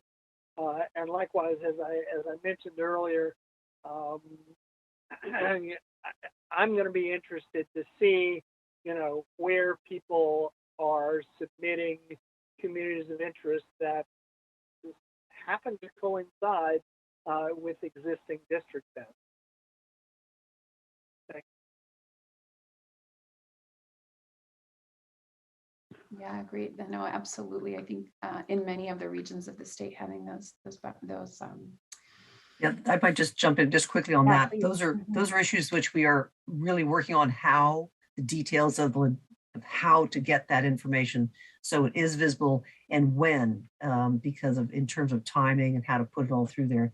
Because you're absolutely right. There time. Think of all the inputs we're saying. I like my district just the way it is. You know, just that idea alone, and particularly in certain valleys. It's seeing the terrain, it makes it very, very obvious what they're all talking about and what makes a huge difference or not. So that is something the line drawing team is working on with the line drawers. They're busy with several of those items.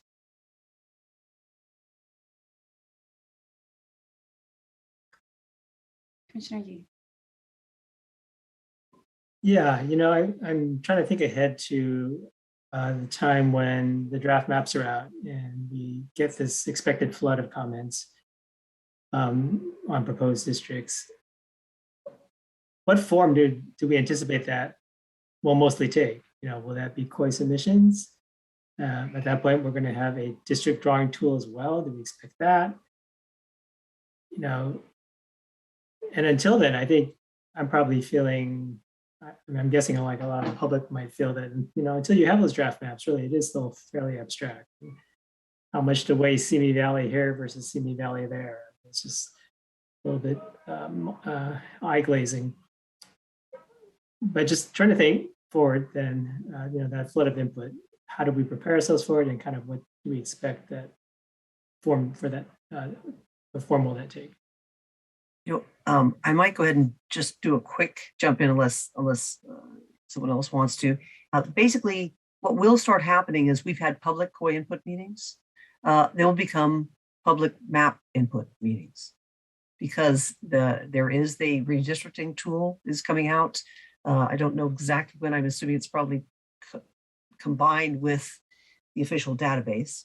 And at that point, we will start getting, and even now, we'll start getting districts instead of just COIs. So all through this time, we'll also be getting COIs, but we'll be starting to get districts. And that will also, though, dovetail into the Airtable. Similar to how you can pull up shapefiles. That information will also be somehow linked to the data. So people can have a look at what districts are being submitted. And then, so essentially, once we do, in terms of your looking forward, say the 7th and the 11th would be looking at reviewing. Then we have the September, reviewing these COIs. The 15th, 17th, 18th will be looking at trying to put ideas together more about those. And then we'll have a whole series, we'll have a whole series of going back over our criterion, doing a wee bit of training. What does it mean about line drawing? How are we really going to do this before we start working on the visualizations in October? So September will be a very busy month. We just haven't sort of been presented it. You'll start seeing it on the agendas.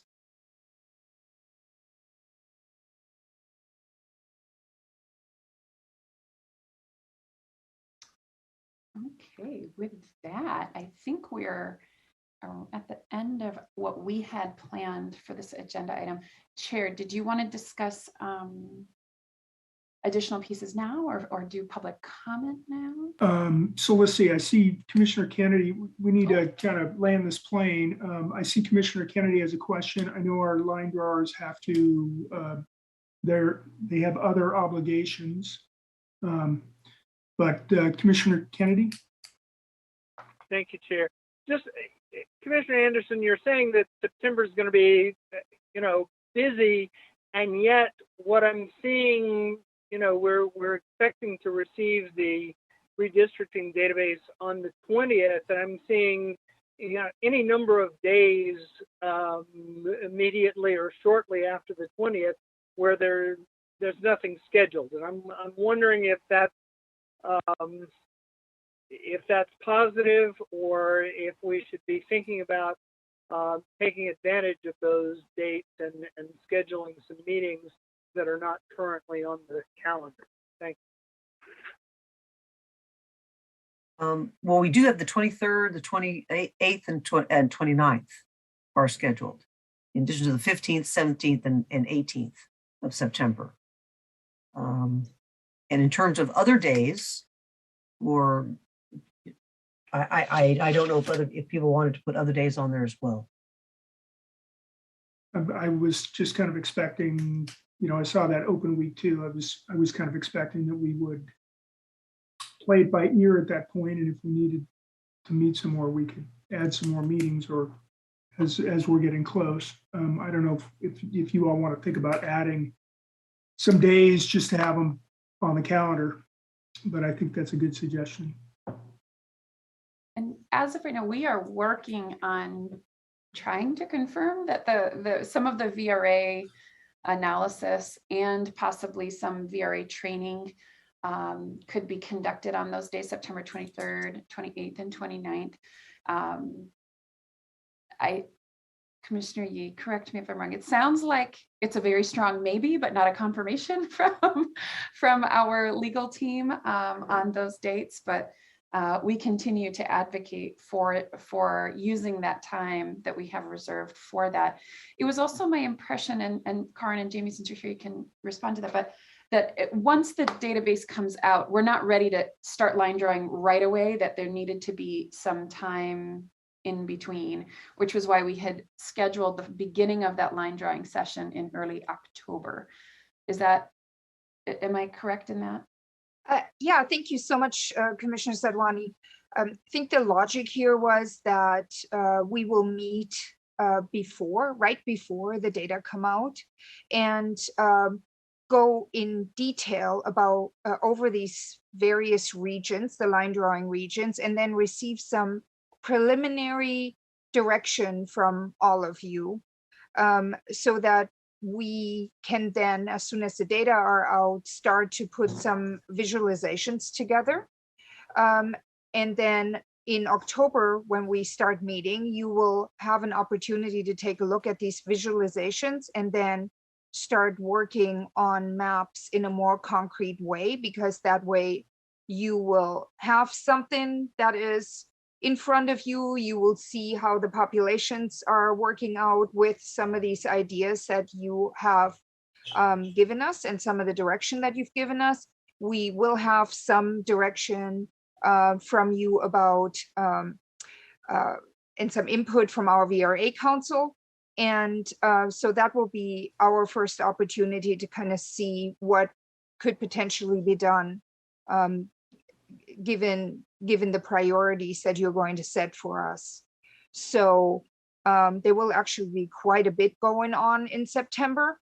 And I think as soon as we get into those first sets of meetings in October, you'll be able to really start moving lines around. And I think everything that Commissioner Yee was just saying about that abstraction, I think that's kind of going to fall away at that point once you actually see some visualizations about, in this particular area. You said to us that you wanted to keep all of these communities of interest together. So here is what is possible. And here is where you may need to make a decision about whether, you want to split something here. So that sort of thing. Is going to happen in October, and then I think we're definitely on a train at that point, and And that train is just going to stop every day for more input, and we will be developing these maps.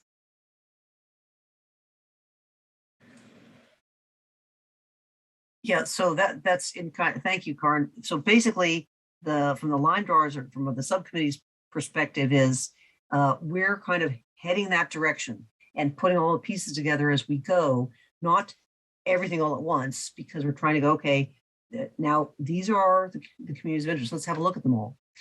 And then now how are we going to look at those? How are we going to look at them, compare them? Do they conflict? Do they not conflict? And you can't say, oh, that we have to decide this one or that one, because it's the fourth criteria. So you have to look at everything all together, which we'll be doing line drawing. So there's gonna be a lot of training over issues. There'll be general discussion over, trying to keep things together. How do we approach things? And those are sort of coming up. That's what I said in these days of September, adding all those pieces and going back over our training. What do we get way back when? What else do we need to do? What else is coming in? How is it all going to fit together? So once we start in October, we'll have a much better idea of, right, now this is how it all moves forward. So that's where hopefully that makes a little bit more sense, without, giving, line by line, essentially what's happening when, because there are so many pieces still depending on other committees and other variations. And if I may, just as we were talking, I did attempt to put together the line by line with some dates. Some of the pieces are not confirmed, as we said, with VRA. We just can't get a straight answer from them, quite frankly, about when, obviously because the RPV analyst was only just started this week. But about training and such. But I'm happy to share that if that's would be helpful, so that we can just have something in front of us.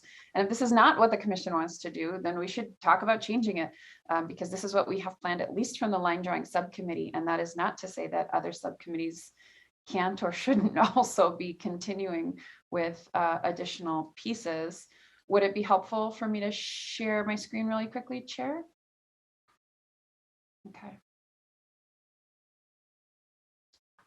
Let's see, I have a lot of stuff on my, real quick.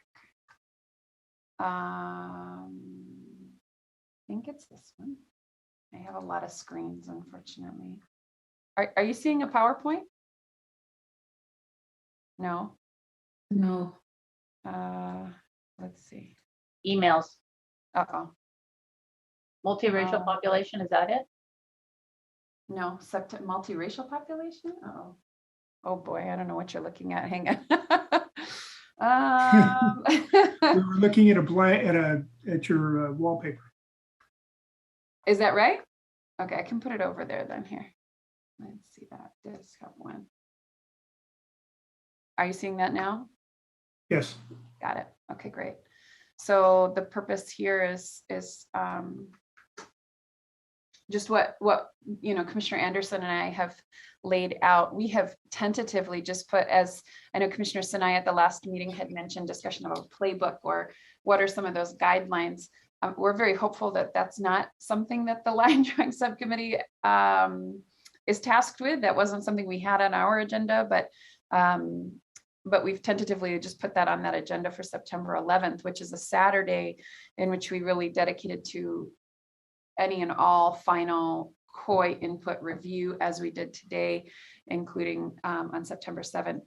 I didn't have the dates in front of me, but sometime in that September 15th through 17th, those might not be the exact dates, those sessions giving directions to line drawers based on those the COI input. So that's really where we need to say, okay, look, we've gotten this information about Santa Clarita.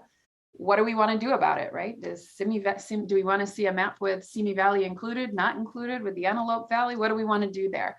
And so that's the purpose of.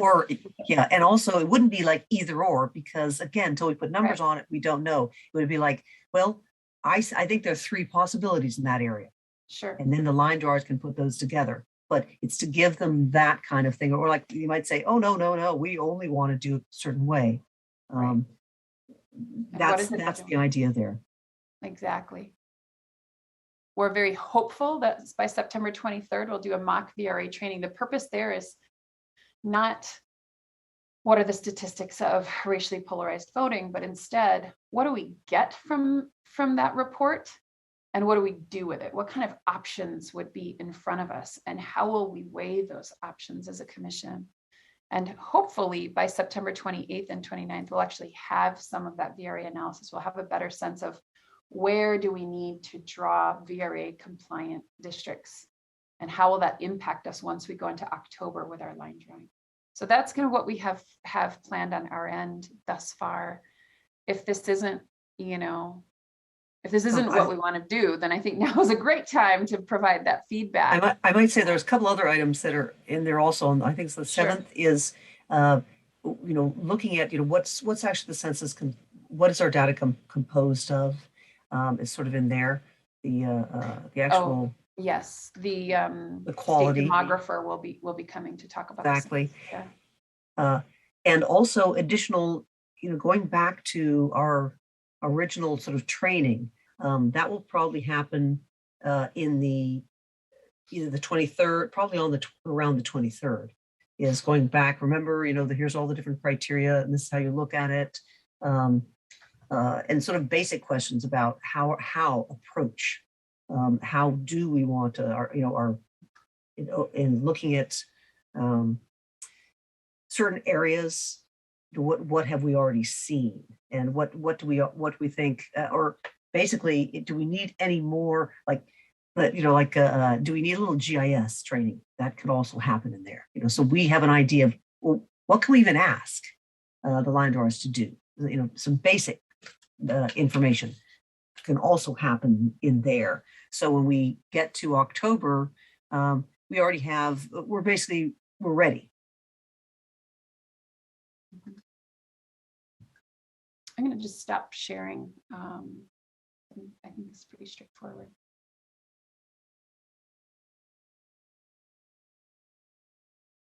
So, Chair.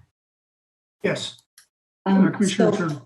And to the subcommittee, thank you. That was helpful for sharing that. The mock VRA that we currently have scheduled perhaps for September 23rd, and then there's there's the week gap between then and the VRA analysis. Is there a reason why that's so far out that we couldn't come and do the analysis right after? I think it's a question of when the analysis will be ready. And we just don't have a clear answer on that yet. Okay. I would love to have them together. But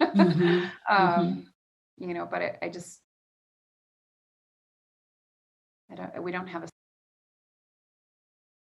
Okay, well, so based on when it's available, that would be my request, that they would be closer together.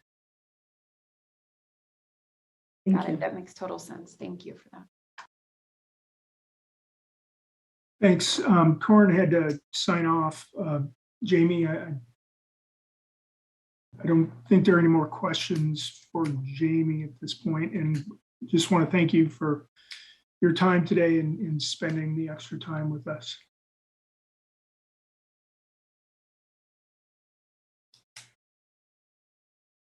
Take care. Well, thanks for that. That was really interesting. I'm going to pull out the old drinking from the fire hose analogy again. With a lot of input all at once, and my mind was spinning on how are we going to deal with all this. But it was good to see, good to get that introduction. So before we wrap up this this particular topic, let's see. Freddie, are you there?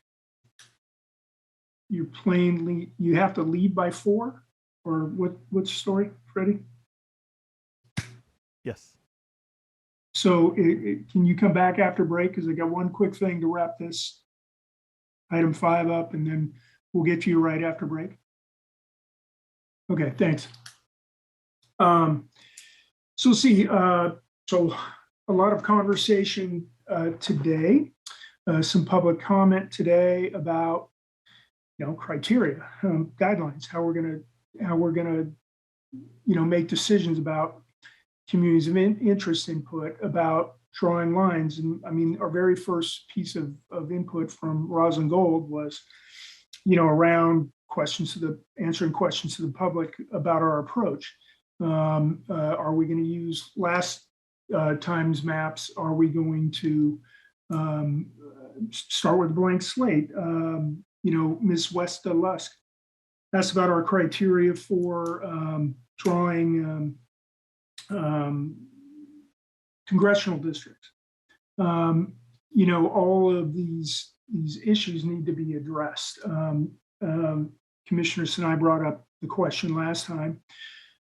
This question at our last meeting, we discussed it kind of briefly. I talked to, so there's a chair, vice chair meeting prior to each meeting. And in that meeting, I talked to Commissioner Sadwani about, what approach we should take to handling that. I think that we need to think about some guidelines that we would use. The last commission had a set of, they called it principles for drawing preliminary maps. We've gotten feedback from a number of organizations that did reviews on and the last commission, but they did reviews on the last commission that, to have a set of guidelines going into it is a good idea. So Commissioner Sadwani and I thought that it might be a good opportunity to stand up a subcommittee to look at this issue. I know it's very closely tied with the line drawing, but there are some, some set of criteria that, based on the 6 criteria, how are we going to manage that? And then, some other issues to look at. So, what is our population criteria we're going to use to start? How are we going to approach the VRA? We're going to start with Section 2. Are we going to start with Section 2 districts? That was the advice we're given. Section 5, are we going to ignore Section 5 at this point? Are we going to kind of consider that in the back of our mind? How do we manage conflicting COI input? All these kinds of things. So what I'd like to do is see if there's who might be interested in participating and standing up working on a committee to look at those issues. And I know the line drawing team has a lot on their plate right now, so we'll be working in conjunction with the line drawing team, but just focusing on the criteria. So Commissioner Sadwani, I don't know if you had anything to add. Yeah, I think my sense is that, at least from our discussion at the last meeting, is that these are conversations that need to happen across the whole commission, but really just having a subcommittee that could help convene and maintain those conversations and kind of capture the takeaways from those conversations, right? Gearing them up, just as you just did, Chair Fornashari, what are the key questions that need to be answered? Having that conversation and then capturing them in a document, much like 2010 did, is my sense of what that kind of entails. Yeah, and I think kind of, and also, starting to frame that conversation initially for us. What would be the trade-offs? What was the approach last time? They started with a certain percent and then they went down and what is the history, or what was the 2010 history, and why they wound up where they wound up, and what might we want to consider as a starting point. And again, just guidelines to help us out, and then capture those decisions, capture and document those decisions that we make. Commissioner Anderson, and then I will say, okay, this is the line drawing committee has basically some really kind of rough, really good ideas about this. You're not like in the dark on this, because the population, obviously boom, you have the numbers right away. We've already kind of said in terms of we need our most flexibility until we get more specific, until our lines get basically there are ideas the line drawing subcommittee has on each of the criteria in terms of what's the easiest way to make this work and then refine it. So this is not exactly, but in terms of, do we also have time to do that and then write this all up in a document Not really. Yeah, that's right. I mean, you guys So- got so much on your plate right now, so. Correct. So, think we but I need mean, to the sub, what I share don't the want, I wealth. don't want to scare the people who might volunteer. I don't want to scare them away thinking, oh my God, I don't know anything about that. No, we would give you like, hey, here's an outline. Now, what do you think about things like that? Commissioner Yee? I'm interested. Okay. Commissioner Turner? Yes, I'd love to work with Commissioner Yee on this. Derek had also expressed an interest. I let him know we were going to do this because he wasn't going to be here. Are there other folks who are interested?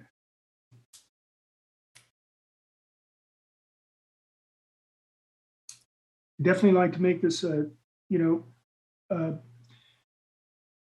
different political affiliations. So I will have Trina on board and okay. I don't know. Flip a coin, Russell. I mean, Russell, you're on a couple other committees that are pretty busy at this point, but you feel like you have the bandwidth. I do. I am on VRA. I don't know if that helps or hinders. You know, I mean. Okay.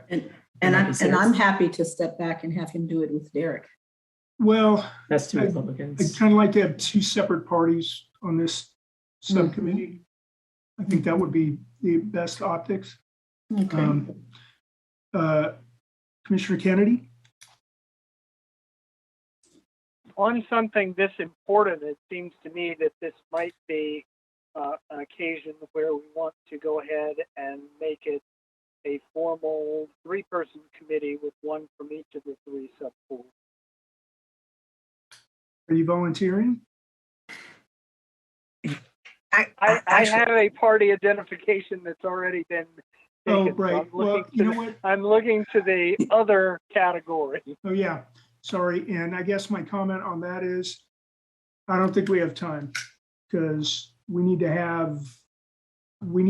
have something together. I think it's a great idea, Commissioner Kennedy, but we don't have time because we would have to agendize the public meeting at least 10 days out, right? And I think we need to have this committee back to us with something on the 11th. So I think I saw Commissioner Ahmed and then Commissioner Fernandez. No, pass. Never mind. Okay, Commissioner Fernandez. Yeah, I was just going to make the same comment that I don't think we have time for a full committee because of the 2 weeks having to notice and all of that good stuff. Okay. Commissioner Yee, Commissioner Turner, you're it. And I'll talk to Derek and let him know. That he'll have an opportunity to provide input. I guess when the rest of us do, but there's Commissioner Sinai has compiled a pile of information for you all. The line drawers have information, and so we'll get you kick-started right away. And thank you. With that, we're behind on our break, so we will break until 17, 27, 32. Is that right? 3:32. Welcome back, California. Thank you for sticking with us. Let's see, we are down to our last session. We've got a lot to get through. I was able to wrangle an extra half hour out of the team if we need it. So we have a couple things to wrap up. We have to finish up agenda item 3 and do the entirety of agenda item 4. And Freddie has to get on a plane. So let's go to Commissioner Seha or Director Seha first. Thank you so much, Chair. Wanted to start off the report going through the social media analytics, which are posted on our website. For Facebook, we have a total of 1,048 likes. Our post reach has gone up by 170%. which is pretty good. Instagram, we have 258 followers. Twitter, we have 1,671 followers. LinkedIn has 288 followers. And YouTube has 78 subscribers. But I did want to share that our California Redistricting Basics video presentation has been viewed 1,111 times, which is pretty amazing. So people are actually going to seek that information. And as we go out and give the second phase of education through our field staff for COI input, I think that's going to be valuable and useful as well. Wanted to also give you an update on our website numbers. I got another email this week saying, congratulations, your database is increasing and growing. So we're at 15,361. And of course, I'm getting a bill in the mail for that, for increased cost. But it's good. It means that our nation is growing. It means that folks are interested in what we're doing. And so they're subscribing to our e-blast so that they know what's going on. As far as our contracts are concerned for advertising, we do have 3 signed contracts, and everything else is at the Office of Legal Services, OLS. So that includes radio and billboard contracts for zones F and G, radio and billboard contracts for zones ABD, radio and billboard contract for zones C, the social media advertising contract, the print advertising contract, and then the ethnic media briefings contract that we mentioned earlier today. That is, again, to bring together members of the ethnic media groups around the state to make sure that they're reaching ethnic communities and placing stories in their local papers and TV stations. And as far as media hits for this week, we had 10 that mentioned the commission, and there were 40 stories altogether on redistricting over the past week. And Commissioner Kennedy did an interview with the Desert Sun, and Commissioner Toledo did an interview with KPFZ, Lake County Radio. That's the bulk of my report. As far as the contracts are concerned, I did speak to Raul while I was up here. He said that we should be hearing back from OLS this week and have signed contracts, which means we can proceed with our scope of work. So by next week, hopefully we'll have all contracts in play. And by the next meeting, I'll have a better report for you as far as how we're going to kick off all these campaigns and hopefully start seeing some of our numbers increase with participation. Thanks, Commissioner Kennedy. Thank you, Chair. Director Sehel, we have 2 things that we can't lose track of. Congratulations on the growth of the database and all of the success with everything else. I do think there's a lot to be happy about and proud of. We don't want to lose track of what is the status of getting all of the transcripts of our meetings up onto the website. And second of all, what is the status of getting the 2010 website back to exactly where it was in the days before we took office? Thank you. Thank you. I will inquire. Oh, I'm off. Or am I on? I'm on. I'm going to inquire. I've already spoken to our staff here in Sacramento, but I'll chat with you offline on both of those issues. Thank you. Yeah. Commissioner Sinai? Sorry, I had heard from the grapevine that you were looking at getting like a half page or something in the gubernatorial recall voter guide. Were we able to get that in there? Yep. So Director Kaplan was in contact with the Office of the Secretary of State. We were able to submit language to go into the voter guide. I believe we made it in there, but we will see once they print it, once they print the booklets. I'm not sure. She's not sitting in front of me, so I don't have a a response for you right now, but we did submit it and it was approved, and they were just waiting to see if there was going to be space in the actual booklet for it. But if that's the case, then everyone who's received a booklet should have information about the commission and how to participate in there. So like an advertisement for the commission? Yeah, in for the, free. In the voter's guide? For free. Oh, yeah. Brilliant. That's awesome. To every voter. Yeah. Wow. In California. Wow. That's some reach. Yes. Cool. Okay. Any other questions? Commissioner Yee. Thanks for all the good work, Director Seha. For the paid ad campaign, I'm wondering if when we might be able to see some copy or mock-ups, or just curious what that's going to look like and what the messaging is going to be. Yes. So for the first month, we were going with a universal. I will share the creative that one of the vendors came up with, and we're pretty much gonna use that. And then the scripts for radio, we have scripts for 30-second spots, 60-second spots in English, and then Spanish 30-second and 60-second. I have vetted this through a few commissioners, so it's gone through a few eyes already, or revisions.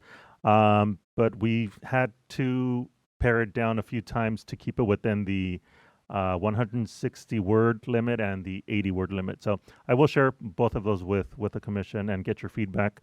Hoping that by the second month of advertising, I'll be working again with the zone leads so that you can have direct input into the messaging if you want to tweak it or change it, or even the creative if you want to put something in particular on the billboards, then we can make that happen.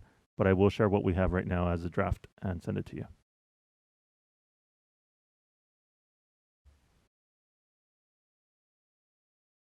Okay, I don't see any more questions. Actually, Thank you. Yeah, go ahead. One more update. Actually, Director Kaplan's in front of me now. Did we get the voter guide language in there? Oh, so we did submit the voter language for the guide, and unfortunately, we didn't make it in there. Director Kaplan's here. She wants to say a word. We did make it into the public review with the condition that if there was space, then they would put it in the final print. And there wasn't, but they did recommend, and I had shared this recommendation with the Lessons Learned Subcommittee, to include to if we can get legislation for the 2030 Commission, so that there's direction to actually have that language included in the voter guide in the future. So the Lessons Learned Subcommittee has that information. Commissioner Matt? Just to add to that too, not every redistricting year will have an election. This just happens to be a unique situation in which we were trying to capitalize on the momentum of contacting Californians. I just had to double check because I skimmed through that voter guide because I was so excited at the potential, but there's a lot of candidates on that ballot.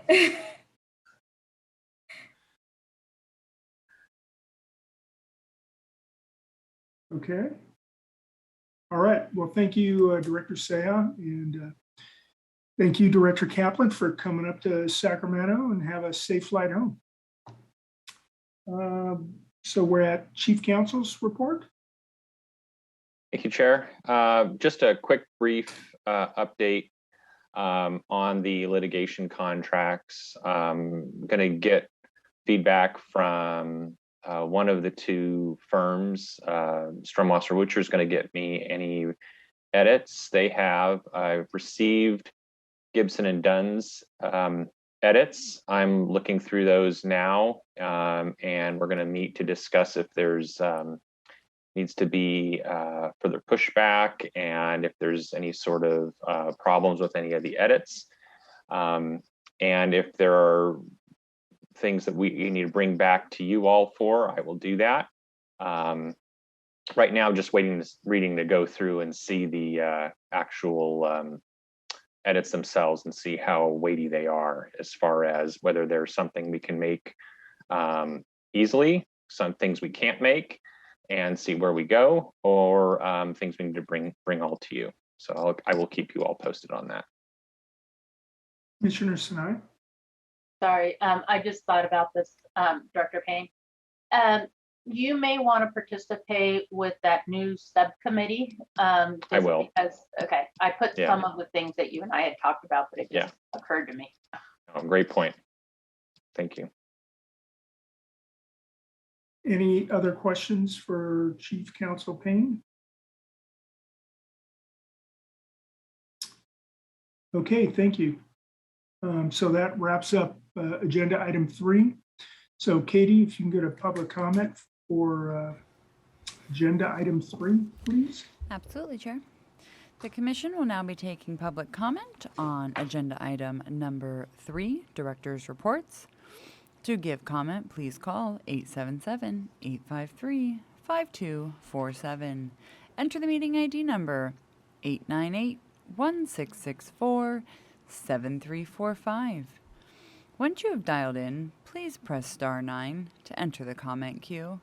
The full call-in instructions are read at the beginning of the meeting and are provided in full on the live stream landing page. And for those that have called in previously to me reading these instructions, if you wish to give comment on agenda item number 3, Director's Reports, please press star 9 to raise your hand indicating you wish to give these comments.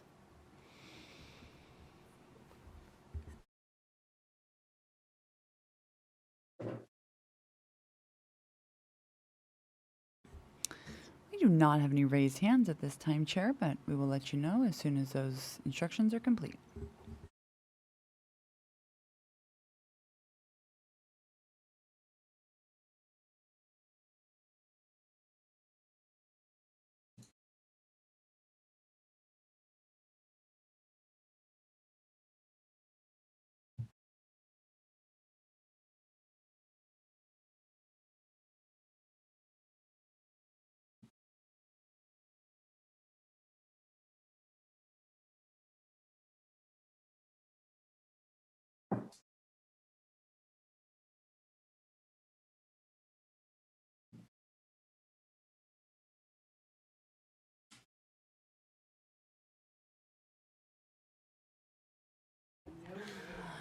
Our instructions are complete, Chair.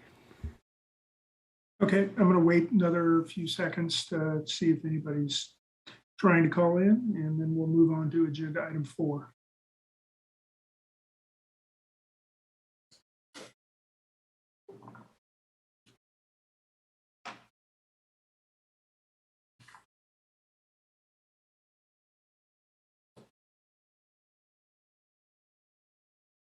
Okay, well, the caller hasn't raised their hand and I don't see any new callers in the queue. So we'll have another opportunity for public input when we're done with item 4 and wrapping up the meeting.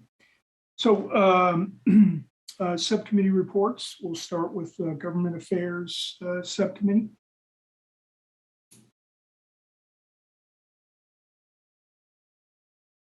I don't think we have anything significant to report. Commissioner Toledo, any updates?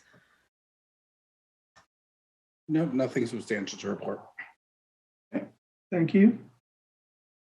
Finance and Administration Subcommittee. Okay, are you going to go? Sure, unless you wanted to do it. So when when the Commission adopted the travel policy back, I had the date on here somewhere, on July 28th, they wanted, there were some requests to maybe provide some guidance on scenarios 8 through 10, 8, 9, and 10. So I did forward that to all the commissioners last night, and it is posted as a handout. So basically, I just put all the scenarios 1 through 10, 1 through 7 were approved. Well, actually, all of them were approved.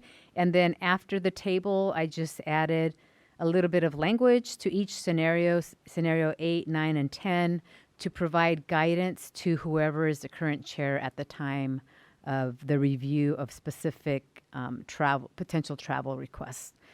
So if there are any questions, we just try to be very a little bit more detailed about it, and hopefully it is enough information that the chair can move forward with either approving or denying or reviewing, or enough information to go back and forth and question the commissioner. So do you have any questions, Commissioner Kennedy? Thank you. Under scenario 9, what if the request comes from a citizen group in another state that is seeking to learn about the California process?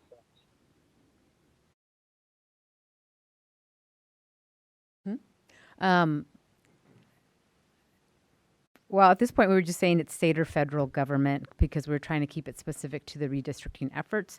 In terms of the citizens group, it's up to the commission whether or not they want to include that information. At some point in time, there's so many groups throughout the country, I guess, that could request. So we were just trying to be a little bit more, provide more guidance. So if the commission feels that they want to include citizens groups, I mean, that there could also be special interest groups. So it's whichever way you want to go with that. It's just right. The subcommittee just coming up with something. How's that?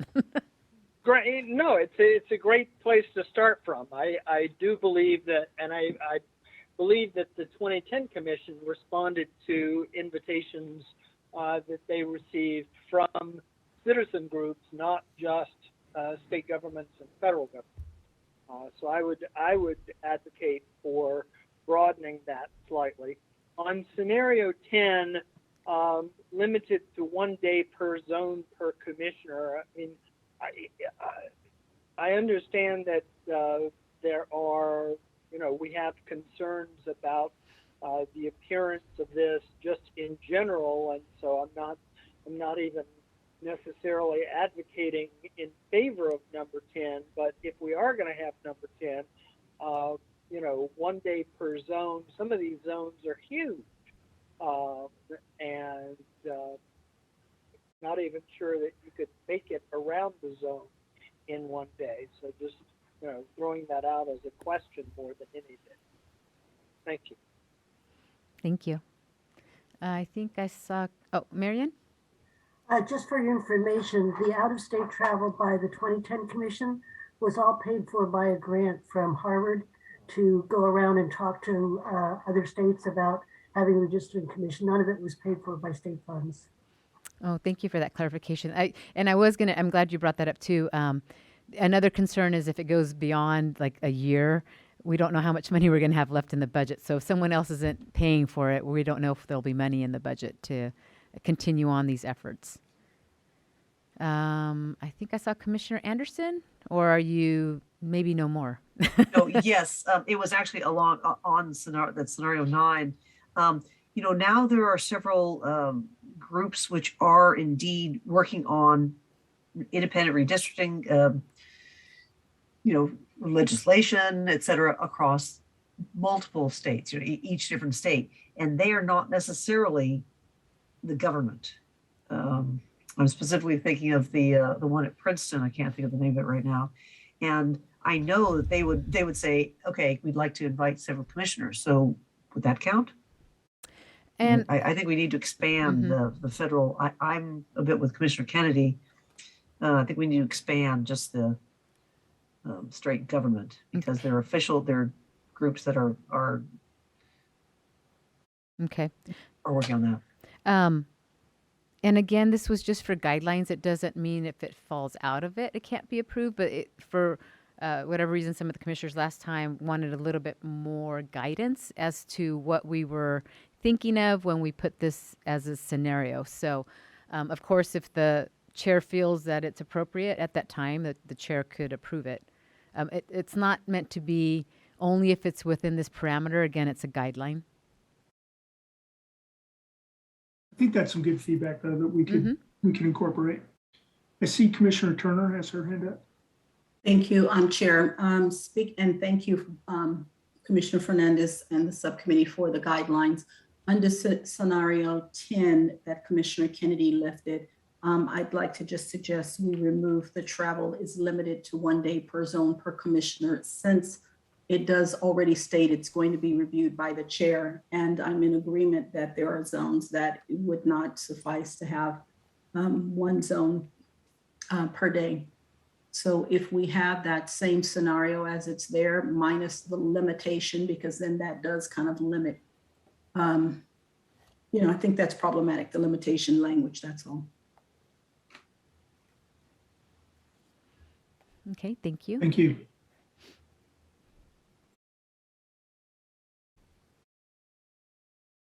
Anyone else? Okay, so Chair Furnishari, did we want to try to come to consensus on the addendum, or do we want to go back and maybe rethink some of the language?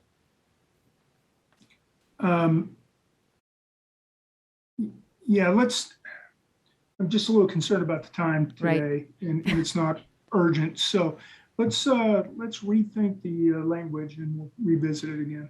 Okay, thank you. Thank you. One thing I neglected to say before we started agenda item 4, there are a few subcommittees that may be able to be stood down at this point. And so, as we get to those subcommittees, if you feel your subcommittee is ready to stand down, just let's have that conversation so we can kind of clear some of these things up if we need to. I'll just say right now, I'm going to stand down the Public Input Design Committee. It sort of went away of its own accord, but it's still here on the agenda. So I will stand that one down. The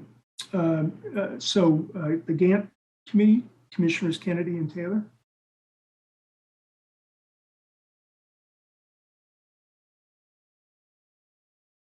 I don't have a completed update. I have shared a partial update with Commissioner Taylor. We're just looking to get some additional information on some of the sub-processes and where they stand or where they see their timeline going so that I can add that into the final document. Thank you. Outreach and engagement, Commissioner Sinai. I don't think we have anything to report currently. Just keep up the great work. Okay. Materials development, Fernandez and Kennedy. I don't think we have. Fernandez, would you? Oh. Well, on the COI tool paper form, I think it's important for the commissioners to have an understanding of where we are. Do you want to update on that? Sure. I might defer to Executive Director Hernandez, but we did just receive an update on it, so he'll provide the most recent update. And also, after he provides the update, the outreach has already worked with the incarcerated population for the state facilities in terms of how many documents and in what languages will be sent to each site. And then we'll also make sure that we include libraries and some other areas as well. Thank you. So we have been collecting that information to get a total count of what we're going to print. We've been in constant communication with the Office of State Printing. They're ready to go. We're still trying to get the final review from the U.S. Postal Service on the package that we're going to be sending out. The information has to be in an envelope. They have to review it, approve it for all 10 different languages. Once they've done that, we're good to go. So it's just a matter of getting it back from them, hopefully this week, and we go to print. And we do have the numbers. It looks like we're going to print over 100,000 of the English copies for the various different groups that have already been identified, including the state incarcerated population, state libraries, and anybody else that we have already on our list. Juvenile facilities as well, county jails. And so we have a list we've been compiling. That is how we came up to the number that we're going to be requesting for printing purposes. And then, yeah, that's where we're at with that. Thank you. And then just a little bit more on that, since This process did take longer than we thought it was going to take. We're also going to communicate some correspondence with each of these agencies in terms of almost like a deadline, get the information back by a certain time. That way it is included and they don't miss their voice. They don't miss their voice heard on this redistricting process. Okay, very good. Thank you. Website, Commissioners Kennedy and Taylor. Nothing to report at this point. Data management. Thank you. We don't have anything to report, but we're just going to still hold this for a couple more weeks before we sunset it. Well, I think I think you all deserve a great big round of applause for all the hard work that you did in working through getting this database system going and up and running, and really, it's really well done. It's really useful and a great tool. I'm glad we have it up and running at this point. So thank you. You're welcome, and thank you to Director Hernandez as well. Yeah, and the team. Yeah, definitely. The Community of Interest tool, Commissioners Kutagawa and Kennedy. I would say that we can stand down this committee because the reporting now is being taken on by Director Kaplan, and I believe the outreach team is also reporting on any of the outreach centers by the statewide database. But Commissioner Kennedy, you may see some other things I might be missing, so I would also ask if you have thoughts on it. At this point, I'm certainly okay with standing it down.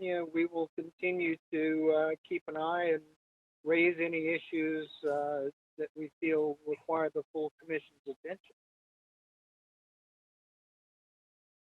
Yeah, go ahead. Commissioner Fornachari or Chair Fornachari, I am wondering, I think Commissioner Kennedy does bring up a good point that, while I as I said, I think we could stand it down, but, something might pop up and I guess, I don't know if this is something that we formally have to do, but there may be an occasion where we may like to resurrect it for the purpose of a brief update or something like that. For example, I just want to note that the Language Access Committee that Commissioner Fernandez and I were also a part of, we are looking at the potential for, we may just want to bring back briefly a report to the full commission on around just the interpretation usage. So in that same vein, if that's perhaps something that everybody else is open to, then it may make standing down some of these other committees a little easier as well. Well, why don't we just wait at this point and see where it goes. I mean, it doesn't, if we just get to a committee report and you have nothing to report, it doesn't really cost anything. Commissioner Turner. Yeah, I just wanted to remind Chair that when we stand down committees, they no longer appear on the agenda, so that if then we have information to report, they'd have to be agendized before we can talk about it again, I believe. Correct. And so yes, very good. I appreciate that. And so when the Language Access Subcommittee has information report, you're going to have to put it in our Google Doc to ensure that we agendize it. Okay, incarcerated populations at federal facilities, Commissioners Kennedy and Turner. We did send a letter to the Bureau of Prisons, and we had set in there a deadline for receipt of anything by tomorrow. So as of today, we've not received anything, and that may mean that we're unlikely to receive anything by tomorrow. So do you envision that this committee is going to continue to take the lead in developing the, doing whatever needs to be done to work to make sure in 2030 that we can reallocate those incarcerated That would be persons? my, Yeah. that Okay. would be my understanding. Okay. All right. Well, then we'll let you carry on with that. Thank you. I guess we're at lessons learned subcommittee. Just keep them coming. We appreciate getting thoughts in our inboxes, and we're happy that people seem to feel free to send those to us. We do get a stream of those, and just please keep them coming. Very good. Thank you. Cybersecurity update. I don't have an update for you all. Just be conscientious about your passwords. So thank you for that. And Legal Affairs Committee, you kind of hit on the Supreme Court status. Is there anything else to update? Let's see, Sarah would be chair right now, but she's not here. So no, I believe there's nothing else to add. Okay, thank you. Okay, well, we've gone through agenda item 4 in record time. Is there anything anyone else wants to bring up? Director Hernandez. Yes, thank you. I forgot to mention earlier, and this is more in regards to the language access. I received a call from the New York co-executive director of the Citizens Redistricting Commission there, asking us about how we're doing our language, our language teleconferencing, and some of the background information to that. So I was able to provide some general information. So I wanted to share that with all of you, that we received the call from New York in that regard. I also wanted to ask if any of the commissioners will be planning on coming to Sacramento to let me know so we can make sure we have sufficient room for everyone if you are planning on coming to Sacramento. We have the Concours application available to book the flights and so forth. So just wanted to uplift that to you as well. Forgot to mention it earlier. Thank you. Thank you. Did you get did you get a free trip to New York to provide that feedback in person? I'll work on that later. Commissioner Okutagawa and I are on our flights next week. Very good. Does anyone else have anything at this point? Okay, so I'd just like to remind the public. We need to go to public comment on 4 and general public comment. Yes, Chair. So, do you want to do both right now? Yes. Okay, perfect. The Commission will now be taking public comment on agenda item number 4 and general public comment for items not on the agenda at this time. To give comment, please call 877-853-5247 and enter the meeting ID number 898-1664-7345. Once you have dialed in, please press star 9 and enter the comment queue. The full call-in instructions are read at the beginning of the meeting and are provided in full on the live stream landing page. And I'd also like to remind those that have called in and joined us via telephone and have been listening along, if you do wish to give comment at this time, please press star 9 on your telephone keypad. This will raise your hand indicating you wish to give comment before the end of the day. At this time, we do not have any raised hands, and I will defer to you, Chair, and we will let you know when the instructions are complete. Okay, while we're waiting for the instructions to be complete, I just want to remind the public that our next commission business meeting is September 7th. Then we have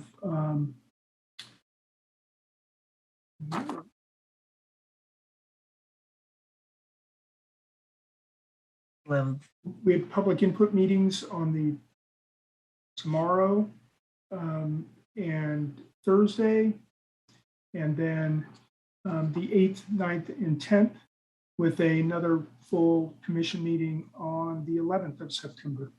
So please join us on those dates. How are we doing, Katie, with the instructions? The instructions are complete, Chair, and we do not have any hands raised at this time. Alvaro, did you just send me that chat, or was that from before? That's from before. Okay. I've already covered it. Thank you. Okay, thanks.